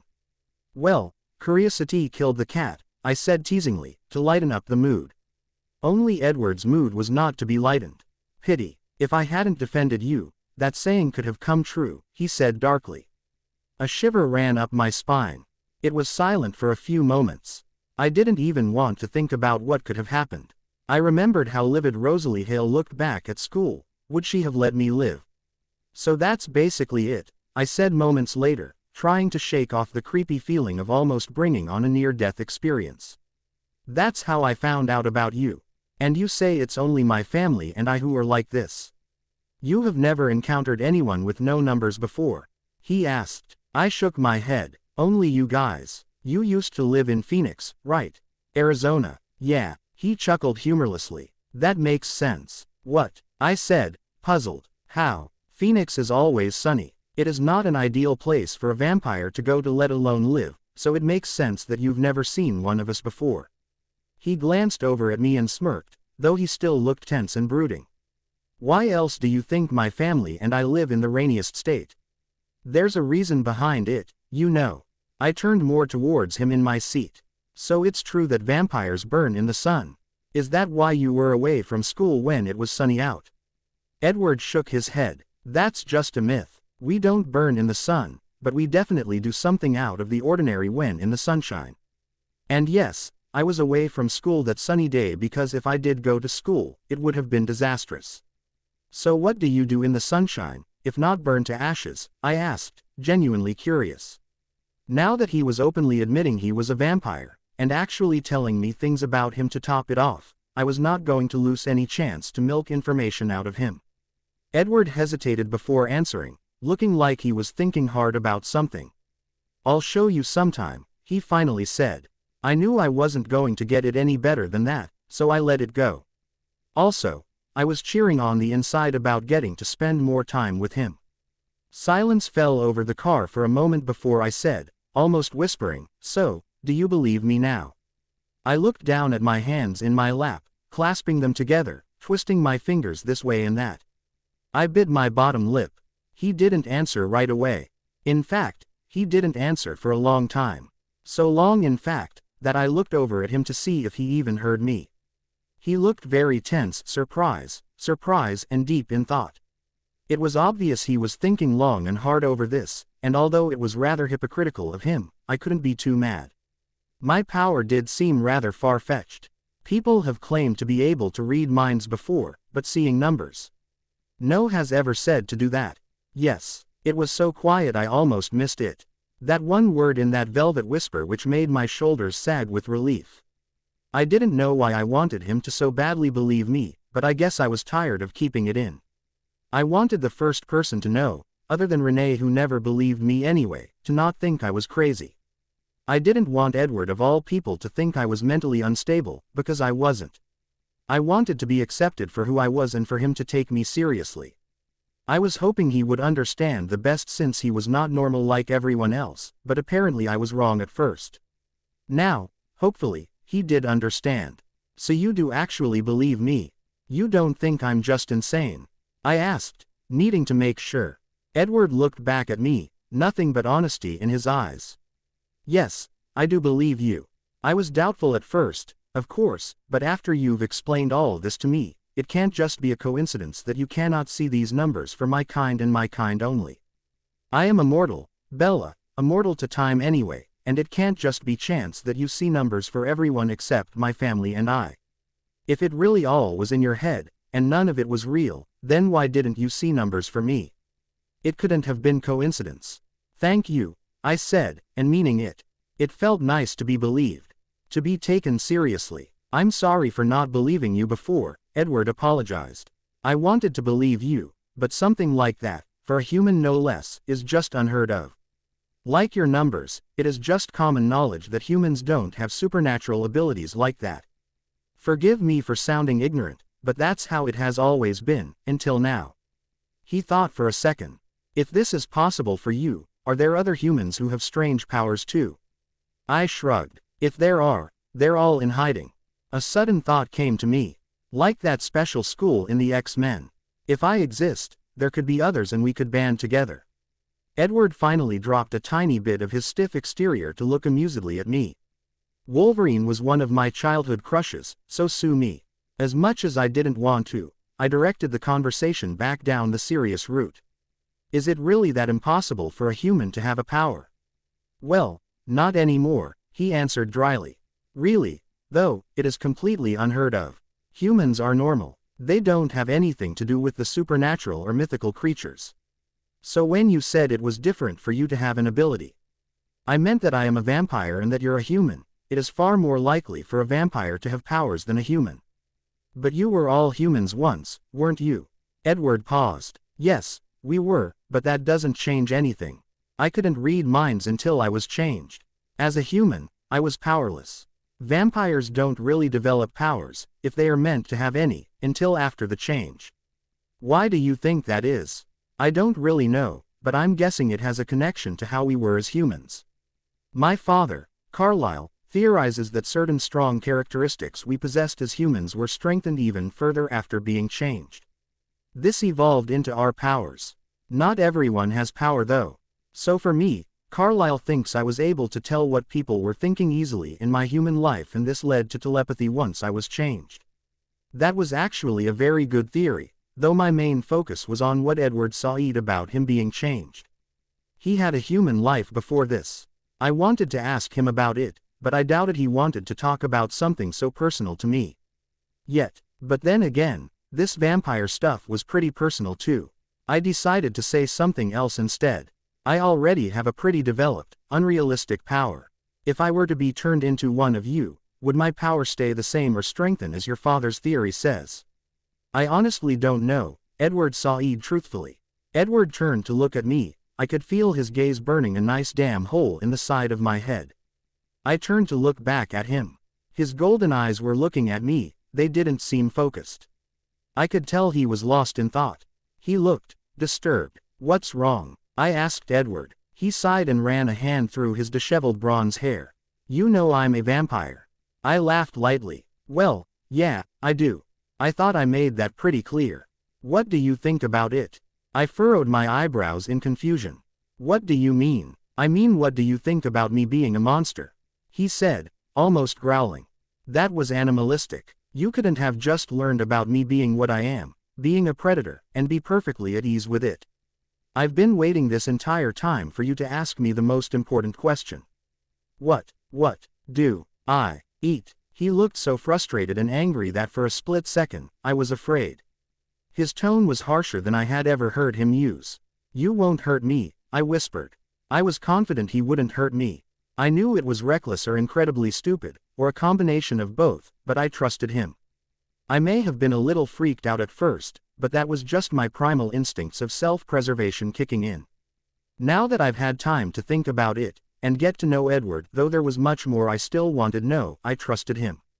How do you know that? He hissed. I'm dangerous, Bella. How do you know I don't kill humans? How do you know I'm not going to drink your blood right now? I tried to hold back the shiver itching to run through me and attempted to answer as calmly as I could. If you were going to hunt people, why live in such a small town? I could be hunting elsewhere. If you wanted to kill me, you would have done it long ago. Sometimes death will happen without the desire to. What are you saying? I noticed he was pulling into my street and I was surprised we were back in Forks so quickly. He pulled into my driveway and stopped the car. I saw Charlie's cruiser parked in front of us, so he had to be home. I glanced at the house and saw a distant light through the window, indicating Charlie was watching the game. He wouldn't notice E sitting out here in a boy's car. Edward pinched the bridge of his nose and exhaled slowly. Bella, I'm dangerous. You should have stayed away when you had the chance. What do you mean, when I had the chance? Are you saying that if I wanted to back out now, I wouldn't be able to? I asked. I didn't want to admit it, but there was some truth to that statement. I was in far too deep to just drop everything now and forget about all that had happened between us. Besides, I felt drawn to him. I couldn't leave if I wanted to, and God knows I didn't want to. I just wanted to know what he meant. I mean, I wouldn't let you, he said. Then his eyes widened a little, showing his own surprise at his words. My eyebrows shot up at that statement. He wouldn't let me. What the hell? That came out wrong. Edward saw-eyed, furrowing his eyebrows. Then how was it supposed to come out? He paused. I can't stay away from you anymore. He said it so softly, almost tenderly, that it rang quietly in the stillness of the night. My eyes widened. Surprised, I sat there, staring into his eyes, wondering what on earth he was implying with that statement. The silence between us was heavy with the words just said. Edward didn't look away like I might have, but instead stared right back. I finally spoke. Then don't. Such a simple answer. Yet when I saw the torment and conflict on Edward's face, I knew it was far more complicated than it seemed. He sighed again and leaned back against his seat. This is wrong, he breathed out, closing his eyes. This is not right on many levels. I don't think I could stay away from you either, I admitted. Edward opened his eyes and looked at me closely, trying to decipher if I was telling the truth or not. He shook his head. This is not right, he repeated, more to himself than to me. Then do you not want to? I trailed off, not wanting to think about trying to forget all of this. He knew my secret and I knew his. We were bonded in a way neither of us had been bonded before. True, his family of course already knew about his mind reading and they would probably learn about my ability if Edward and I continued to spend time with each other, but there was something unexplainable between Edward and I. No, he said quickly, shaking his head. I just told you that I can't stay away from you anymore, remember? I may think it is wrong, but it won't stop me from continuing this odd friendship between us. I didn't like how he said, friendship, but I wasn't going to complain.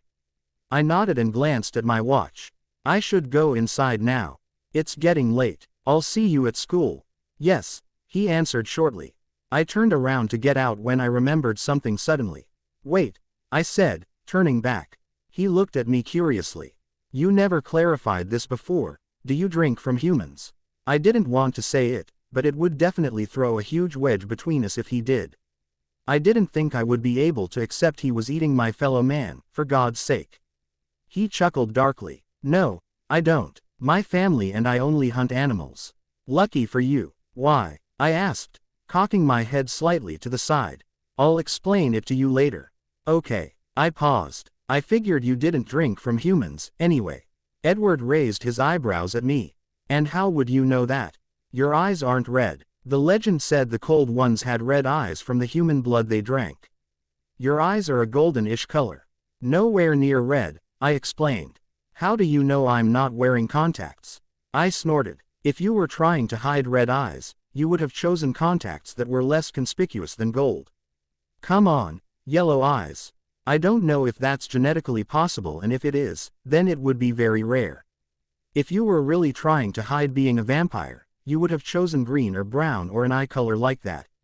That's true. You're very observant. It's both a curse and a blessing, I said. I opened the door and began to reluctantly get out of the car. I know I just spent the last 2 or 3 hours with Edward, but I didn't want to leave him yet. Bella. Yes. I turned back, maybe a little too eagerly. Edward was leaning a little closer than I expected, but I didn't lean away. May I drive you to school on Monday? He asked politely, though I could see the brightness in his eyes. Okay, I replied. With a little bit of hesitation I finally got out of that car, and just before I closed the door I heard a soft, "Good night, Isabella." He didn't drive away until I was safely inside my house. As soon as Bella was safely inside her house, I sped off towards home. It was time to have a chat with Alice. Bella's power, her ability, her reason why I thought she was so strange was just so unpredictable and incomprehensible. Never would I have guessed she was able to see, well, numbers. And not just numbers, but numbers that mark a human's lifespan. I had never heard of anything so bizarre before in a vampire, let alone a human. Humans weren't supposed to have powers. Such things came after being turned into one of my kind if they ever had the misfortune to be bitten. Humans were normal, and that was part of their beauty. They were born, lived, loved, had all the human experiences, and then died. They had souls and beating hearts and were alive. They led blissfully normal lives that were not tainted by emptiness. They were not practically the living dead in the technical sense of the term. Yet Bella had such a morbid ability that in a way, made her inhuman. Not inhuman as in cruel, but inhuman as in she just didn't fit in the rest of her kind. Nor did she fit in with my kind. Did she even have a place in this world? This just led me back to thinking that if Bella, a human with a power, existed, then perhaps there were others like her. I couldn't imagine what such powers would be like if they were to be changed into vampires. Would they heighten? Would they remain the same? I didn't know, and I would never try to find out. I still felt guilty for not believing Bella at first. As I already said, humans just didn't have powers like that. It didn't work like that for them. Like any other rational thinker, my first thought was that she was delusional. I didn't like the term crazy, but if Bella told anyone else of this ability of hers, that was what she would have been labeled as. The idea of her seeing floating numbers was so absurd. I knew she wasn't lying. Bella couldn't lie to save her life, and she was speaking with so much conviction. Carlyle was an influential man. Bella had to have had some sort of mental condition. He would have been able to find trusted professional help for her. She would have resented me at first, but it was for her own good. But then she told me how I had no numbers. Not only that, but my entire family, with the obvious exception of Renesmee, had no numbers. That was why she had asked so strangely on her first day at school, and how she had learned our secret without anyone telling her anything. It couldn't have been just a coincidence. It couldn't have been only chance that she saw lifespans for everyone except us. The immortal ones. The ones who were, technically, already dead. That was when I truly believed her. That was when I knew she wasn't just insane. I was still trying to shake off the waves of shock which engulfed me earlier. In a way, Bella could see a little doomsday clock above every human head, just ticking away, minutes to midnight. The question now was if she had this power for a reason, or if it was just random. I found it hard to believe it was simply a random gift or perhaps curse. Why would God, or science, or whatever, make Bella the way she was if there was no purpose? But then again, why was I here? Why did vampires exist? To control human population. To make sure the world did not overpopulate. That just didn't sound right. Of course, Bella was full of questions about vampires. Her curiosity would someday be her undoing. Her easy questioning and how she seemed to not be afraid of me was both relieving and disturbing. Relief, because I didn't want her to be afraid of me. Though it still burned my throat like an intense flame, it was slowly getting easier to be around her. Her scent still called to me like no other, but so far my desire for her company, her smiles, and her laughs was overpowering my desire for her blood. The more I seemed to care for this girl, the more tolerable my bloodlust had become. I felt disturbed at the same time though, because it couldn't be safe for her to be with me, as much as it hurt to admit. I knew I would try my ultimate best to not hurt her, but I still didn't completely trust myself. But because I was a selfish creature, it wouldn't stop me from spending time with her. And if she came to her senses and pushed me away, I would still pursue her. I didn't know exactly when the odd, intriguing girl managed to captivate me and capture not only my curiosity, but my secret affections too. She was getting harder to resist, and I knew that if she woke up tomorrow morning and decided to never speak to me again, I wouldn't let her. I didn't know the exact depths of my feelings for her yet, but the feelings were there. Damn it, Alice was right, again. This was all so new to me. Even in my human life, I had never truly felt anything remotely romantic towards anyone before. I almost felt embarrassed that this experience was so fresh and new. I sighed and ran a hand through my hair. I could practically feel the smugness rolling off of Alice as I pulled into the driveway of my home. I didn't need Jasper to know how she was feeling. I stepped through the door and sighed, everyone's thoughts hitting me full force. It made me miss Bella's presence more than before. It was nice and quiet when I was with her. Though at the same time, her mind's silence was frustrating. Alice, I called, no need to raise my voice. I knew she and every other member of the household could hear me. She hopped gracefully down the stairs, looking at me smugly, but also with genuine happiness. See, Edward, what did I tell you? I knew you wouldn't be able to stay away from her. I rolled my eyes and didn't bother to try to find somewhere where we could talk privately. It didn't matter where we were inside the house, everyone would still be able to hear us. Instead, I turned around and walked outside, knowing Alice would follow. I started running as I hit the edge of the forest, with Alice in close pursuit. I stopped after less than a minute and turned around. Alice still looked ready to burst with excitement, and I rolled my eyes. I couldn't help but be fond of my adopted sister. Alice and I had a connection that I lacked with my other siblings. We understood each other, our powers often working together. So, numbers, I said, raising an eyebrow. I know, I would have never figured that out on my own. I feel sort of sorry for Bella. That must be a difficult ability for her to have, especially since she is so kind-hearted. I'm sure it would be hard on almost anyone to have such a power, I said. It is still a little unbelievable. I'm not surprised at all that you didn't believe her at first. She smirked. It was almost amusing. Despite the fact you're a walking myth, you have a very stubborn way of thinking. If you decide on something in your mind, you will very rarely be open to other possibilities or other ways of thinking. You need to be more open-minded. I ignored her statement. What do you see in the future now? See, that's what I'm talking about. You brushed off my advice since you don't want to admit you're a stubborn idiot. I see you and Bella growing closer. You care about her a lot, don't you? More than I should, I admitted. Alice beamed. Has my brother fallen in love? She asked, looking ecstatic. Love? Fallen in love with Bella? No, I don't think I have, yet. I probably could, quite easily, but I don't think I have. True, I cared for her much more than I had thought I could care for a human girl, and yes, I had feelings for her that were very different than what I felt for Alice, Rosalie, or Esme. But love was such a strong word, and I was still utterly confused about Bella. Was it love? Was it simply infatuation? I hadn't known her for very long. I couldn't have fallen in love with her so soon. All the time I had spent with her, I had simply talked with her, trying to figure out her way of thinking, her opinions, her beliefs. At first I did it because I couldn't read her mind. If there was anyone else whose mind I couldn't read, I probably would have done the same thing.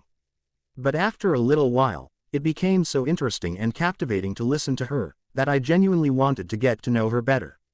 Alice saw the confused expressions on my face and said, "Don't beat yourself up for not knowing yet, Edward.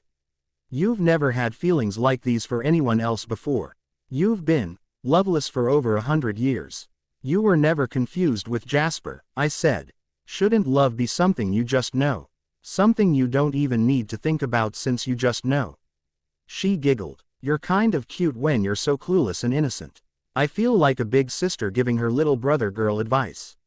I scowled and she rolled her eyes. "Edward, it was different with Jasper and I.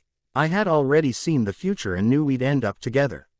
So when I did fall in love with him, it was expected and I didn't need to think about it. Everyone has a different experience. No two couples are exactly the same. Just because you and Bella are talking a little longer to sort out your feelings doesn't make them any less genuine. I have a good feeling about you too, and not to mention pretty nice visions. If I could blush, I probably would have. This was not the discussion I was originally intending for Alice and I to have. Shaking my head of what she had been telling me, I said, "Why do you think Bella can see these numbers? Do you think there's a reason? A purpose?" "That's the sort of thing you should ask Carlyle, since I don't know why she has it. Maybe the future will reveal it." "Though," she trailed off. "Though what?" "I have been getting very blurry and conflicting visions that I can hardly make out. The future is confused over something. Someone out there, possibly Bella or maybe someone else, can't make up their mind. But from what I can make out, it isn't very good. Something is going to happen, Edward, and it's going to cause both you and Bella to make a decision which will have a huge impact on all of our lives. I'll try to look more into it and have a clearer picture, but that's all I'm getting so far. Something big is coming." This unsettled me further. Something big was coming. Alice didn't say if it was dangerous or not, but it would change Bella's life, and I didn't know if it would be for the better. If it was anything that would have put Bella's life in danger, I would have fought it tooth and nail to make sure she would be safe. But if this thing that was coming was big enough for Alice to take so seriously and give me such a warning, it might have been something I had little power over. What was it that was coming? "Don't worry, Edward, I have a good feeling about the two of you, so I know you can overcome this. Regardless, I'll be on the lookout. I'm going to love Bella too, you know. I have to protect my future sister." Alice winked. "So, should I tell the others about her power?" I asked. I didn't feel very comfortable about that, since it was Bella's secret to tell, not mine. Just because I knew it didn't mean I had to reveal it. Alice shook her head. "No, let Bella tell them herself. She will be meeting us soon, anyway.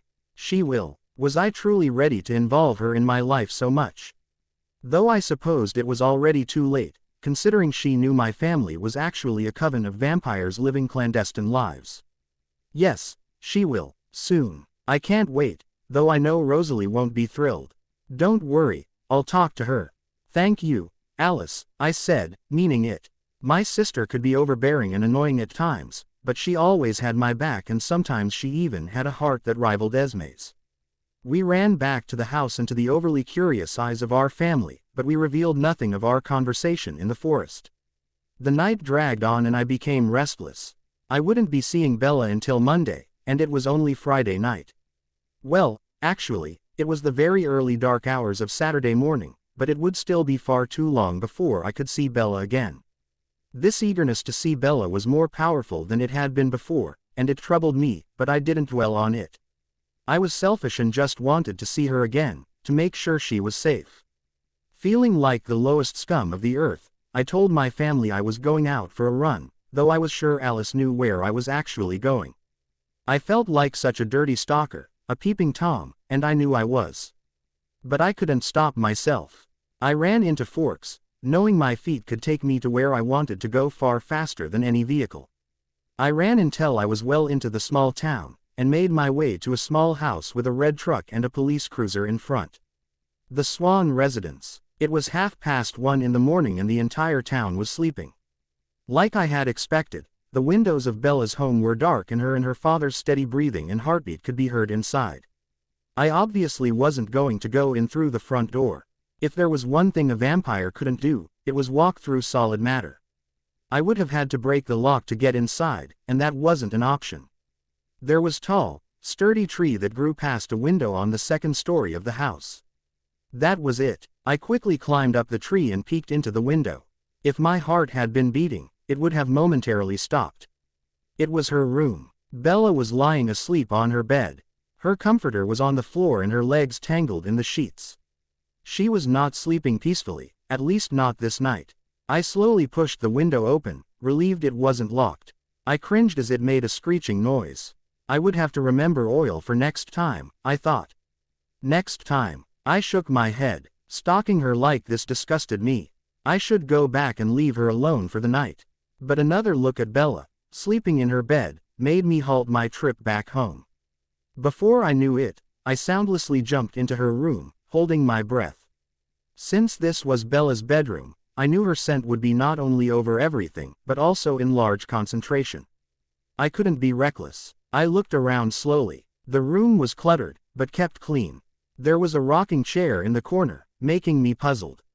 Why would she have a rocking chair in her room? Surely she had outgrown such things. Nevertheless, I sat down and observed the sleeping girl. She had been all I had been thinking about since she first arrived. Her hair was spread out on her pillow, she wore a pair of sweats and a holey t-shirt, and her mouth was slightly open. Her chest was gently rising and falling from her breathing. I yearned to read her mind, more than usual, just to see what she was dreaming. Judging by her restless sleep, it was not the most pleasant of dreams, but I still wanted to see it. I wanted to know what her subconscious mind was conjuring up for her to see while she slept and waited for morning to come. She rolled over and I stiffened, relaxing once she showed no signs of waking. There was a pile of CDs next to her bed along with a few books, their covers face down. I wanted to get up and examine them, to find out more about her, but I knew it would be unwise. I shouldn't have been in her room at night in the first place. Being that close to her would not have been smart. I closed my eyes for a moment, mentally preparing myself. I let out the air already in my lungs and took a deep breath. The fire in my throat scorched, burning so much that I nearly coughed. Her scent covered every surface in the room, thick and almost suffocating. The light breeze from the window I left open was only a very small relief. I needed to get used to this though. If I was going to spend more time with Bella, I needed to grow accustomed to her scent. I couldn't let the monster inside of me take control and make me crazy with bloodlust. The only way to do this was to build up a resistance. Desensitizing. After a few moments my vision unclouded and I could think semi-clearly again. I took in another breath and though my throat was engulfed in flames once more, it was slightly more tolerable than the first breath. This was good. This was progress. Bella's nose twitched in her sleep and I chuckled quietly, glad for the distraction. Sometimes she was absolutely adorable. And beautiful. Always beautiful. Pickle. I stood up immediately, thinking Bella had woken up. One look at her sleeping form told me otherwise. I breathed out a sigh of relief. It took me another second to process what she just said and almost laughed at the ridiculousness of it. I should have known she had not woken up. Why would she say, pickle, if she had? So Bella was a sleep talker. This just made the rest of the night early morning far more interesting. I said put the pickle down. I sat back down in the rocking chair, trying to laugh as quietly as possible. Bella was far too amusing for her own good. She always managed to both surprise and amaze me. Edward. My chuckling cut off sharply. She did not mumble my name sleepily like she had the other words. My eyes shot to her face, afraid I would find a pair of chocolate eyes staring back at me, but there were none. She had said my name so clearly, it was as if she was awake. But she wasn't. She was still sleeping. Was she dreaming of me? Was she dreaming of me and Pickles? Edward, forever. The surge of feelings I felt when she paired my name with that word suffocated me. It felt warm and loving. It felt like the life and soul I had been missing for so many decades was pumped into me, making my heart feel like it could start beating again. It felt like I could fly. It felt like love. I reveled in the feeling for a few more moments before it slowly seeped away, leaving me more alive than I had ever had been, even when I was human. It was like those ridiculous movies where a man was so joyful, he walked with a skip in his step. That was me, except joyful wasn't the right term. In love, fit much better. It fit perfectly. Alice was right, as usual. Sometime over all the weeks I spent talking with Bella, getting to know Bella, secretly watching out for Bella, and more recently, saving Bella, I had fallen in love. Somehow, this girl had become the most important thing in my existence and I didn't even realize it until now. The reason I felt such a yearning to see her, why I was so protective, and even why I was such a low-life stalker was because I loved her. I sat back and basked in the rays of my epiphany. I had never felt so enlightened before. It was as if a huge weight had been lifted off my shoulders. I didn't like how I had taken so long to figure it out, but Alice did say everyone was different. Besides, I had never even had feelings for another person, let alone been in love before.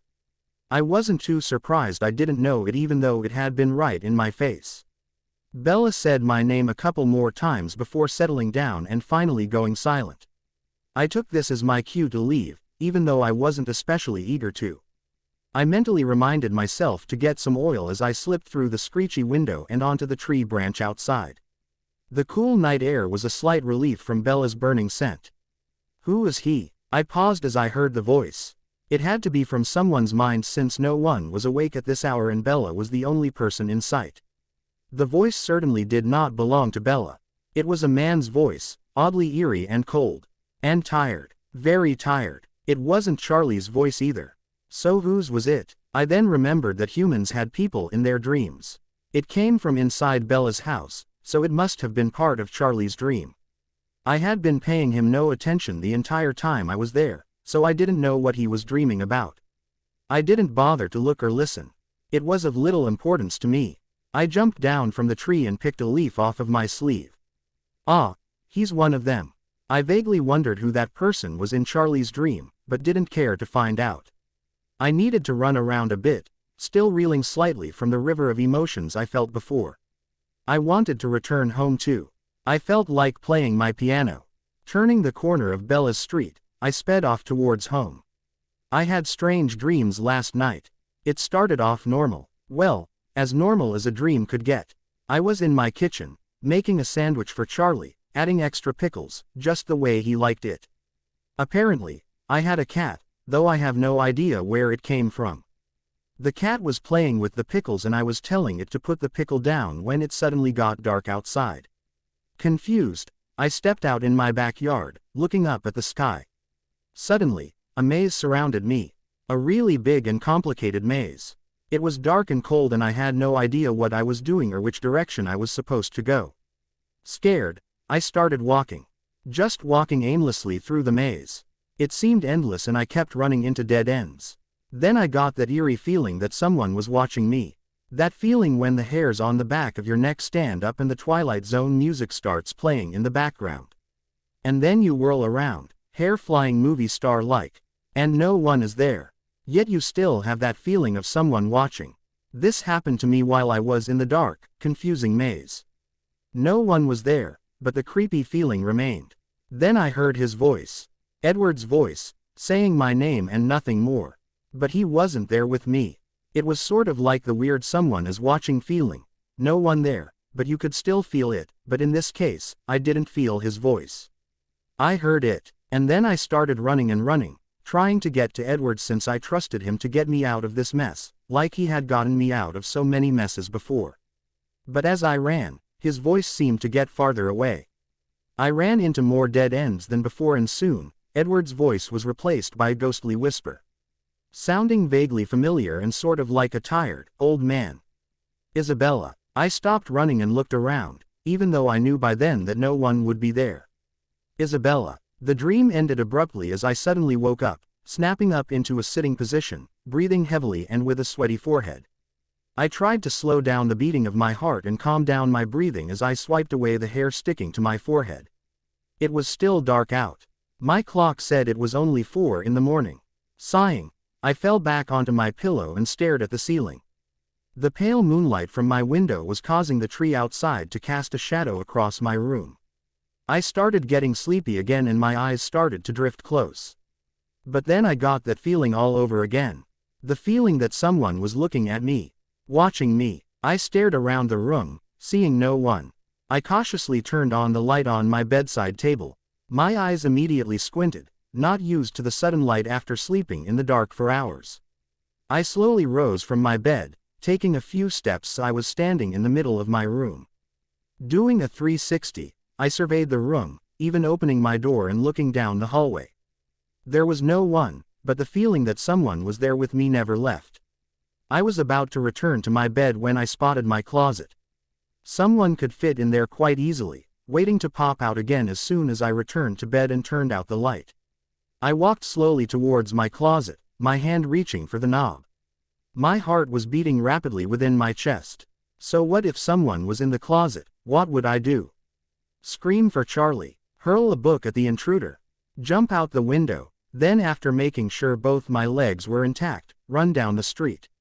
I gripped the knob and exhaled a long, slow breath. Be brave, Bella. Channel Inigo Montoya. He's brave. Okay, intruder. My name is Bella Swan. You trespassed in my house. Prepare to die. I turned the doorknob and whipped the door open. Silence. Nothing. No one was there. Again. I was starting to see a pattern to this. I stuck my head inside the closet and looked around, but it had nothing but my clothes and a few suitcases inside. Cue the Twilight Zone music. Sighing, I closed the closet and went back to my bed. I crawled under the covers and turned out the light. I had to be imagining things. There was no one there, so there couldn't be any danger. It was just my overactive imagination and paranoia. I burrowed deeper into my bed as I drifted back off to sleep, trying to ignore the little nagging feeling in the back of my mind. The next time I woke up, it was 8 in the morning and it was from a much more pleasant dream. I had been frolicking through a field of daisies, wearing a yellow sundress and singing show tunes. It was strange, yet I was slightly disappointed when I woke up and realized it wasn't real.